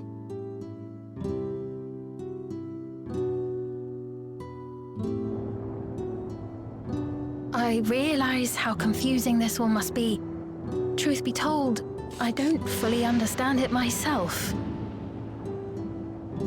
What I can say is that one day, people from your Tuliolol suddenly appeared here in Alexandria. Or perhaps it was we who found ourselves in Tuliolol. Until but recently, we were completely unaware of events taking place beyond the barrier surrounding our realm. Does this not remind you of the Crystal Tower? How after the 8th Umbral Calamity, we devised a means to transport the Spire across time and space from the source unto the first. Granted, this is on a much larger scale, if that is indeed what has happened. Not only the people and structures, but also the surrounding environment. Regardless, the people of Lakeland perceived the arrival of the Crystal Tower much as the Queen describes her own experience. Sudden and inexplicable. Well then, you appear to have a better grasp of our circumstances than we do. Indeed, more than I dared hope. In which case, a closer examination of the effects of this phenomenon may afford us more insights. Allow me to take you to the outskirts. A number of the Shatona live there as well. Perhaps your acquaintances are among them. You played a bit beyond Ishgard. The thing that turned me off so much was the ridiculous amounts of meaningless filler quests. Guarantee we're not walking into a trap. Do you mean in the game in general, or in the main story quest? If we're to defeat Zorolja, Because I thought after Heaven's how Word, he grew so strong. it kind of narrowed its focus a little bit, at least when the MSQ was involved. It's still a very long-winded game. So, I get it, but if, like, I had to wean myself off of doing all the side quests, because there's a lot of them and very few of them matter. Queen's Fiend. Luckily, they have icons in the game now to tell you which side quests unlock meaningful things. So if you just do those and the main story, I think you get a much better experience. Noble Wook Lamart, shall we dispense with the formalities? I'll not deny the soldiers and airships that attacked your people are products of Alexandria. But it was Zeralja, not we, who fashioned them into weapons of war and laid siege. Really, in the story quest? Okay. I don't remember that part of the story quest so much, to be honest. So he alone is to blame. I played through it a long time ago. I do remember it being pretty boring. No, I may not have prosecuted this war, but I nevertheless... I remember it being like weekend stuff where I just kind of tune out for a few hours and bash through some quests. Perhaps. I know next to nothing about you, let alone what you've been through. So by all means, show us around. I think we'll learn a lot from meeting your people.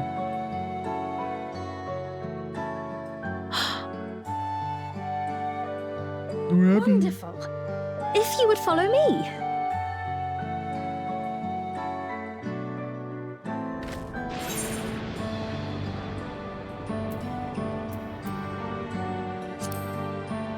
Aren't you a little lonely to be a queen?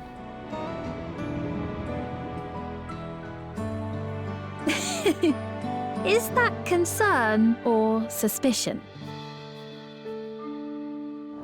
Actually pretty surprising of Square to do a drops campaign for Final Fantasy XIV.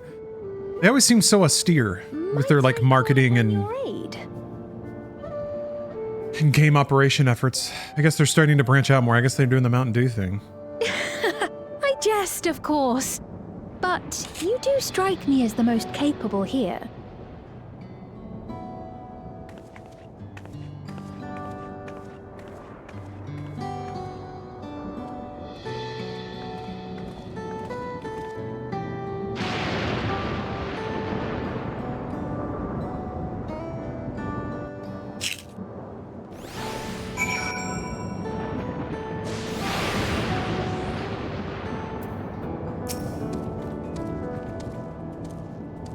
Zinkus Stinkus.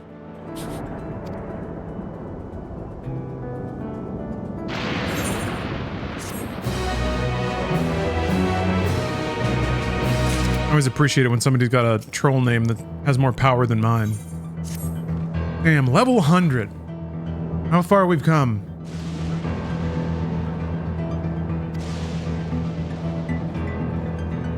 I guess I get a new party-wide shield ability that converts into a heal over time at level 100. I think it's an instant cast too, which is interesting. Oh, and enhanced temperance. Oh, grants divine grace. Oh, that's what that does. Yeah, it's interesting how they made temperance and... Let's see here. Can only be executed while divine grace is active. So you have to use temperance before you use divine caress. I think temperance becomes divine caress. That's so interesting that they put a DPS and a party heal behind buffs that I bet people weren't using all that much. Presence of mind and temperance. I mean, temperance is super useful as a damage mitigation. And I guess if you're really having to Hail Mary some heals, a healing buff can be really nice.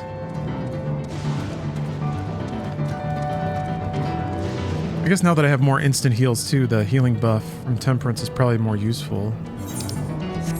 It's music! I'm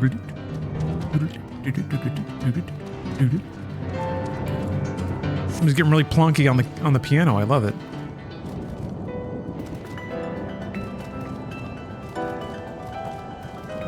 Would you be offended if I pulled up a top 100 Peter Griffin moments video over the stream? No. That video probably has more views than anything I've ever made, so... Wait a minute. That's right, I was going for an Aether Current. Cyberdog.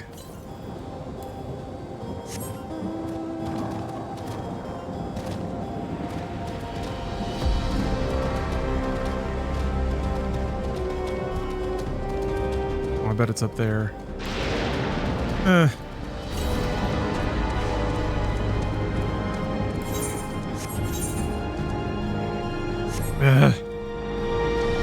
It is up there.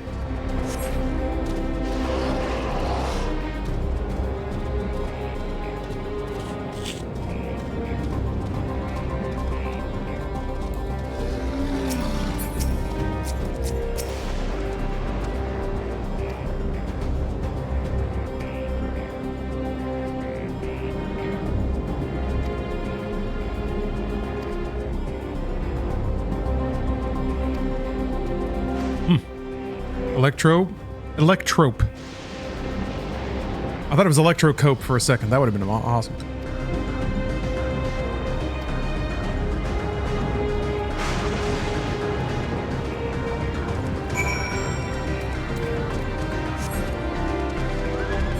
We coated everything in electrocope. It helps ease the pain.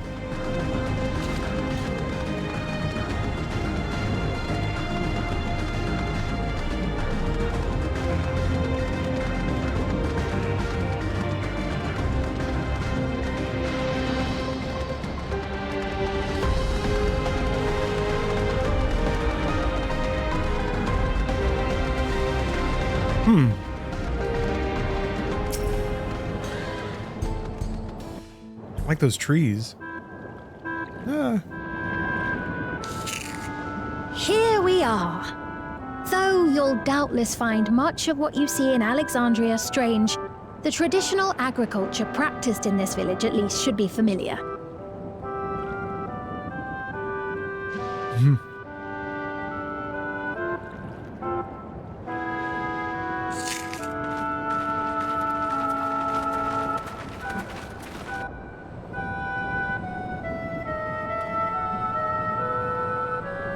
Queen's Fiend?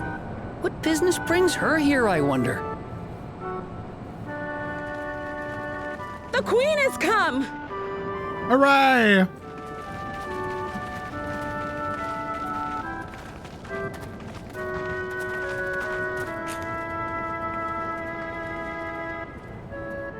You look well, Paquine.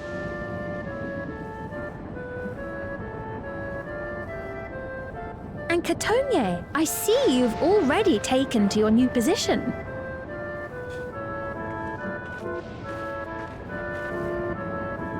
When she introduced herself as queen, I was expecting someone colder. Honestly, she reminds me of you, Lamachi. Me? It's only natural for a ruler to love her people.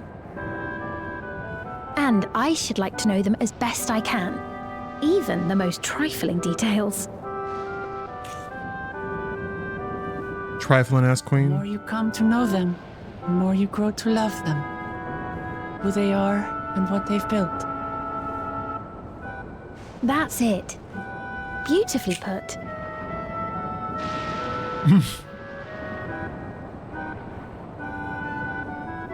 And it would appear that she is well loved in turn.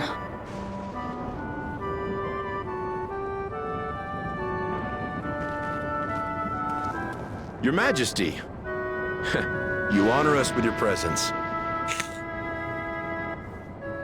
And who are these fine people? Tuliolol's vow of resolve Wuk-Lamat and her companions.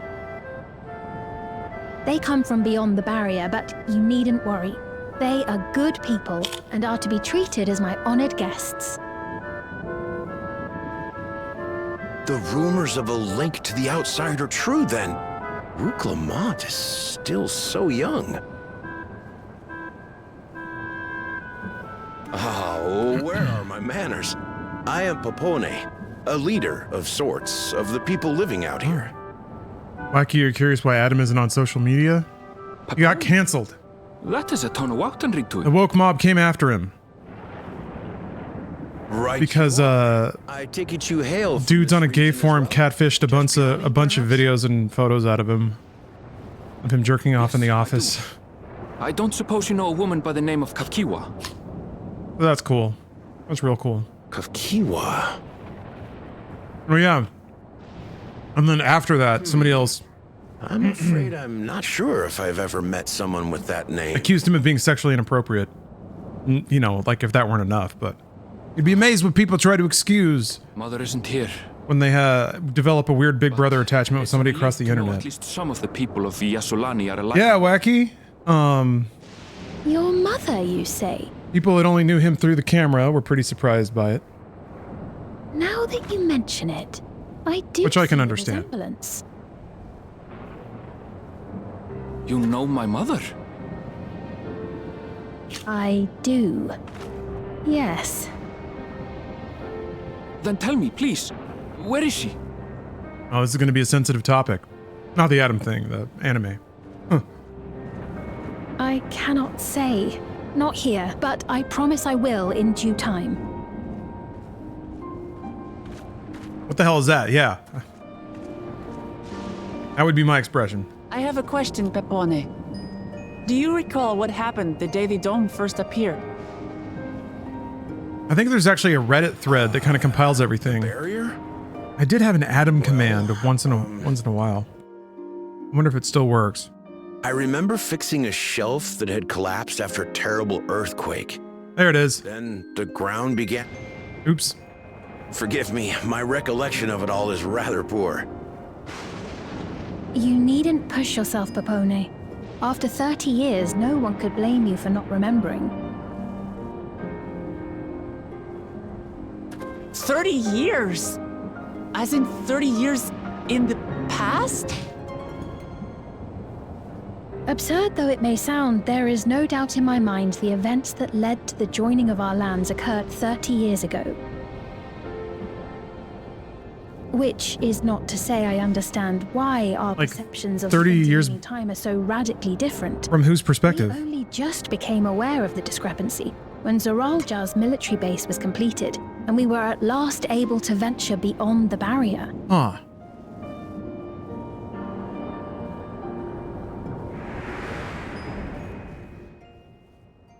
Oh. I believed you long dead. To have the chance to kill myself is an unforeseen. So this is a 30-year future Zoralja. He said 30 years to train and brood. 30 years. Little wonder Zoralja assumed our father had already passed away.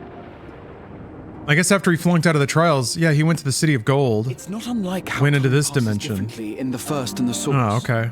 The fluctuating space of the rift. And then invaded this dimension again, like a week after, or like a day after. That's pretty great, actually. Perhaps the same holds true here, and time flowed faster within the dome. Have you updated your gooning journal recently? Well, no, because I'm in the process of gooning right now. So there's nothing to write yet. But I am, you know, getting stimulated.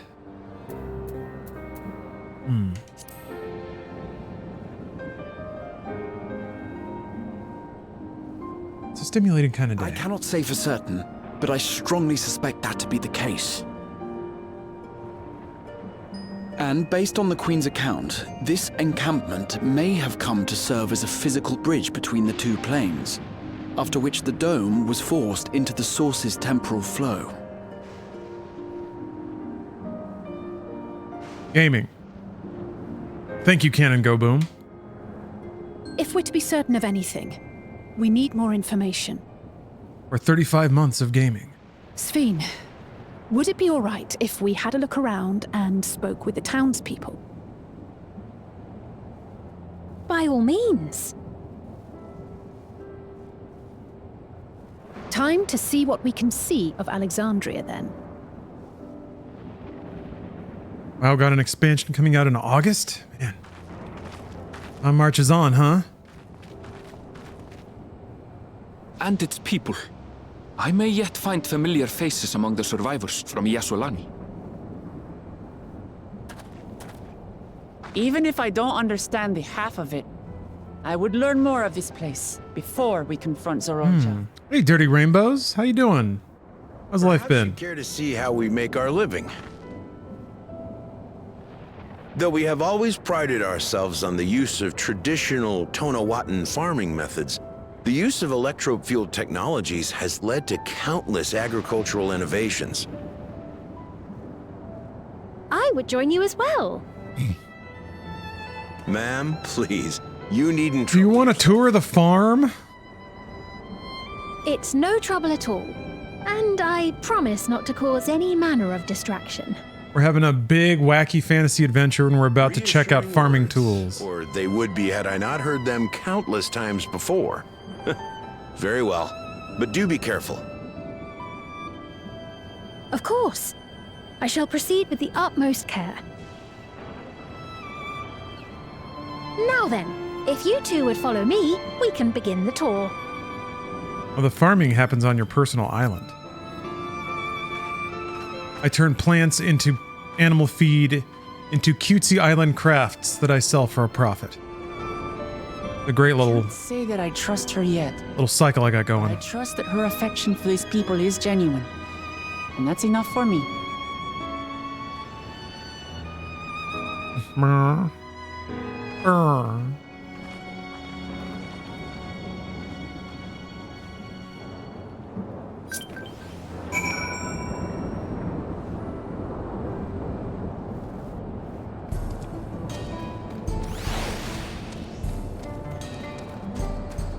I guess there's 30 years of lore then to learn about this guy. I don't want to look at this. Oh.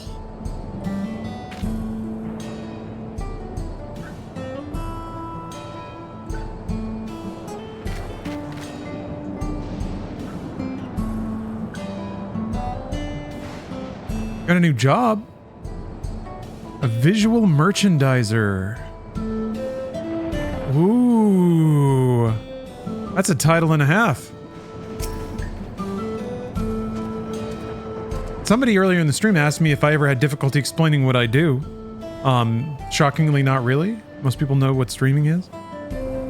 Or online video production, but what does a visual merchandiser do? Is that like designing how products are displayed on shelves?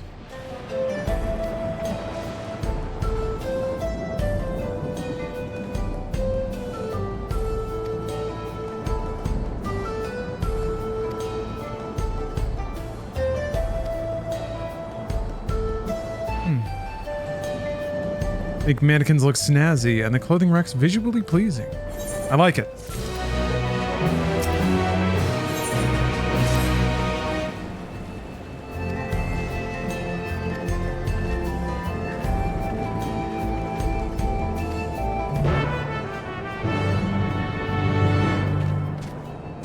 I always feel so self-conscious digging through a delicately stacked and arranged shelf, but that's what it's for, right?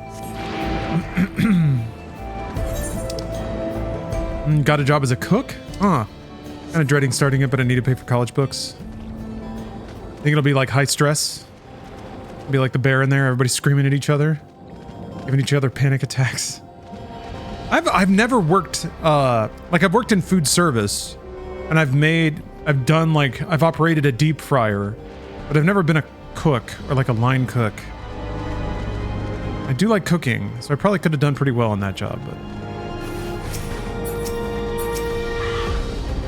spent most of my time in retail. God damn it.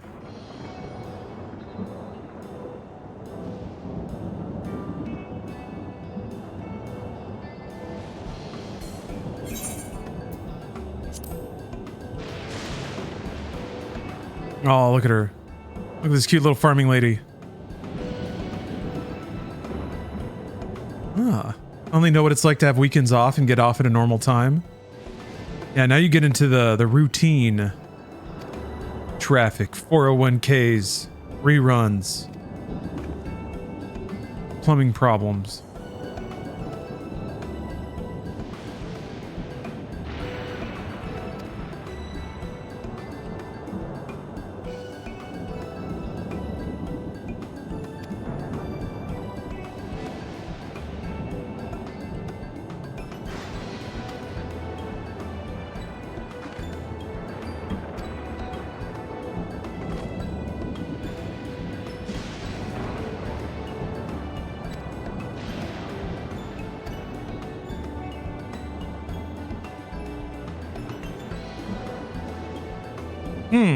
Brother's a head chef in Cincinnati. Takes a certain type of person, that is for sure. I feel like you've got to thrive under constraint and antagonism.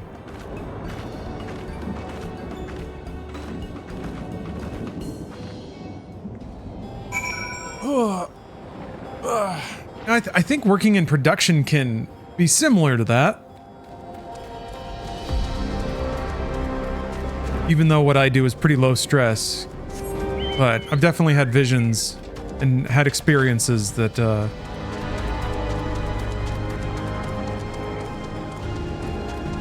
They're giving me a taste of it. A glimpse into the flavor of it.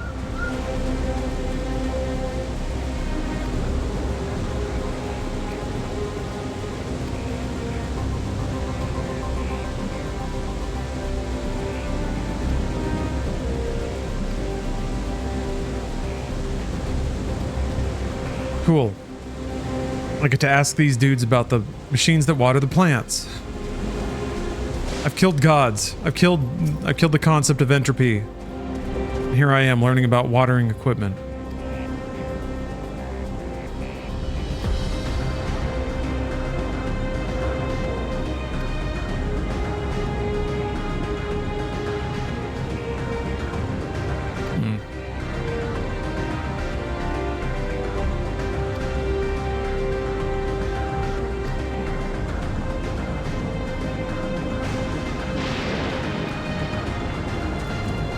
It's hard work, but it's honest.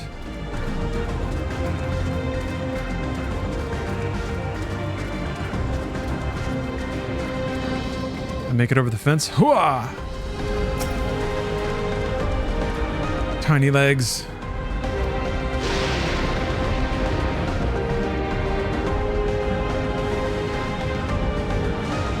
Oh, got hope and dreams cooking though. Applying for an internship, which if I'm accepted, I'll definitely take on. Is it to like a cooking school or a restaurant?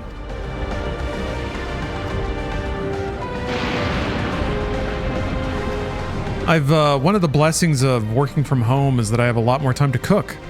So I've been really enjoying that. Getting better and better over time too, which is nice. Just developing a kind of a sense or an intuition about a lot of different kinds of foods.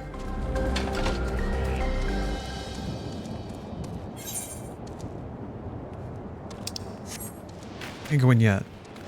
Oh, I've already been in there. Well, whatever.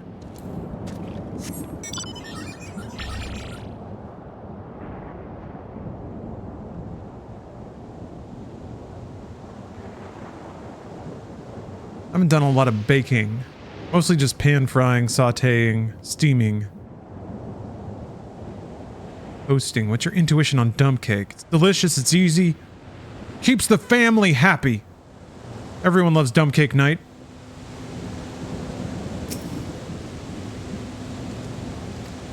I refuse to eat anything unless it's been dumped.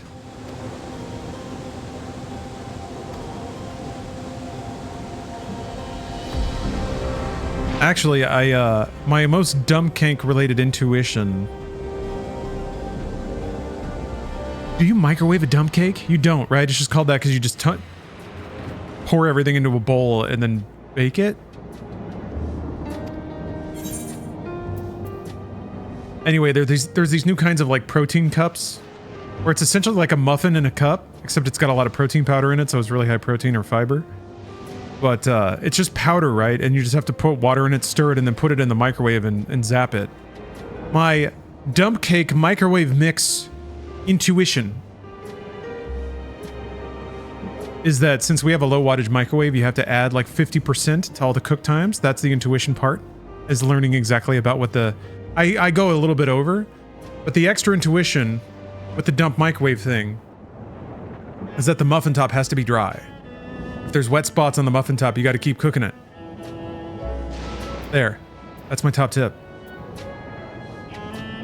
But that only applies to the specific protein cups that I was eating.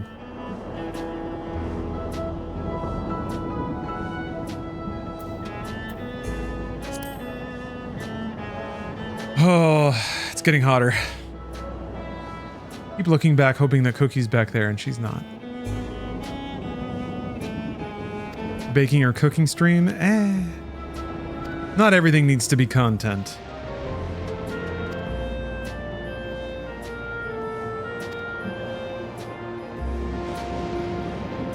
Plus, I don't know. It's always a process. Graciously accepting backseats while playing a video game. But good lord, if I had to endure people's well-intentioned, condescending tips while I'm cooking or making food, I would lose my mind. I would die. I could just ignore it, but for some reason I can't. That's my failing. I have to address it and be like, no, or I'm doing it this way because. And it's annoying feeling like you have to constantly justify the decisions you make, you know? People are gonna take issue with the fact that I cook naked, for one. You know, people. Oh, put chat in emote only? Not a bad idea.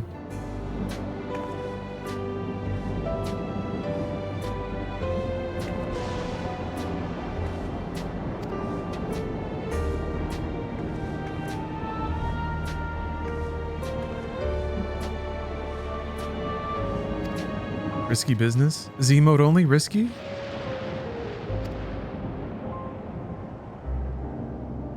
Or you mean cooking naked?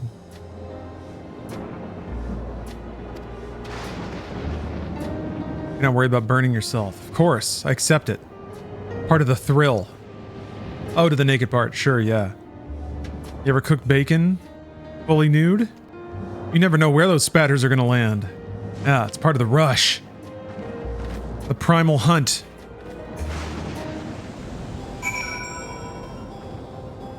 Our primitive ancestors had to rush through the jungle.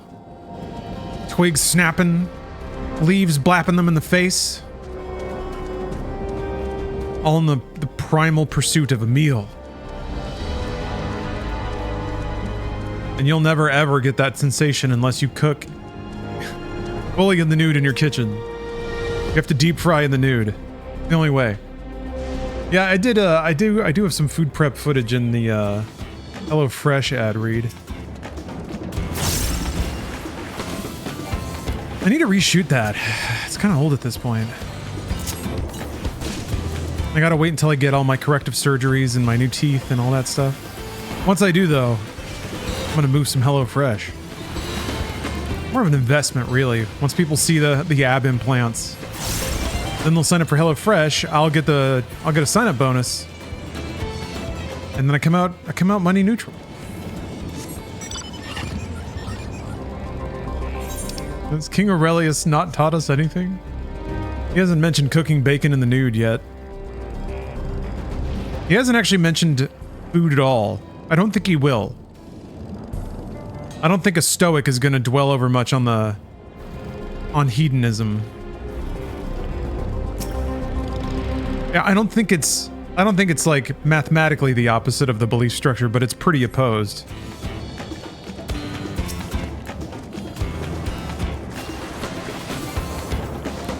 Yeah, the synthol arm injections. I need somebody to come by and inject me full of synthol so that I can do Ring Fit again on stream. I was thinking about that the other day. Need to finish up Ring Fit, baby. I've got to be like within the last couple of worlds, but that game is so tiring. I could drop the difficulty whenever I want. I don't.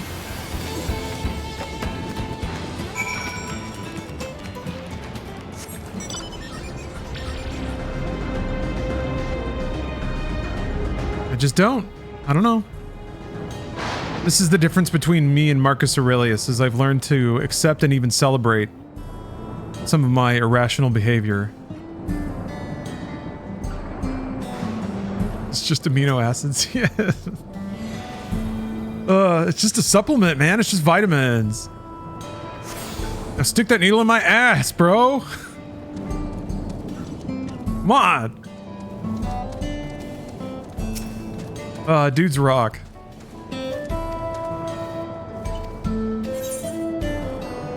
Oh. One. Gomphotherium skin. Sure. Sure. All right. Restroom break. I'm gonna get up and stretch the old gams a little bit. I'll be right back.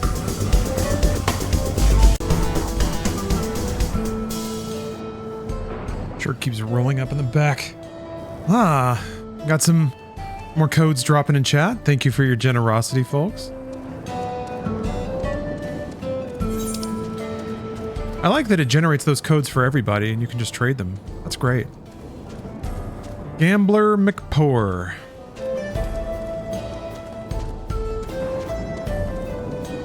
Another triple triad match to get salty at here.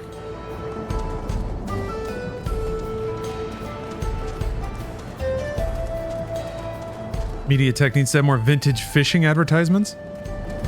I don't disagree. I don't know where to find those, but I'll look. Would this be ads for like... Is this for like the concept of fishing? Just, hey, fishing, go do it. Fishing supplies? Just any ad featuring fishing? Can it be like a Toyota ad? Or grandpa and his son are fishing and talking about trucks? Just trying to get nail the request down here. I have been putting a little more effort into adding to MediaTek lately. Sometimes like a month goes by and I realize I haven't added anything new, so I'm trying to spend like a couple hours a week. Always sprinkling in new stuff. The thing is, like, the bigger it gets, the harder the new things are to find, kind of necessarily because of the way randomization works. New Japanese rods and reels. Okay. Okay.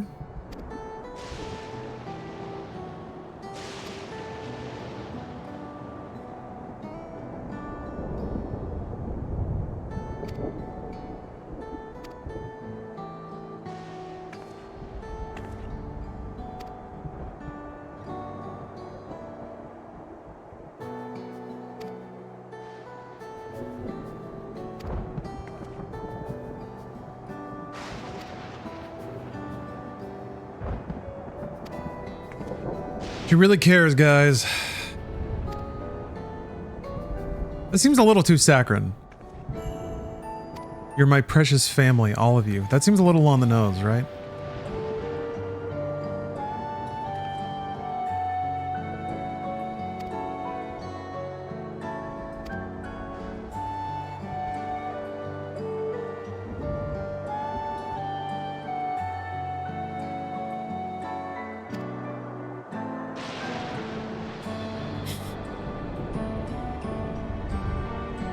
Taking all this in, it's very serious. Yes, we're done with the farm. Good God. It feels like somebody hired a bunch of actors to make them seem like the most perfect person. But if they're supposed to be the other version of Wiklamat, then it kind of makes sense. Watch it. Hold on. Ooh. Water Dog Willie! Well, damn, alright. You did the work for me. Thank you.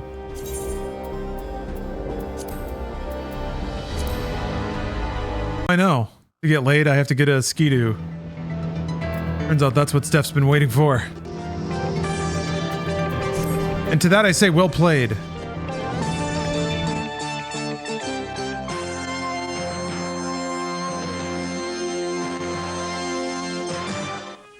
Okay, calm down. Calm down, autoplay. Damn.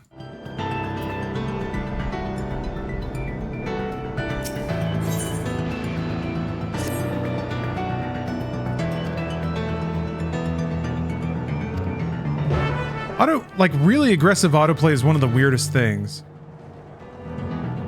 It's like, it's when you fully designed by algorithm, like you designed by metrics, and there's not an ounce of like usability in that. Autoplay maybe some in some way, but the fact that it's so fast and doesn't rely on any input from the user, just so they can drive up like watch time. Or even if, in a best case scenario, you're still sitting and watching, and the fact that they just took away the choice from you and just started playing something encourages you to just click off and keep watching. Gross. Gross. But yeah, it's just like, it is the businessification of video consumption. It's the finding a way to save 5 cents on a length of pipe. It's so weird to see like business applied to things like that.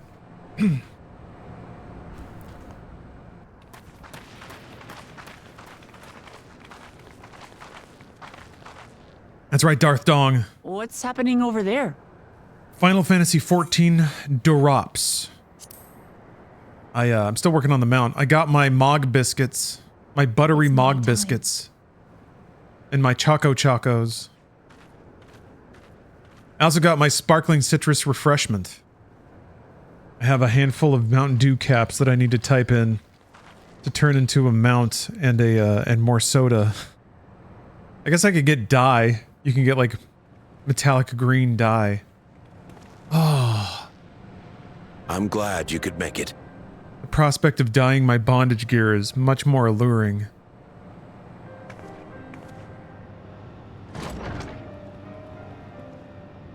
I'll have to check that out. Next time I'm not in a cutscene. Are you with us? Queen Sphene has come to see you.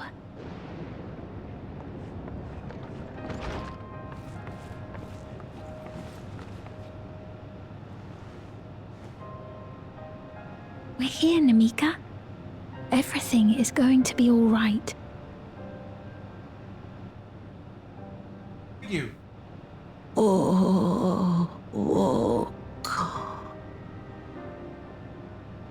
What's the matter, dear? Oh, shit.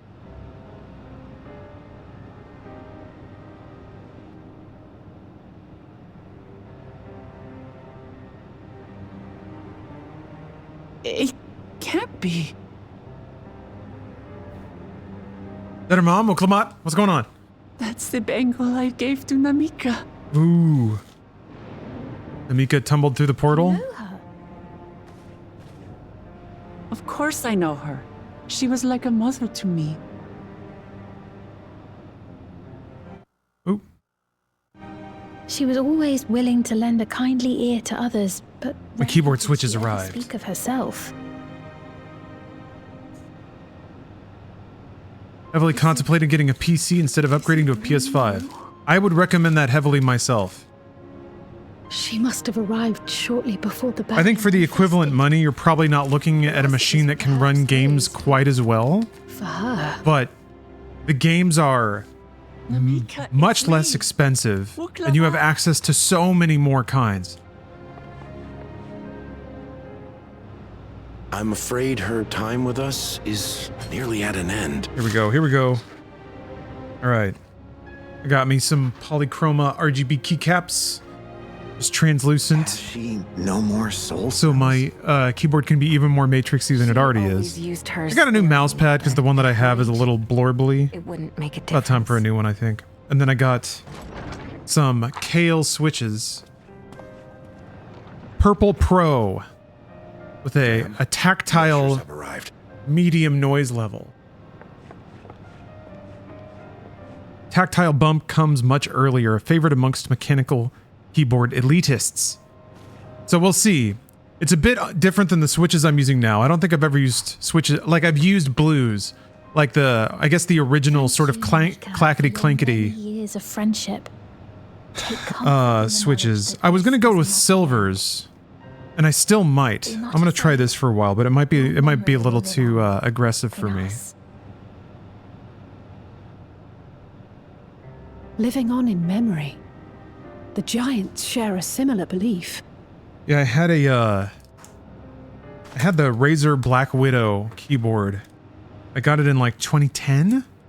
It was the first newly produced mechanical keyboard since like the IBM model, whatever it is. Worry not. She is being escorted to a medical facility in the tower. Maybe the timeline of that is a bit messed up, but yeah, there weren't a ton of mechanical keyboards before that, that's for I sure. had hoped to make arrangements for Oh, her that is sooner, pretty but resistive. She wished to remain here for as long as possible. I could not bring myself to refuse her. We have drops for this game. Do we just drop the code in chat? If you want to, sure. Some people have been doing that. I don't even know if anyone in chat's taken them. But why not? Is there any way I might stay with her for a little while longer? Maybe I should just buy a bag of silvers. We may not share the same blood. I mean, this shows up in a couple of days, so if I decide I don't like it, I My can mother. pop everything out. Please. This is a tender moment. Let us give them some time alone. Yeah. Maybe I can start swapping this out during cutscenes and stuff. Why not? Yeah. I can pop all that stuff off. Clean the old keyboard. Got a new mouse pad too. Let me go and swap that out.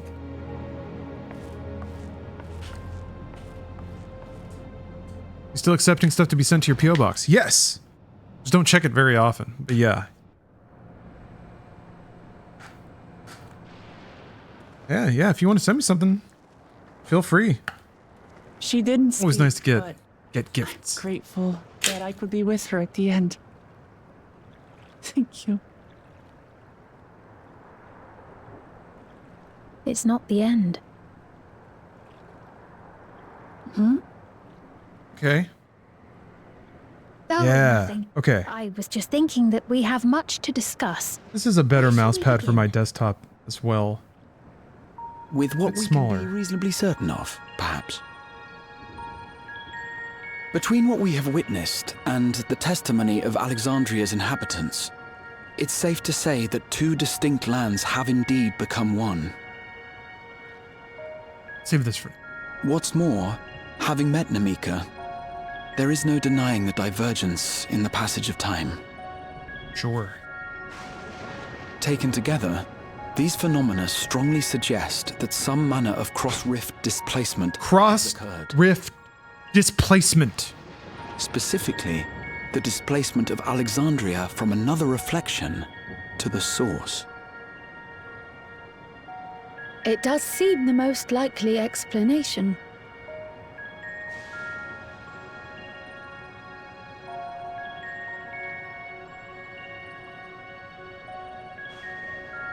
What perplexes me, however, is the scale of said displacement. It far exceeds... These are kind of thockety. I don't even know what switches these are. Browns, or even okay. with the Crystal Tower. In essence, we are dealing with a localized instance of dimensional compression. The Ascians would no doubt liken it to a rejoining. Which invites the question, how was such a feat accomplished? I wish that I had an answer for you, but this talk of reflections and dimensions is well beyond my understanding. I can only tell you that we lived peacefully under the barrier's protection for many, many years. Use browns? The day that peace Yeah, I remember was liking these suddenly switches. broken. I think purples are probably more resistive. If I may clarify, the barrier predates Guess we'll see. We'll Alexandria's see. displacement. I can try things. Yeah, I think I'll probably end up with silvers. Does anyone use silver? By several So how do you hundred feel about years, it? Yes. To when the continent we call home was ravaged by a devastating cataclysm. Oh. The barrier was erected to isolate us from the surrounding land's innocuous influence. I see. And it was only later that it was whisked away, along with its contents, by means unknown. Okay.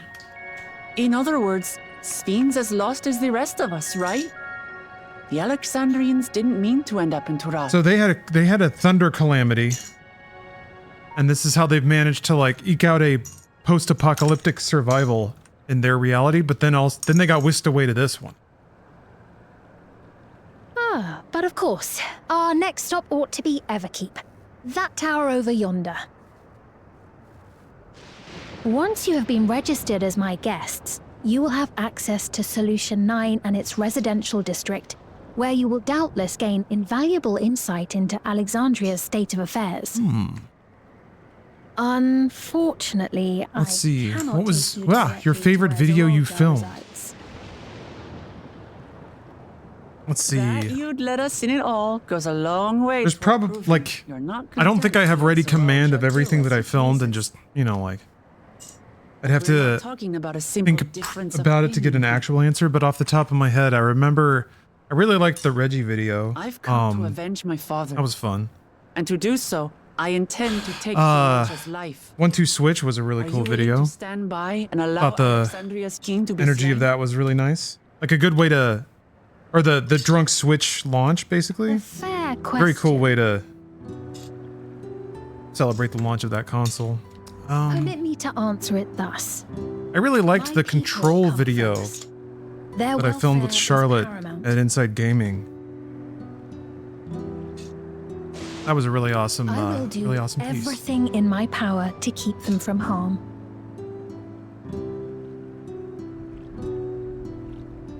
It is a ruler's duty. Oh yeah, stunt school. Yeah, House of Pain was fun. Now, I am off to register you at Everkeep. It may take some time, but Oh yeah, Talking Stockings was great. open to you in due course. Those were really fun too. Oh, and ere I Yeah, the one about concrete. your Yeah. mother, Kafkeep, Brutalism. you might try the Thunder Yards to the east. The Thunder Yards? Is that where To me, it was like the perfect video piece. Something that was connected with one of the cooler parts of a modern release. And then branched off from that to be a informative piece about something in the real world. Love doing that stuff. Using games as a springboard to just learn more things. I feel like there's probably, maybe Did You Know Gaming or Game Theorist Not until we can get into has shades of that, but like a Bill Nye kind of thing that uses gaming as a context to teach about art history or references or aesthetic, for being a friend cinematic of techniques, Namika things like that. Past 30 years. It means a lot to me.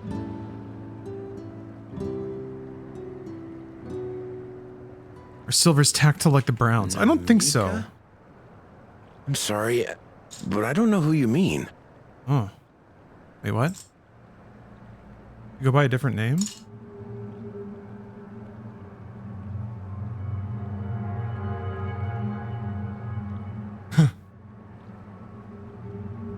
What? We were just with her. If this is some sort of a joke, it isn't funny. I don't mean to give offense, but I honestly have no idea who you are talking about. I'm sorry. How can you not know who she is? Qua? You're in charge here. She was under your care. Then in all likelihood, my memories of her have been stored in the cloud.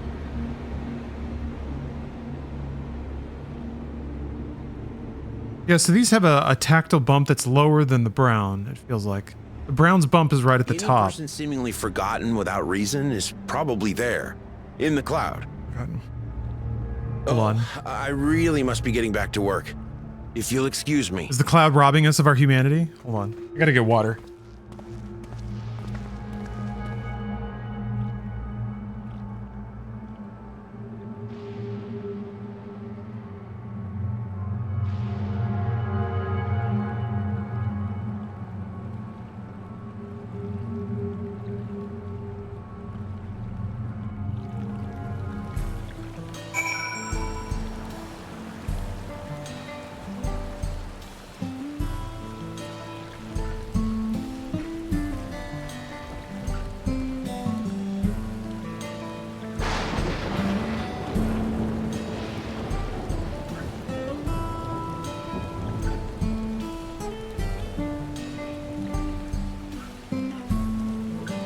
Okay. Well, that was weird.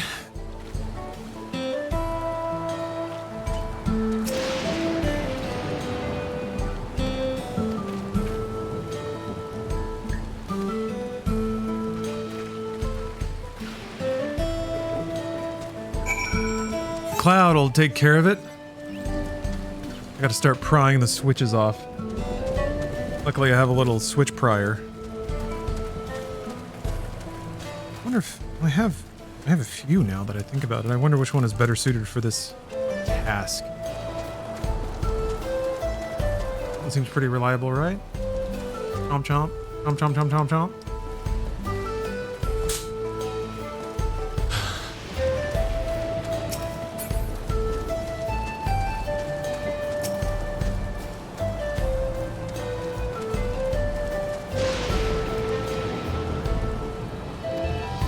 But he knows Namika?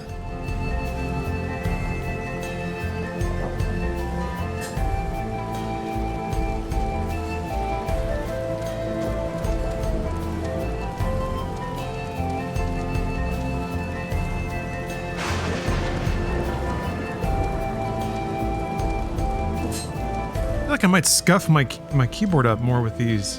Hold on. I'll go grab another set of pliers.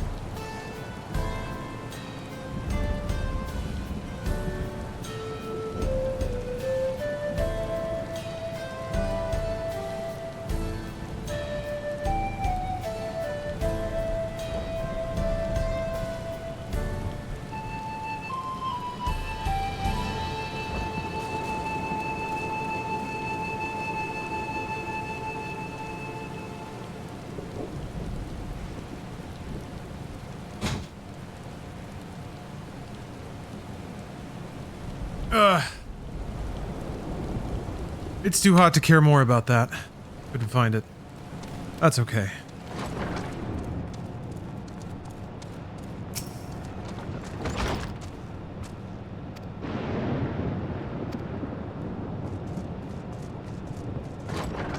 He's just been taken up to the cloud. Yeah, maybe this is part of their post-apocalyptic society. They had to start backing people up.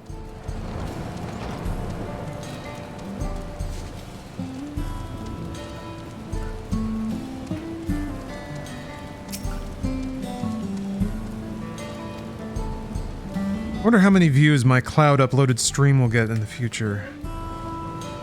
I wonder what my AI will think about Final Fantasy 30. Did we make it there, pal? Did we make it to the end of that dusty trail?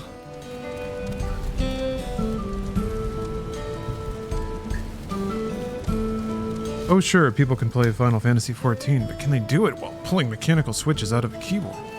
This is like the closest you get to being a dentist as a PC enthusiast. Be a dentist.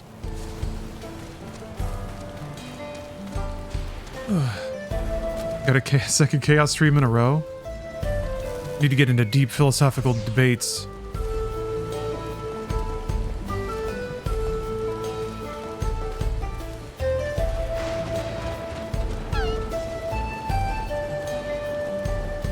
Hell yeah.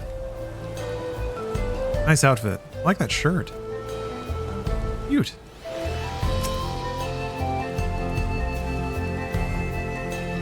I was healing a dungeon the other day with one hand while eating ramen with chopsticks in the other. Peak gamer moment. Oh man. Yoshi P would be so proud.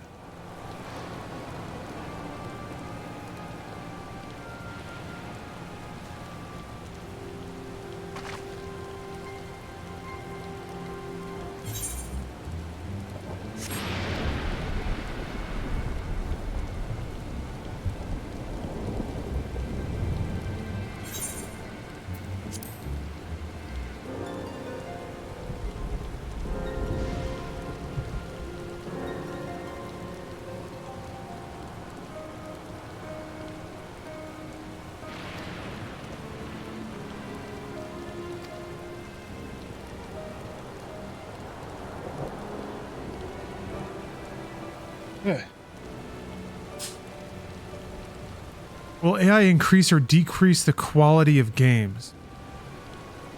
I don't think it'll do either. I think it will mean there are more boring games.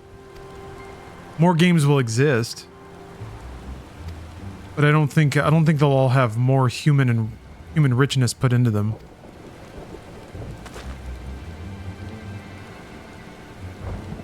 There's already kind of an overproduction of video games, so it's weird to think about what that means when that process accelerates.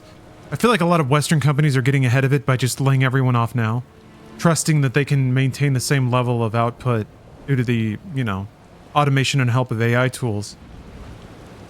So, as usual, technology will empower fewer people to do the work of many, but I don't think that'll mean that the quality will go up necessarily.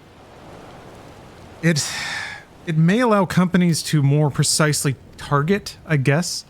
If you can produce like vast amounts of assets and make like a more fully feature complete or more representative demo and then put that in front of people faster, then the iteration process might get faster, and then maybe a higher quality bar might be achieved, in the sense that quality is just, you know, people liking a thing. So I guess in that way, maybe.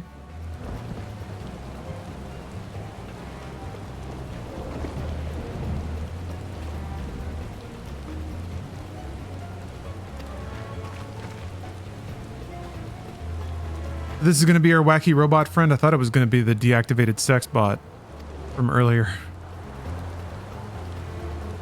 Our silver's oh, sorry.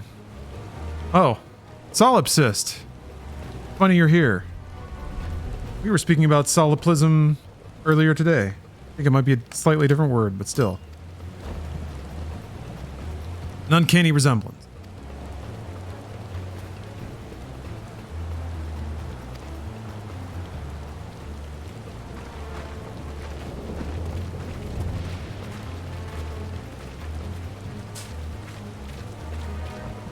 What's the name of this location / town?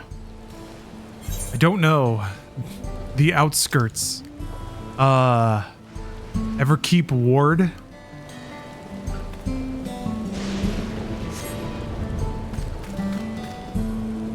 That help? Did I already sync to this? I did. Water, man. It's hot today.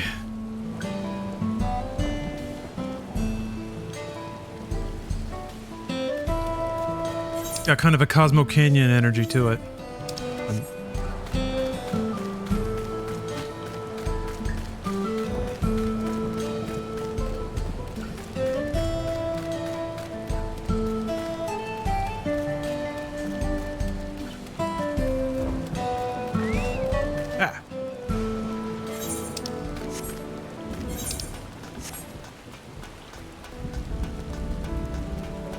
More Call of Duties every year with more assets, but less people getting paid for their work. Yeah. That sounds like a pretty good summary of where it's probably going to go.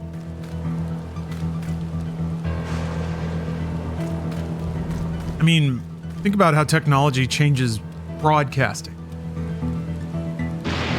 I am just as one person able to operate a camera, operate audio, compress the audio and video, send it out to the internet, distribute it to multiple platforms. That's just one person. And I also can be in front of the camera while playing a video game. So there's like, while pulling switches out of a keyboard. The technology allows me to do what would have been the work of 10, 15, 20 people. And it's certainly enabled a ton of streams to exist. Does that mean that the streams are higher quality? People watch them. I think a lot of the same mentalities apply when it comes to games as a product and how AI and automation might affect the business.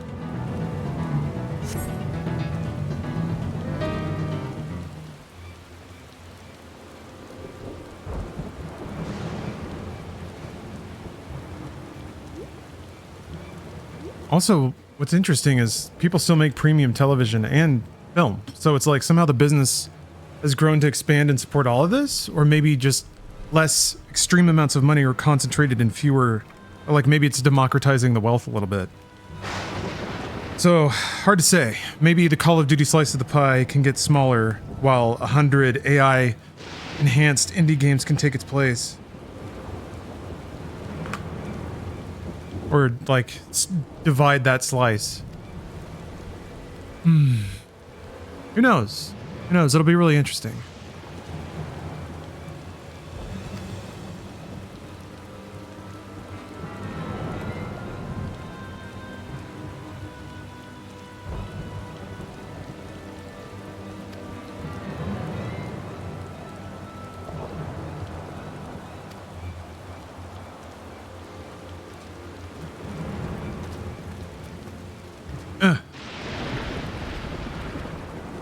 Gonna be salt and peppery like Cillian Murphy in a few years? Yeah, I'm looking forward to that.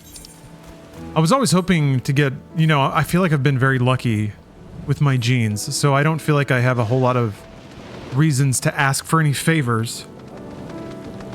But it would be cool to have the little, like, salt and pepper at the temples, the Ra's al Ghul. How great would that be? And maybe like salt and pepper, stubble? Scruffle. The fact that I almost called it Scruffle means I'm not allowed to have it. I understand that, but still. It would be nice.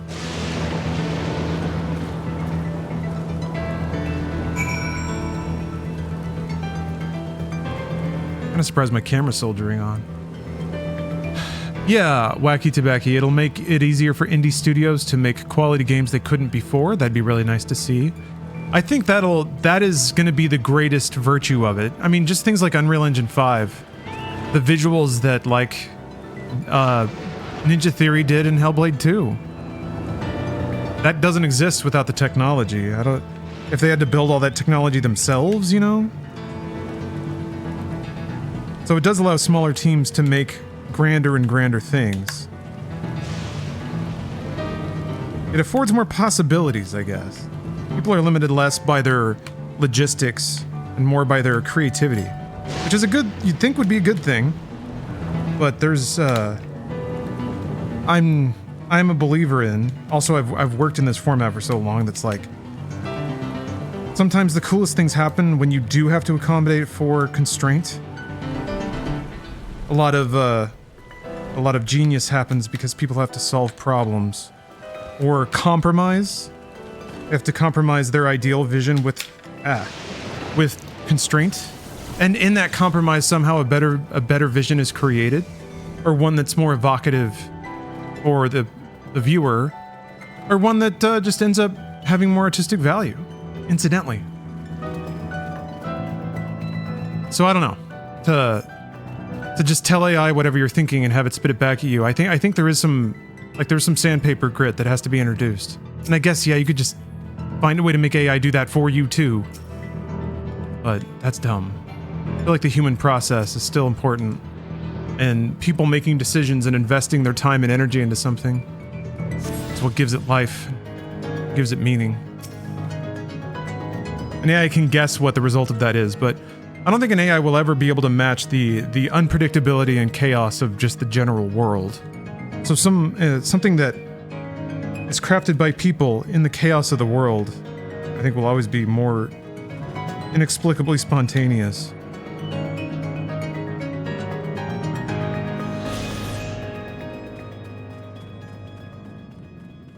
I want to finish pulling all the switches off this so I can knock all the crumbs off. It's just sitting here, all crumbly. Visible crumbs, and it's driving me slightly insane. But if it's clean, then it's fine.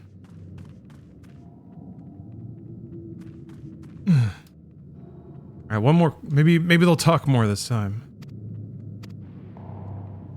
Nope.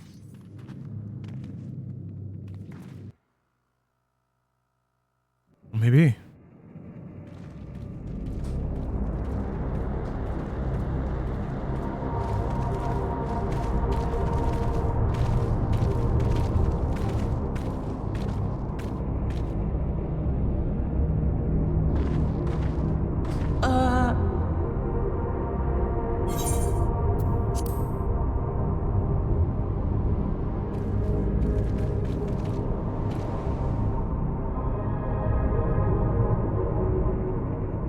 What is this? Ironville!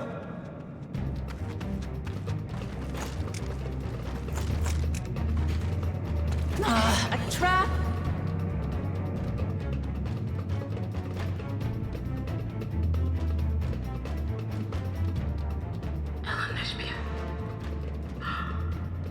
It really is you!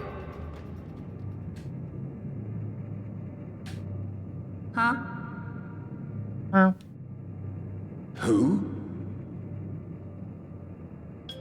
I just had to get a look at you in the light. And I can still hardly believe my eyes. But it is you, my darling Olderspiel! My darling, what now?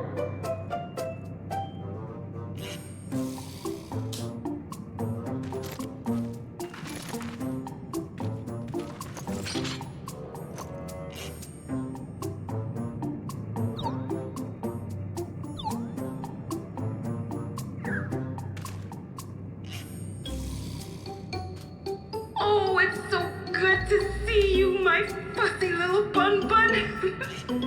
What are you doing here? What brings you all this way? It's getting real anime, folks.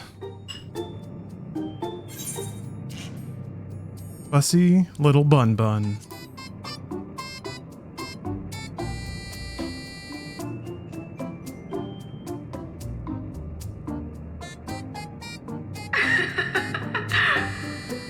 Why the long face? Aren't you Okay, time to decrumb. all this time? I know that laugh anywhere. Mother? Wait. Since when was your mother a weird floating thing?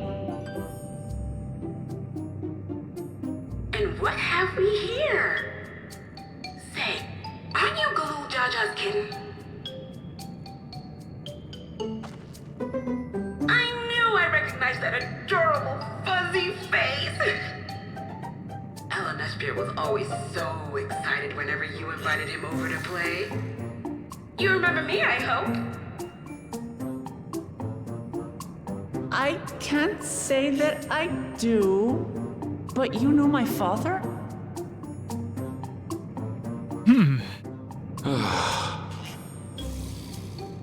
Appearances notwithstanding, it would seem this Best game for the PS4.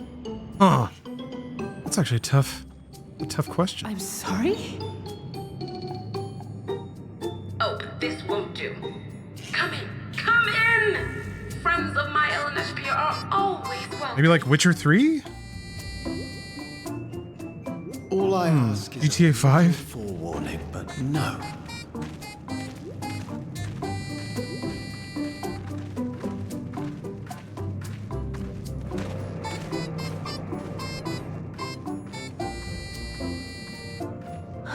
Once you find your first gray pube, you cry a little. I was stricken with that thought. I didn't find one, but I was like, oh yeah, that's gonna happen soon. And I was like, okay, prepare. Prepare and accept. Alright.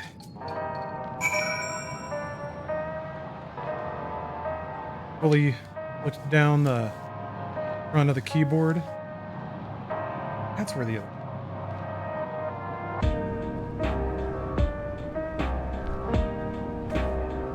Okay.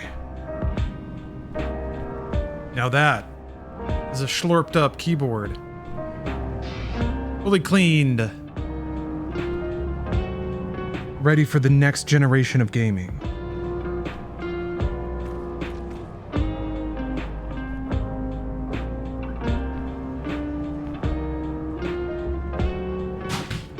Let that dry for a minute.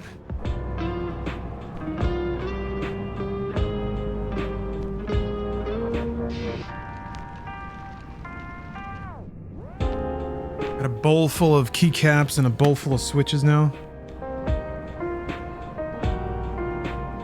I got a sack full of new switches and a box full of new keycaps.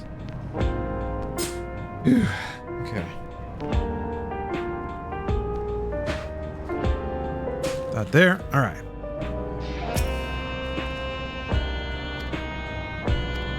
I got uploaded to the cloud, bruh. Your mom got clouded.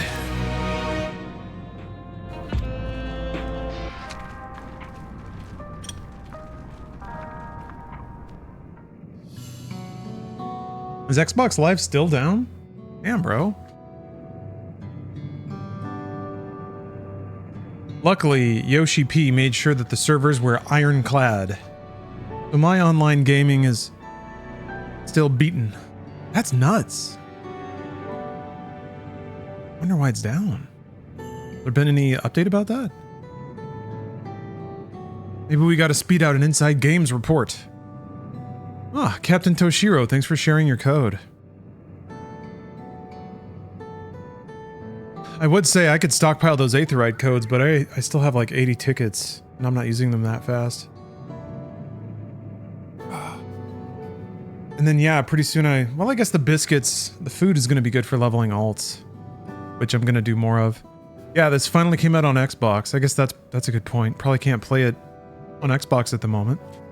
Here's something that I'm confused about. They did part of the Dawntrail patch notes was that you would get achievements or trophies if you logged into your account based on your play status. So, do I have to buy the whole game again just to log in on Xbox and have like 15 achievements pop and then never play it that way again? Oh, that reminds me too. There was a fun thread on Reddit calling out a competition happening on I can't remember which achievements website, but It's called Leapfrog, and I think every day people have to do one more than the day before, where the one is get an achievement in a distinct game. So it's like for the first day you have to get an achievement, any achievement in one game. Second day, 2 games. Third day, 3 games. And I think when somebody posted the thread, they were up to like 112. And there's like 4 people left in the race. So there's still a handful of people that are getting one achievement in over 100 games daily. It may have ended by now because you have to do like a crazy amount of prep to even fit that in, but super, super cool. I love that stuff. Little corners of the internet, little corners of gaming. True Achievements? I think it was True Achievements, yeah. Great website, by the way. I love that place. Used it for a long time. All right. Let's see some crumbs down in there. What the?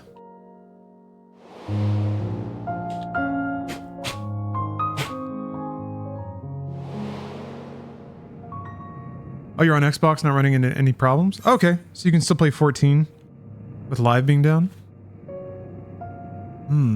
Does it dilute your sense of self? Great question. All right, we've got our clean board. Geode. Shit. We're skipping text. Memory management?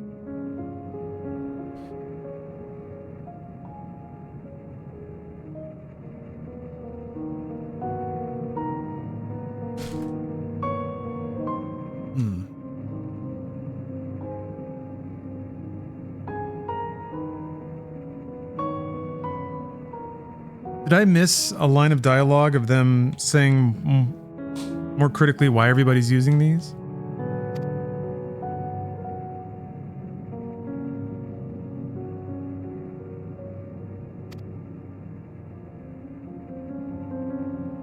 You can get on PC Game Pass? Yeah, I was trying to check. I was trying to check if Manor Lords was on PC Game Pass earlier and it wouldn't load. Bruce brought it up in the podcast. No one has to suffer the pain of loss. All right, there we go. That's our philosophical punch.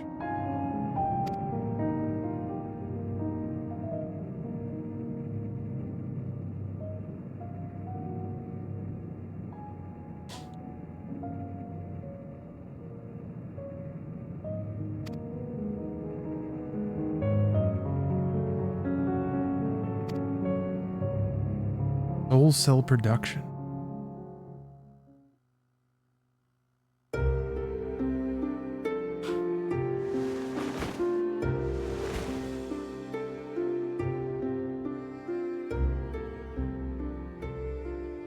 Soul is temporarily housed in the regulator.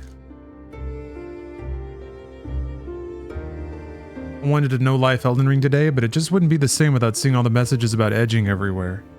There's definitely there's a fun spirit to that game that goes away when you're playing offline, for sure.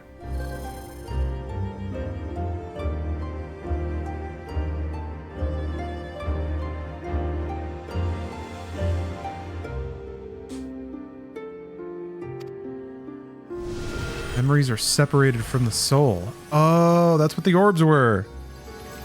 So they just have pure life force separate from identity.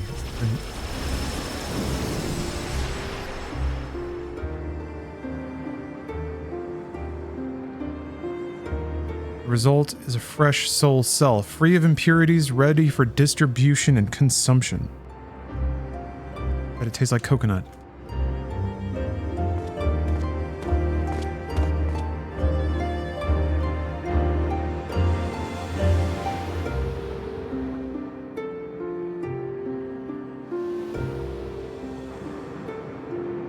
Wong.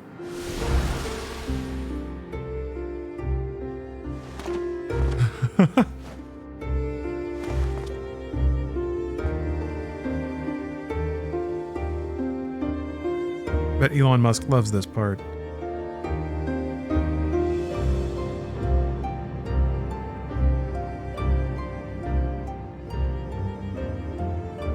memories are stored in the core system to be remembered forever.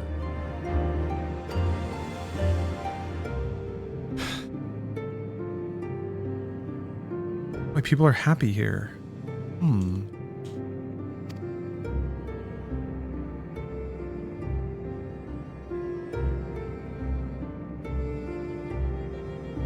See? I don't know.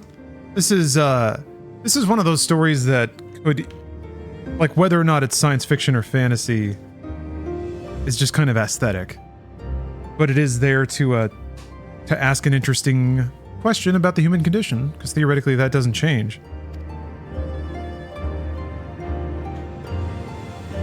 Like a good Twilight Zone episode, or Star Trek for that matter.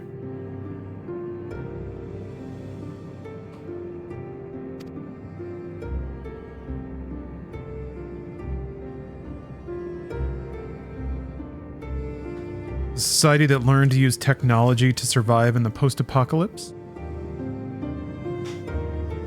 Interesting.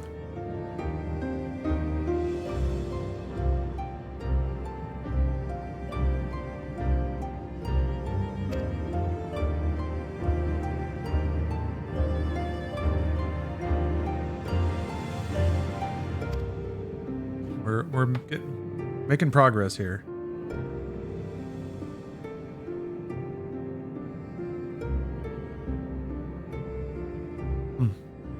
Yeah, maybe. I don't know. I'm second guessing the purples already. Might just buy a set of silvers just so I have them. But I'll try this out for a week if I see if it grows on me.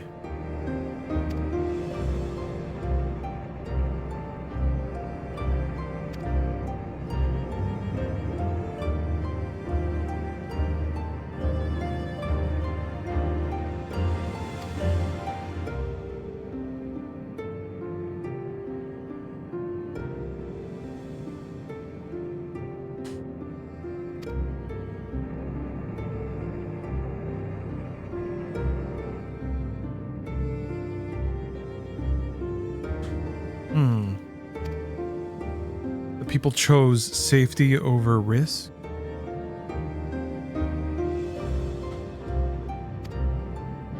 I was just wondering how they were going to link this back to Raul.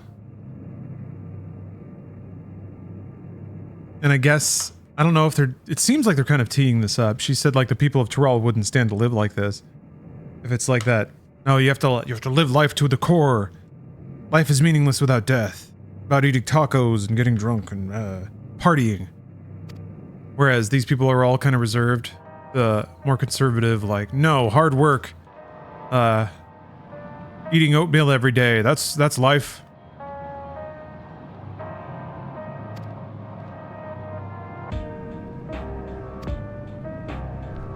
Playing it safe.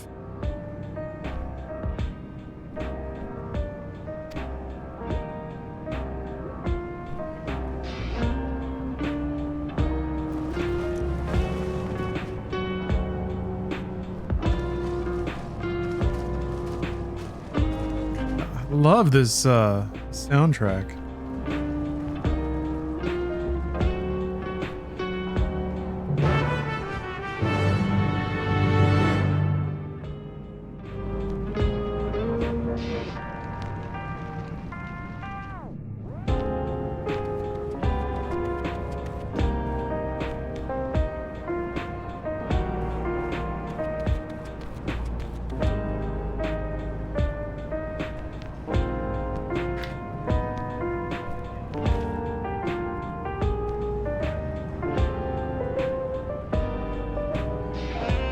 Oof.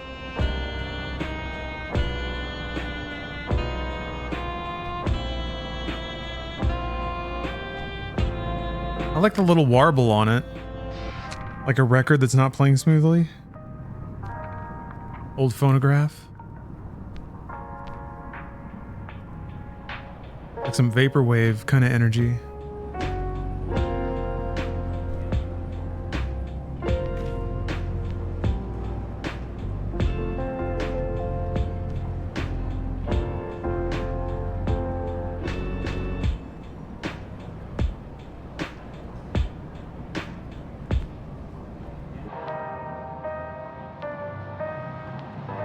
Simpsons Wave. Yes, this is an MMO.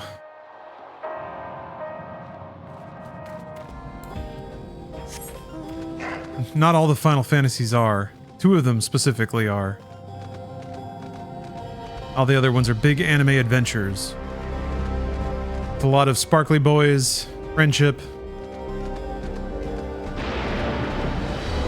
magic spells.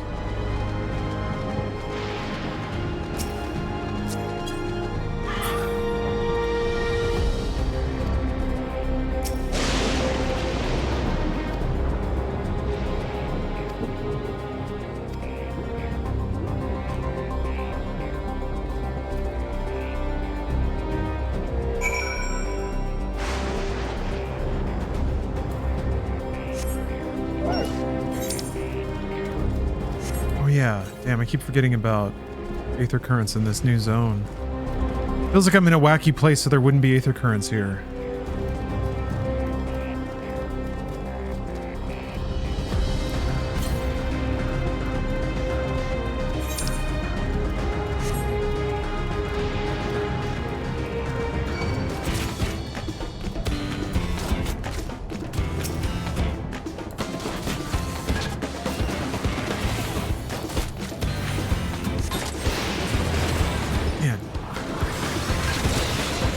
I am pretty glad I didn't pay attention to any preview stuff for this expansion, because I'm still wrapping my head around all these cyber dudes. I do like that they're being very broad with their aesthetic influences here.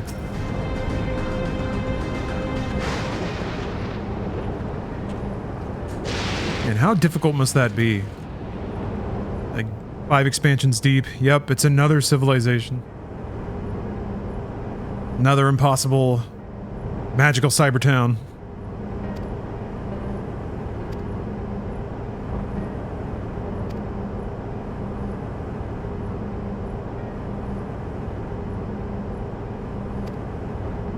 Like a little Peepo Comfy down there? Yeah. He's our stream mascot for today.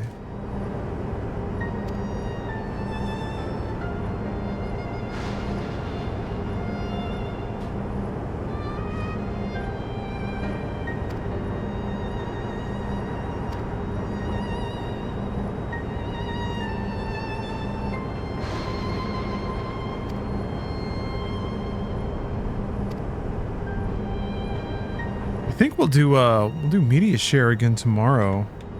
Yeah, I want to start doing that on Wednesdays. Yeah, Cookie's back home, unfortunately. But we'll get media share going tomorrow. I'll probably still be slowly picking through 14. I'll pause media share whenever I get to like a new dungeon or boss fight or something in 14, or like a long cutscene. So we'll be bouncing back and forth between our protracted anime adventures and selection of songs from chat and other meme videos. Yeah.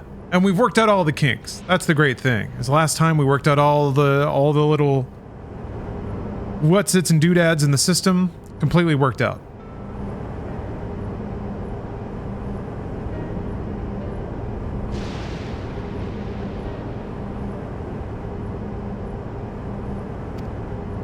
Hell yeah.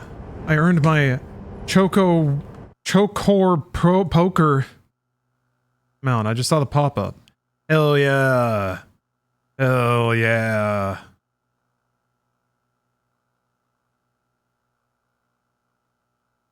It like pops up the code in the window, so how do I... Oh, wait.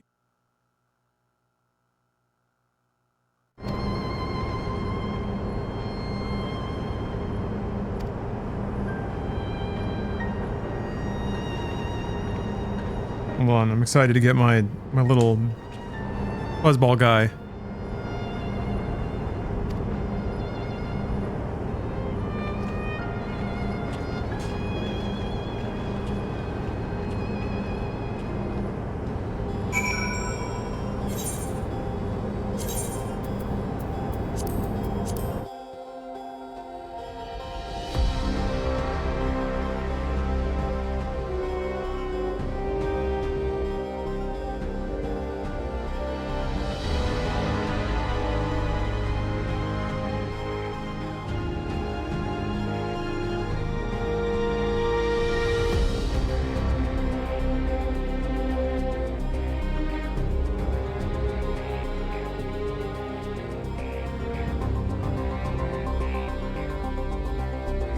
Yes.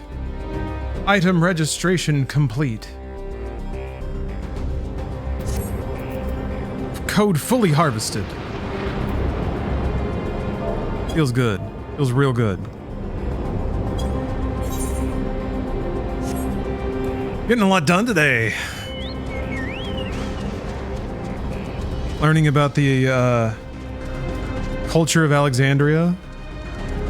Getting mounts and buttering Mog biscuits. Setting up a keyboard for professional gameplay.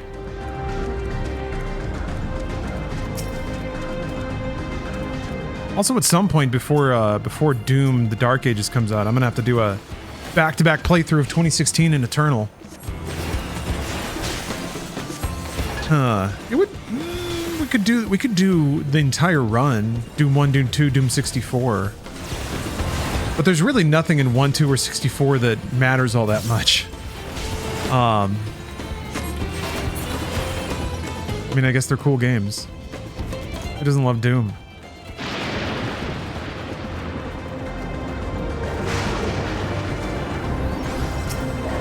But first, Gears and Yakuza, more manly games, and Metal Gear. Realize you got a lot of manly franchises on deck.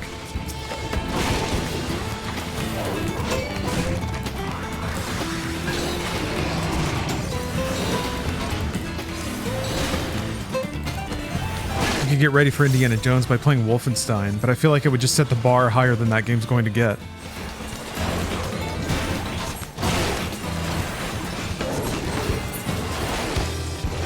Oh yeah, cool WAD day. Yeah, I've never really done a whole lot of Doom WADs. That's a good idea. I still need to do my house.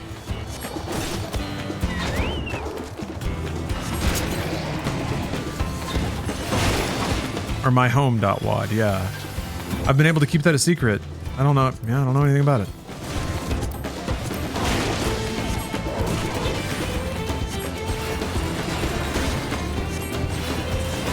A true stream happening.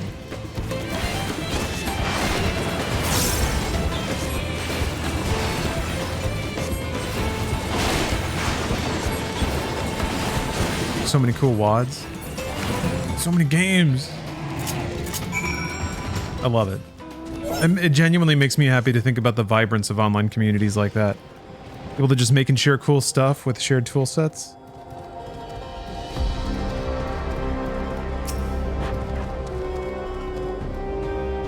Ah.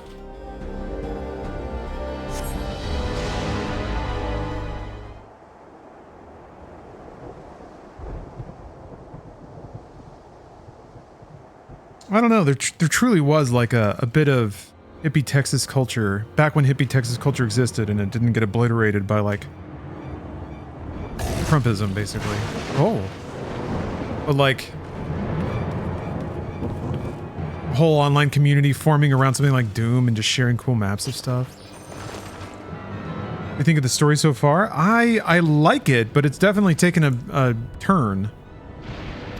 So we had a whole like plot arc that got swerved pretty hard, and now we're kind of building up this whole new thing. But it's interesting so far.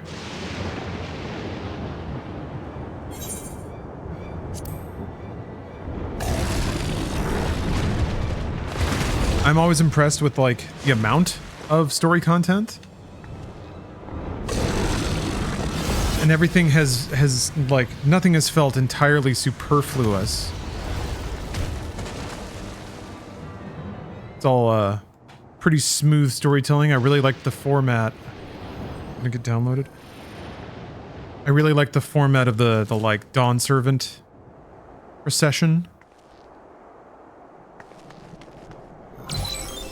It's fine. Going into overdrive.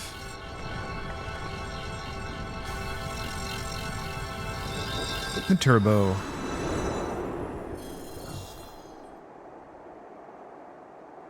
You just made a mistake.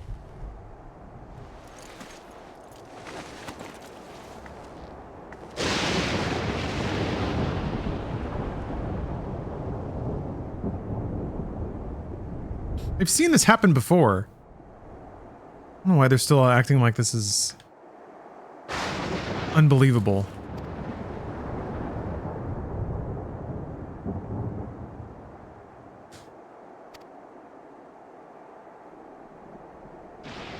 I guess maybe they're trying to exemplify the way that people live when they don't have to worry about death.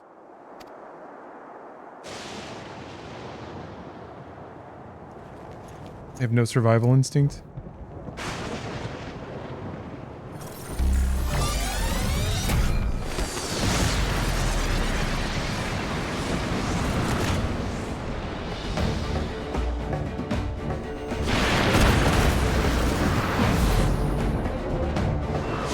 There's got to be a trade-off though, right? Maybe every time they go sicko mode, it like consumes a human soul. But since they've abstracted identity from life force, they don't really feel that bad about it. It's just like... it's just power.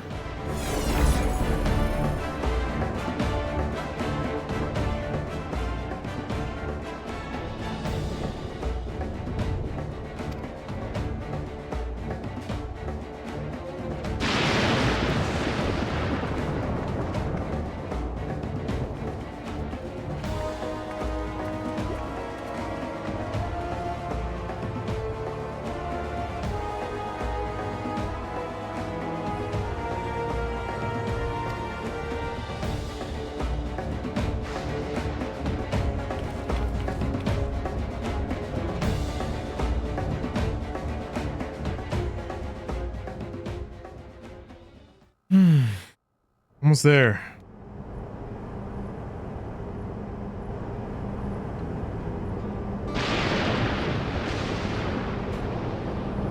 There it is, folks.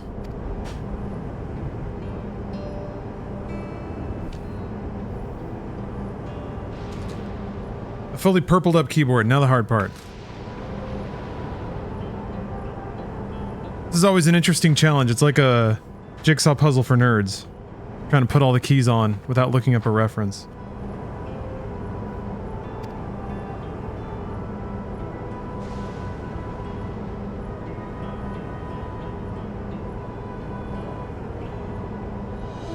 Has it on the back. That's cheating.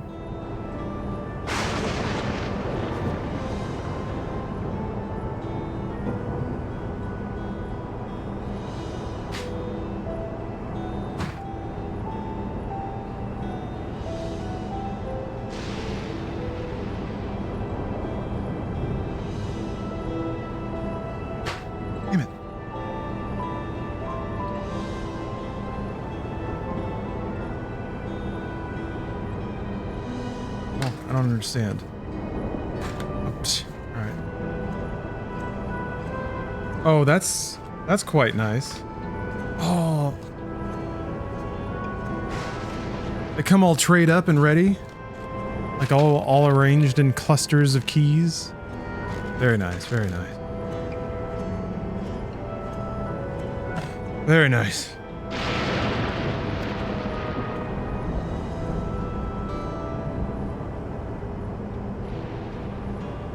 Gorging yourself on souls. Mm-hmm. Mm-hmm.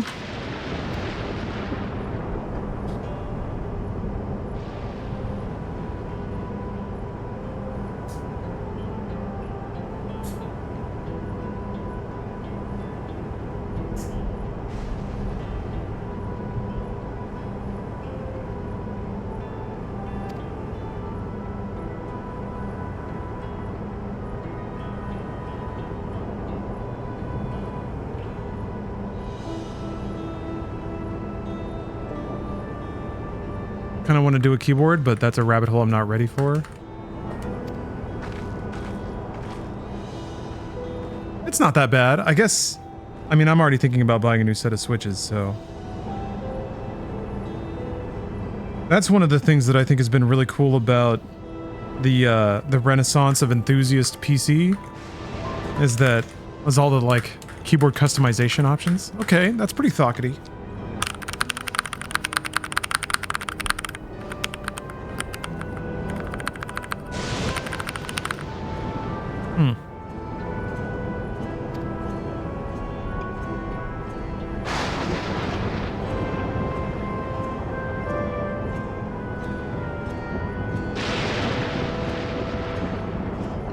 Not as intensely thockety as some other keyboards for sure, but still quite good. Right over there. Okay.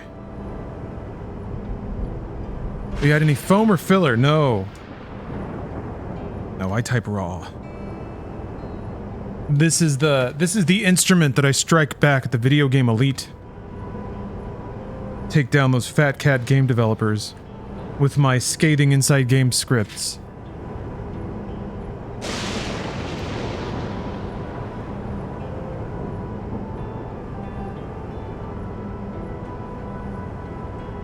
Are the remainder of Funhouse going to be streaming?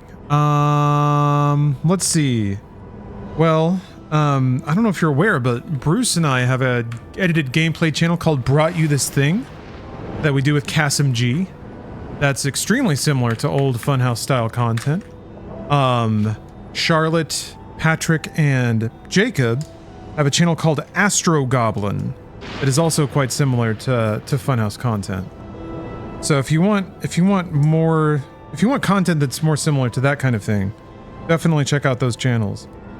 As far as the rest of the folks, I think there is a thread on the Funhouse subreddit that has like tracking or has links to everybody's social medias and things. Don't think a whole lot of folks have kind of boldly declared what their content plans are post Funhouse. Bruce and I have a few things off the ground, but you know, we've been at it longer. So Bruce and I also do Inside Games, which should just mention for the sake of completeness, we're doing the gaming news thing because it's fun. I love talking about this stuff.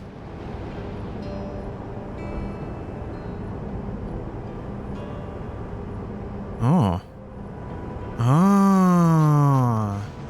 Depends on the kind of soul you consume. If you use several of the same type, it results in physical changes.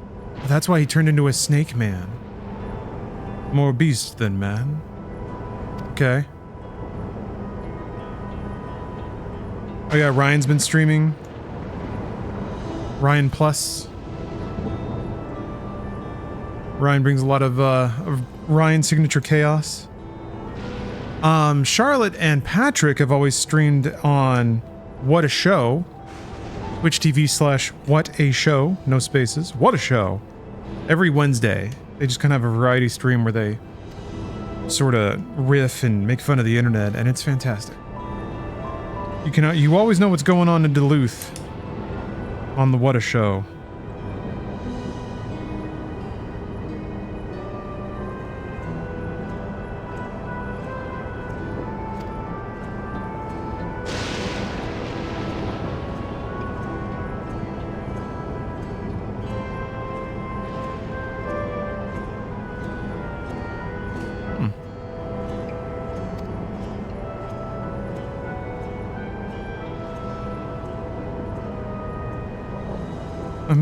I guess what I'm curious about is what's the best keyboard switch for first-person acoustics? What's the keyboard I can get that will produce the best keyboard ASMR for the mic? Because I think it does pick up on the mic sometimes. I learned that that's a kind of a cozy thing for people that use arcade sticks a lot. The slapping of the buttons. It's kind of a nice sound.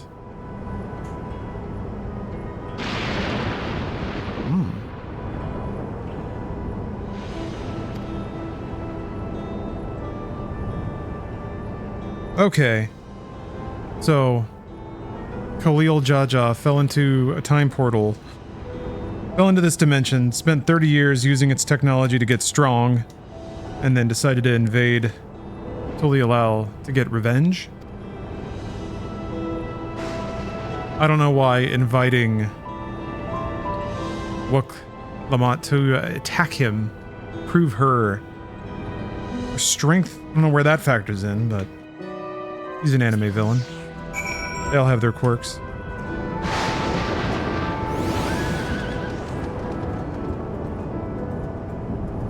I do like that process though of like throwing some weird new anime shit at you and then kind of giving you the rules or the boundaries of how it works. PCB flex, case material, empty space in the case, all that fun stuff. Yeah. It's more about the keyboard build itself than the switches. Yeah, that makes sense.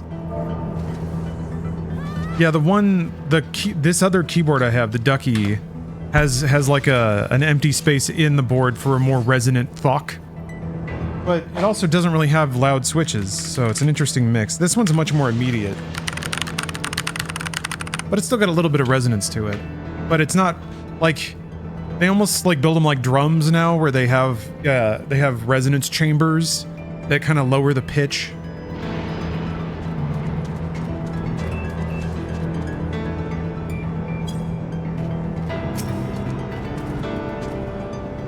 All right, getting somewhere.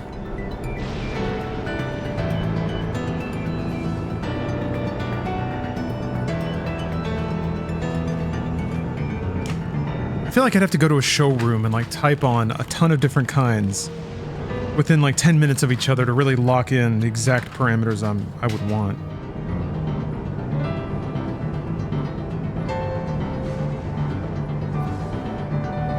Hell.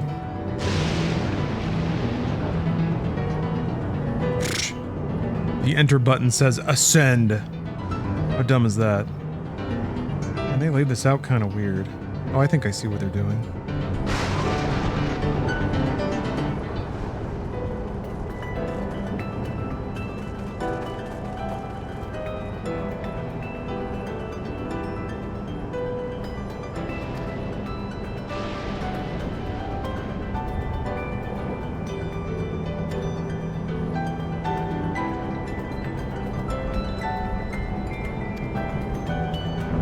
Yeah, they have little tester kits. I got one of those, but that doesn't really let you know what a switch is going to sound like in a board. And it doesn't let you test different kinds of boards.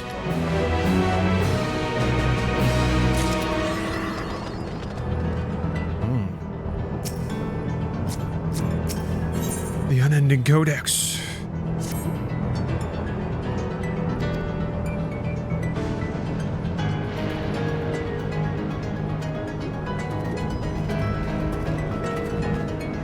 Cheaper 60% that I stuffed with foam and lubed up the Gateron optical reds it came with.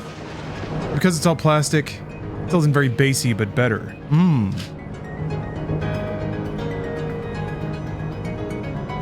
Zoom 75.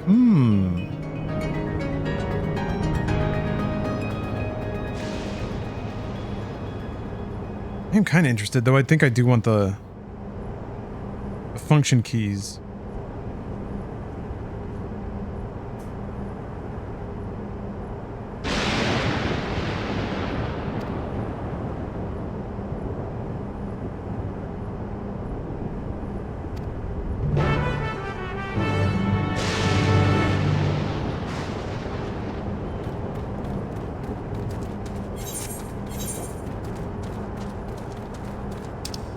Aetheryte quests are unlocked. Here, I'm gonna go grab that. Gotta share a pic now? Please do. If you want to show off your keyboard baby, by all means.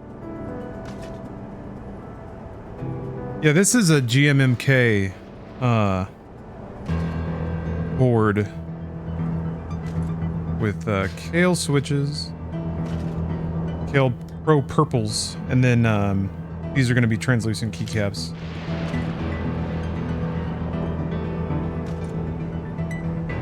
Just to kind of... What about a numpad? Oh, I like a numpad. I mean, I use a numpad because I actually do some light accounting shit. Because of the aforementioned channels, I have to keep track of... Damn. I got to keep track of like sponsorships we've done. I kind of handle the invoicing and billing for us, so I got to keep track of what I've invoiced for and when to follow up. Oh, that's cute.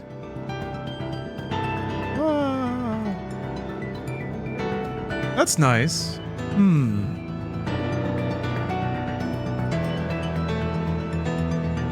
Maybe I'll, yeah. I still, even though I use a numpad, I found that I haven't missed it as much as I thought I would. It is nice for typing in a lot of numbers, but I don't know. I do that like maybe once a week, Yeah, left-handed numpad. That's really interesting.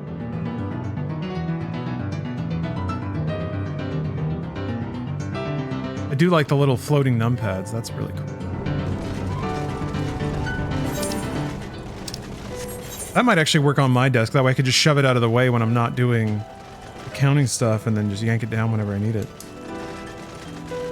Not a big fan of wireless stuff, but a numpad can be wireless. That doesn't matter. My girlfriend, who is a hobbyist of keyboard builders, well over a dozen boards, says Kiwis are quite enjoyable, but recommends looking for sampler boards on Etsy. Okay. Is it enjoyable because of sound? What makes a Kiwi board enjoyable?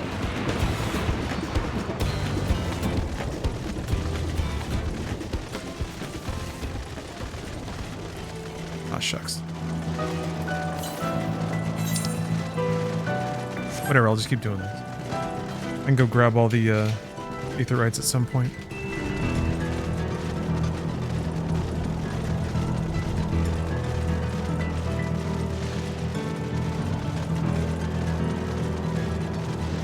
I asked her specifically, she recommends solely for the sound experience. Ah, perfect. Okay. Let's take a look.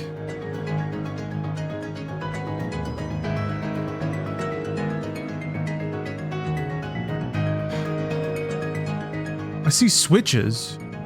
Is that what your Kiwi tactile switches?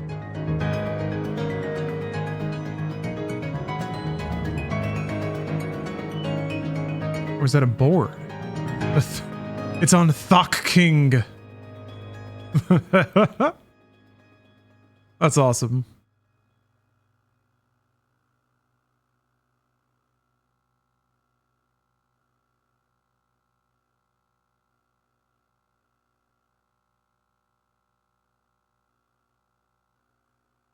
Ah, recommended switches. Gotcha. Gotcha. Okay. Understood. Thought it was a board. My bad.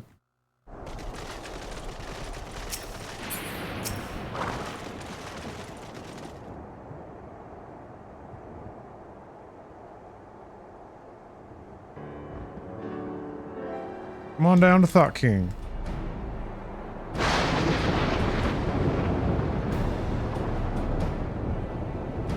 Kind of clean. It's got kind of a high hiss to it.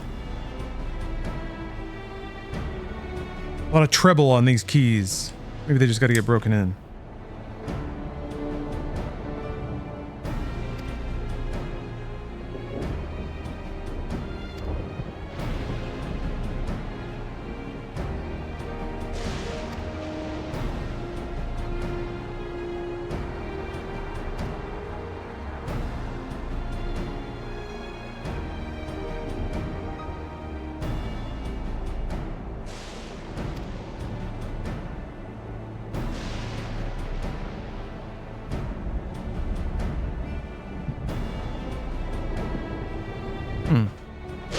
Yeah, these are pretty resistive.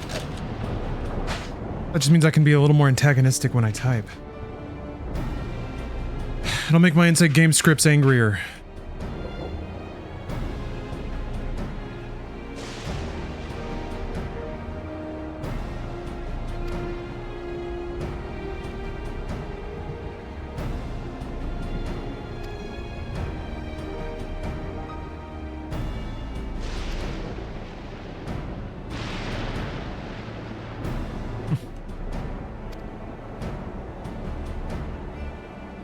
That's really interesting. I don't understand how they're different parties, though.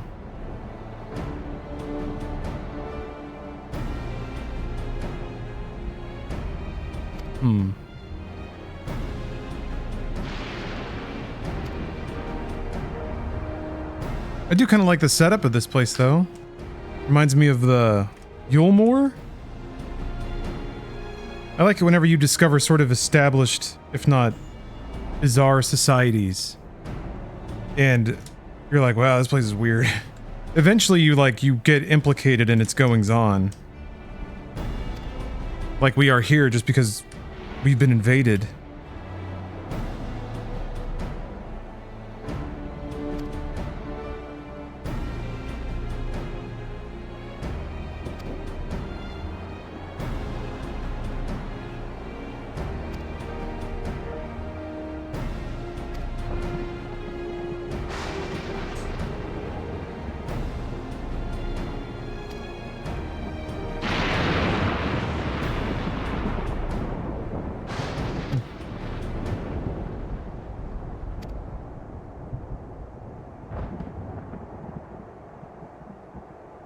There you go. Good leadership.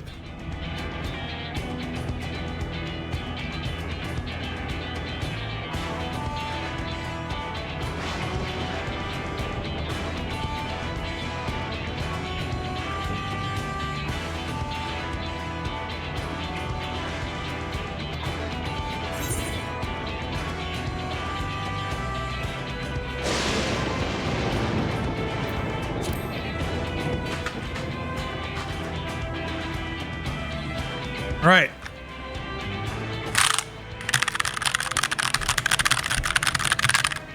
It's going to be the sound of intense gaming very soon. Actually, like now. I'm going to unplug this keyboard and plug this one in.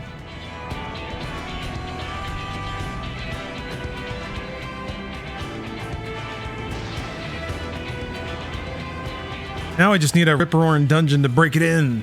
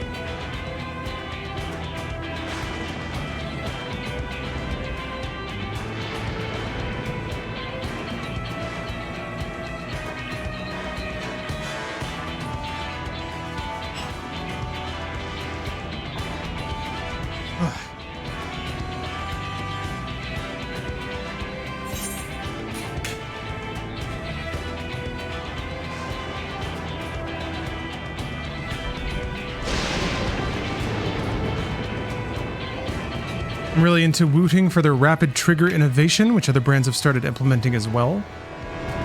There are analog switches, so although you lose that tactile bump, they have the advantage of sending the signal key for release the instant they start traveling upward, instead of having to travel past a static actuation point. Game changer for FPS games.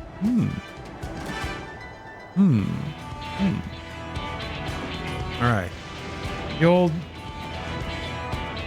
I was actually sent that as part of a sponsorship, which was really cool, but... We're back on the big boy. Okay, let's...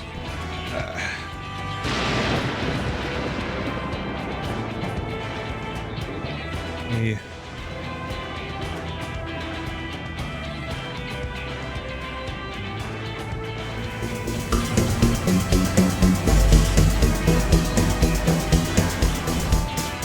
Keyboard! But it's not quite... Alright. That, hold on, let me fix that.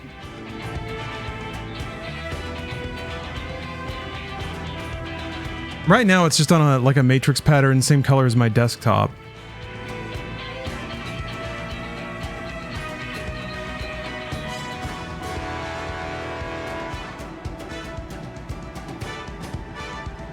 There we go.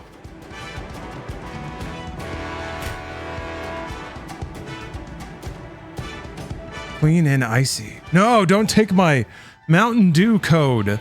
Don't do it. Don't steal my Mountain Dew code. I need that.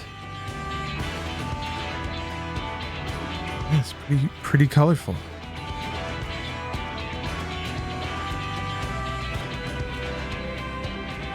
Yeah, shine through's pretty good. I'm excited to see what it looks like at night. I wonder if I can make it brighter.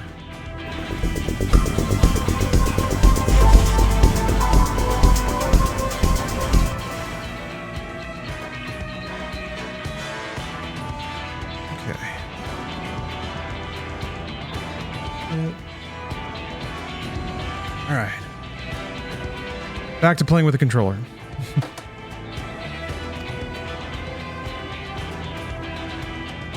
Oh. What does that mean? I lost my mouse. My mouse is gone.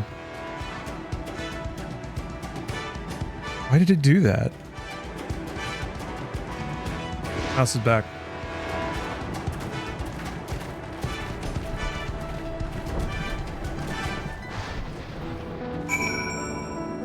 Computer, you crazy?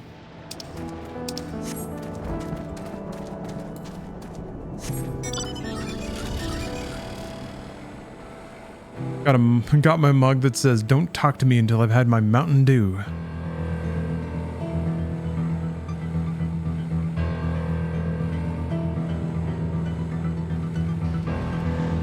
Need my dew.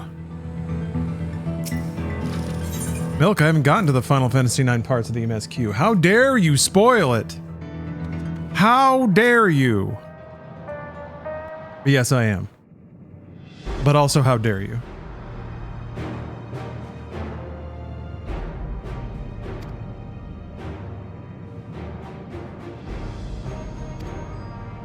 Yeah, I like it. We'll see how the Switches treat me.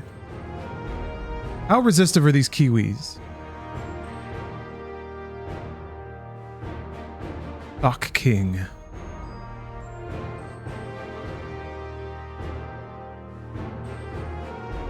$67 grams. 5 pins. Oh, some of those are plastic. It's really just 2.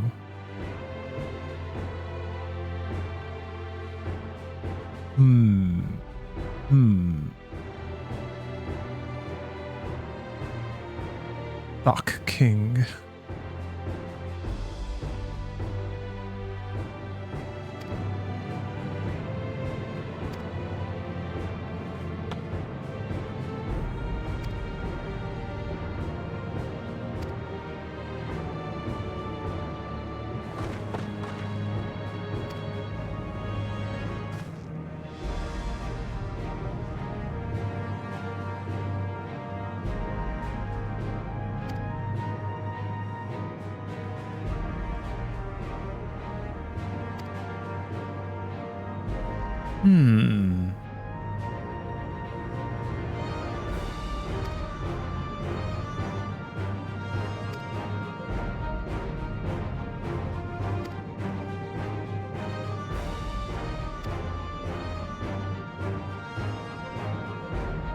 My fussy little bun.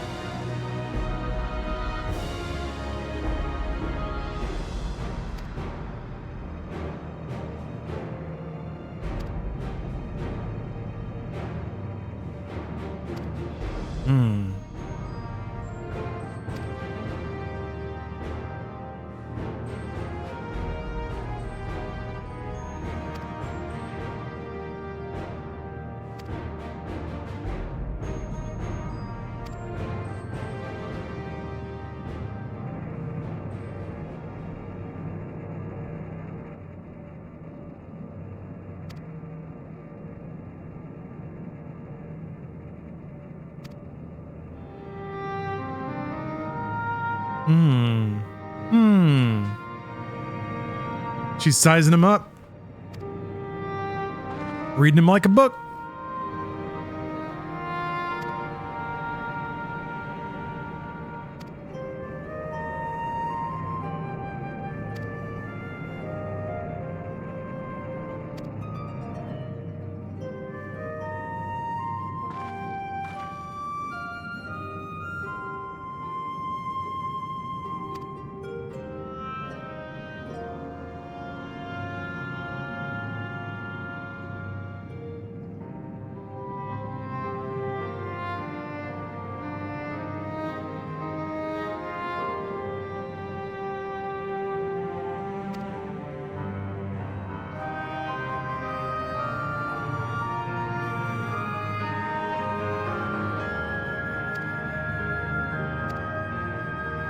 Oh.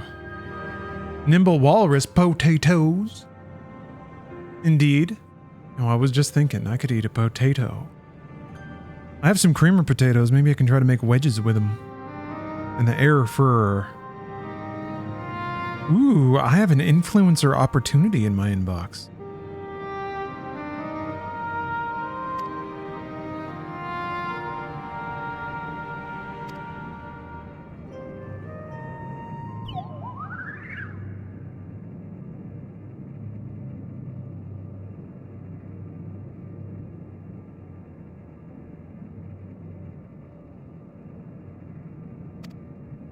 Y'all want to get influenced?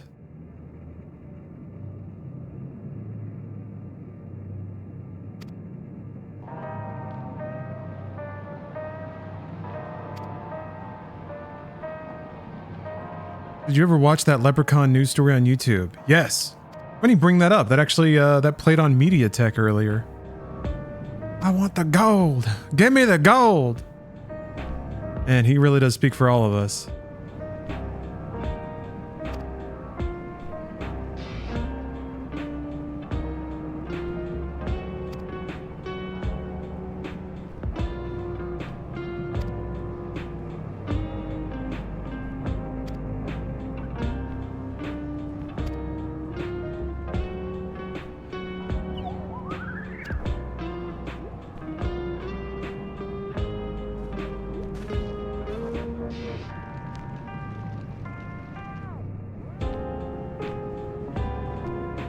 Why is that guy's mom in this UFO thing?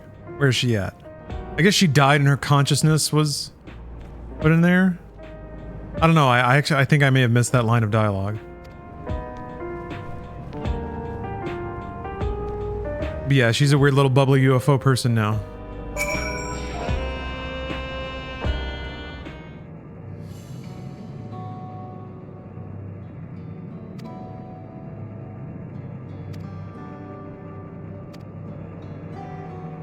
Nostalgia. Good name.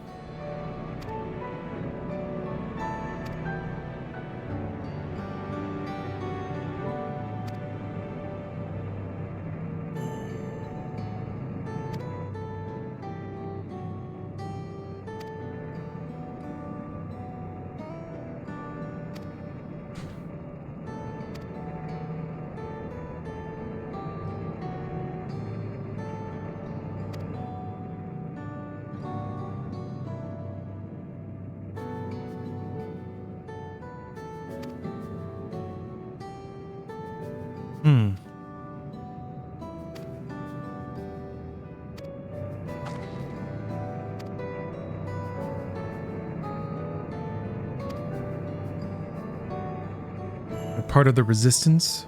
Oblivion. Never could get into Final Fantasy. Always got stuck on the one where you play water polo. Yeah, 10. Well, they're all distinct games. It's kind of a difficult thing to wrap your head around. This one is online game though, but this one has been running as its own thing and getting its own sequels for 10 years now. Uh-oh, candles. You got the Andy Griffith Show theme song stuck in your head, the whistling. That show is very different from the Andy Griffith Show. Your dad loved the ones with Cloud. Yeah, Final Fantasy VII. That got remade recently. And actually, they released a second part to the remake recently. So, that gets complicated too.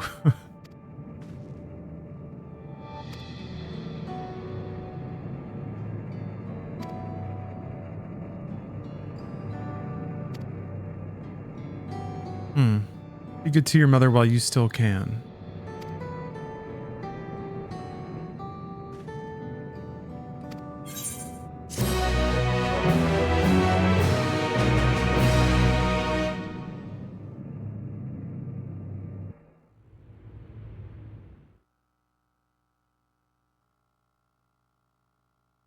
Meanwhile, Aron is hot.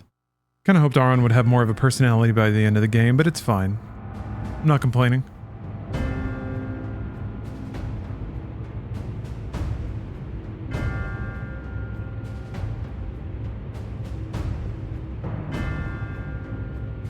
You've been consorting with Wook Lamont.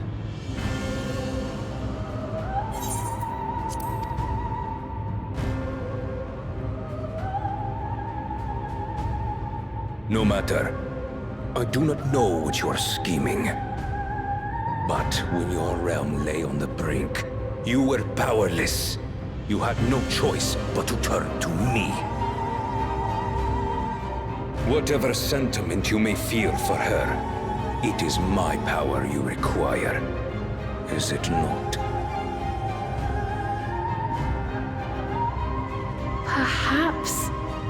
And yet, knowing the love that Wooglamat bears for her people, how she regards them all Is as... this Tron? No, this is Jupiter Ascending. I cannot help but wish to spare her the same pain I have suffered.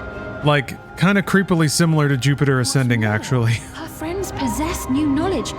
Were we to work together... Right down to, like, life force being distilled into vials. Giant lizard men. I know you're loath to consider it, but... Space Queen? Is there no hope for peace with Tuliolo? What we've already done may be unforgivable, but it needn't continue. You needn't kill your brother and sister. Needn't I? I slew my only flesh and blood. Yet you attempt to sway me with an appeal to family. The memory of my father's final moments still fills me with disappointment. Age came for him before I did. For long years, I sought to prove the miracle. And weak as he was, defeating him achieved nothing. To kill them is my only recourse. Wooglamat and Kona, who bested him as he was in his prime. Oh, he's still salty about getting his ass kicked by the Shade, huh? They are still your siblings. I like it. Even if not by blood. That such bonds should mean so little to you. I am bound to no one. Serve none save myself. I made that clear when first you spoke to me in the Golden City. Remember, I can easily kill your beloved family. If you would protect them, cast aside any foolish notions. Your wisdom and abilities are valuable insofar as our goals align. So think well before you act, Queen of Reason.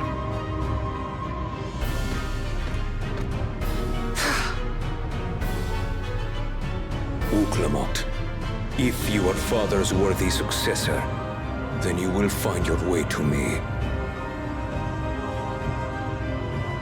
But should you fall short, I will lay waste to Tuliolal. Man, Wooglamat really got his number. I do kind of like the cat and mouse aspect of their relationship now. It reminds me of like all those kind of smart thrillers from the mid-90s.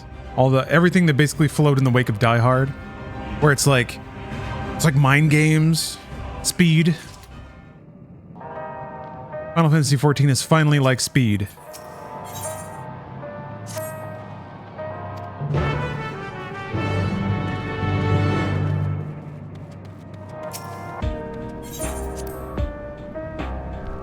Is this tower going to be a dungeon?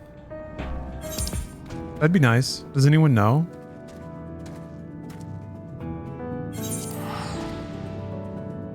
Is your character at the center of the story, or do you observe the story unfold around you? It's kind of a mix sometimes, but you can't really say that much. So just as like a force of writing or a necessity of writing, often you're just a party to other people living out their dramas, and you jump in with a world-ending power and a single line of dialogue here and there.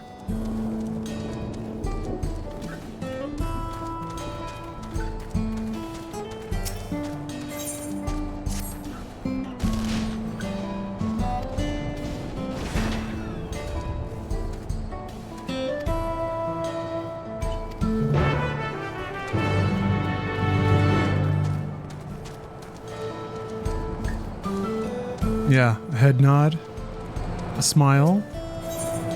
Ah, static burst. Thanks for the sub. Appreciate you.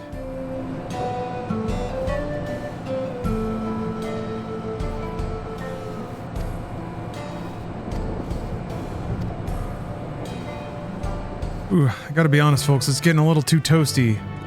Or rather, maybe I'm hitting my limit for sitting here and low-key sweating. It might be time to retire to the other room where I can lay down in front of an air conditioning unit for a little bit. You know what? I just got a scary thought.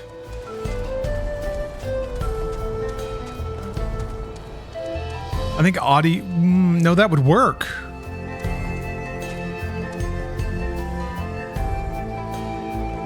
I could probably stream from the living room. I wouldn't be able to address any kind of like technical issues. And I wouldn't have a cam. I'd have to use my little PNG dude.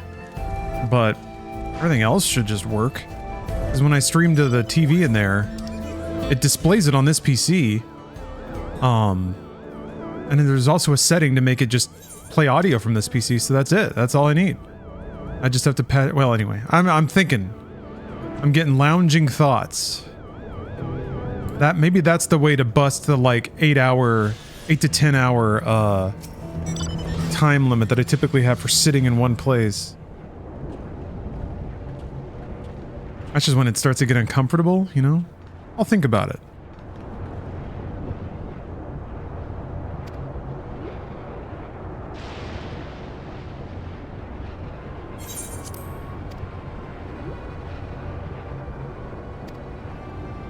Get yourself some cool air. I will.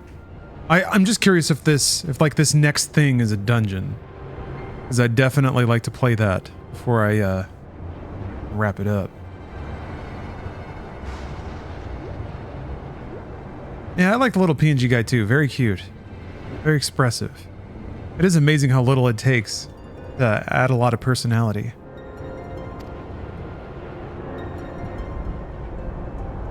Zzz. Zzz. Zzz.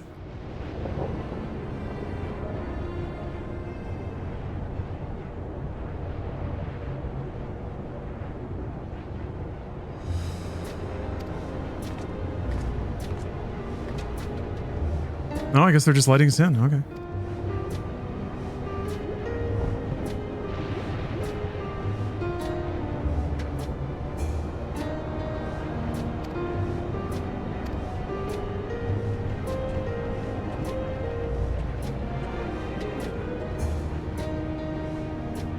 I also kind of want to see what it looks like inside this big old tower.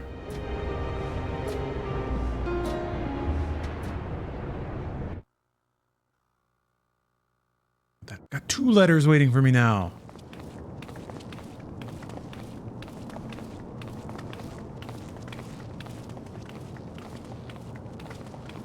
I got advertisements?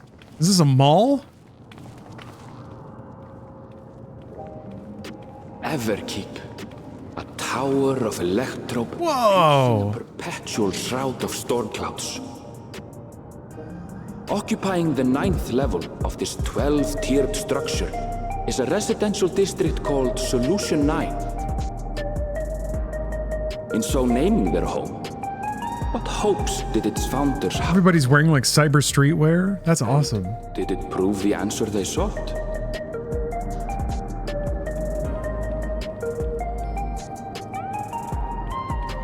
Cool!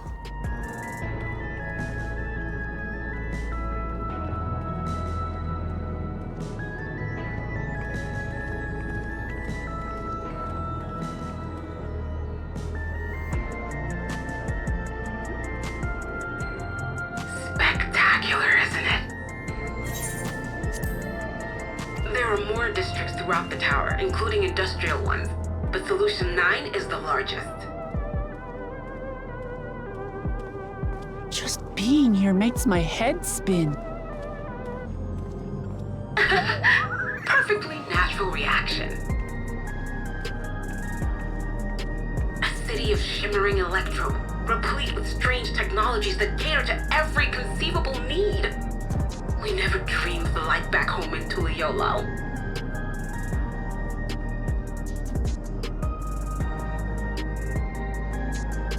Now, while I go and explain the situation to those in the back room, why not take a moment to explore? I believe lived experiences are far more educational than dry explanations. And you want to know more about Sphene and Zoralj's Dominion, do you not?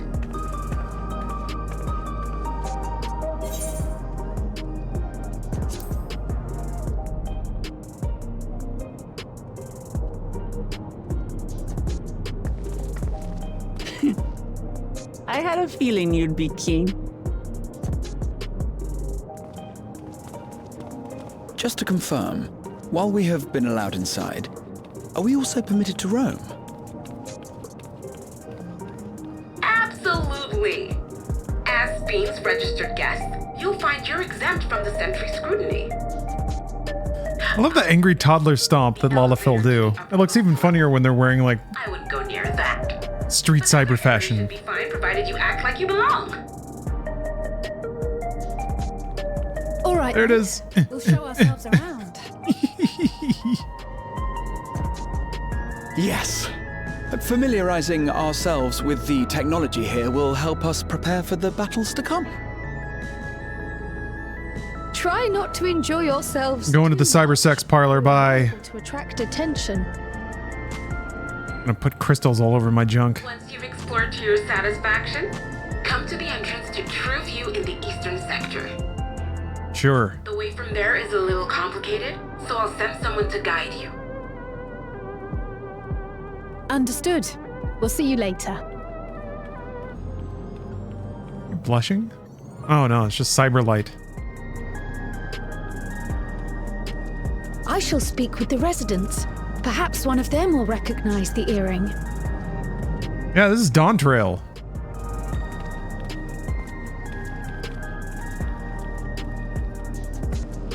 I made it to Cyberland. What's with this place? How can this all be the inside of a tower? So, what aren't you telling me? Where are you? That I can't reveal yet. Precautions, you understand. Just know that I'm safe. Hey, Inky Ghosty. But come, tell me about We are cozy gaming today. Although we might be winding down in a minute here. Also, it's basically time for me to maybe cook dinner? Maybe? Got some new recipes to try out. You might say that. For instance, we found the entrance to the Golden City.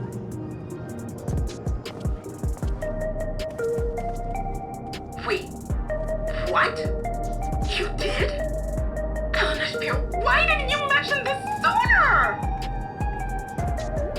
And there I am.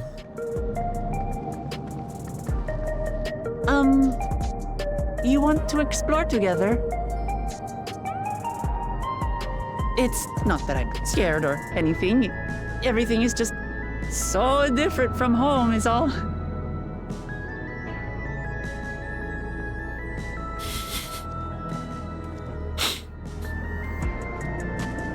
You can really... Oh, there it is. You can just read what he's thinking on his face, can't you? Fantastic. Oh, the aethers here are... so pretty.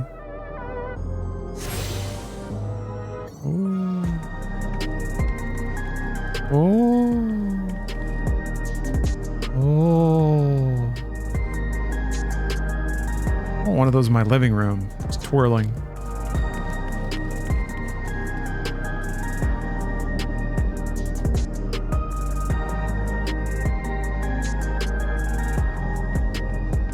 That's so cool looking.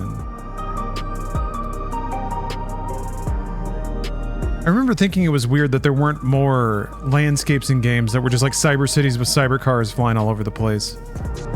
MDK2 had a really good cyber city. And I was like, why don't more games have this? I think Remember Me had some good ones. I mean, Cyberpunk, of course. Oh, I want to look at this shop over here.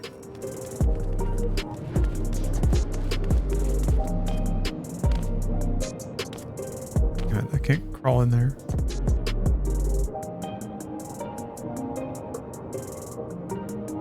Like blister packs of stuff? Huh.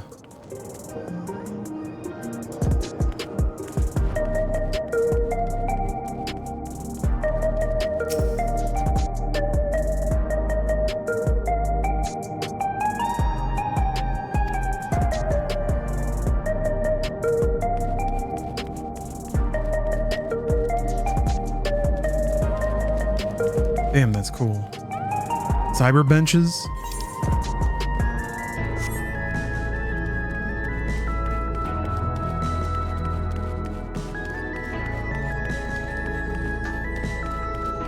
Gonna be ashamed to blow this whole place up.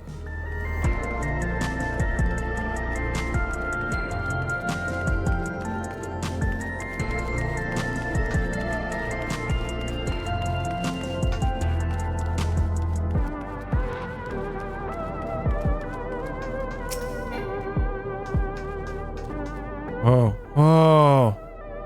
Doesn't seem safe.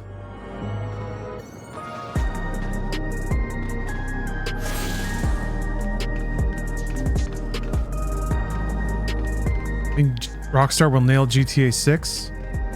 I think GTA 6 will be a really good game. But I don't think there's really going to be any kind of paralleling GTA 5 or GTA Online. Because they already did it, and that's kind of the problem with a service game. They can't like just do another GTA Online. I mean, I guess they can. Then they'll be cannibalizing themselves, and why? So, yeah, I think they're gonna sell a ton, which is, you know, it's good, and I think it'll be a good game. But without the GTA Online aspect behind something like GTA 5, I don't think they're ever gonna get the sales or install base with 6 that they did. Maybe if they do release it over the next 10 years again. Which they might. It might be that kind of game. Damn, that looks cool though. All right, I'm gonna hang it up. Thanks for watching, everybody.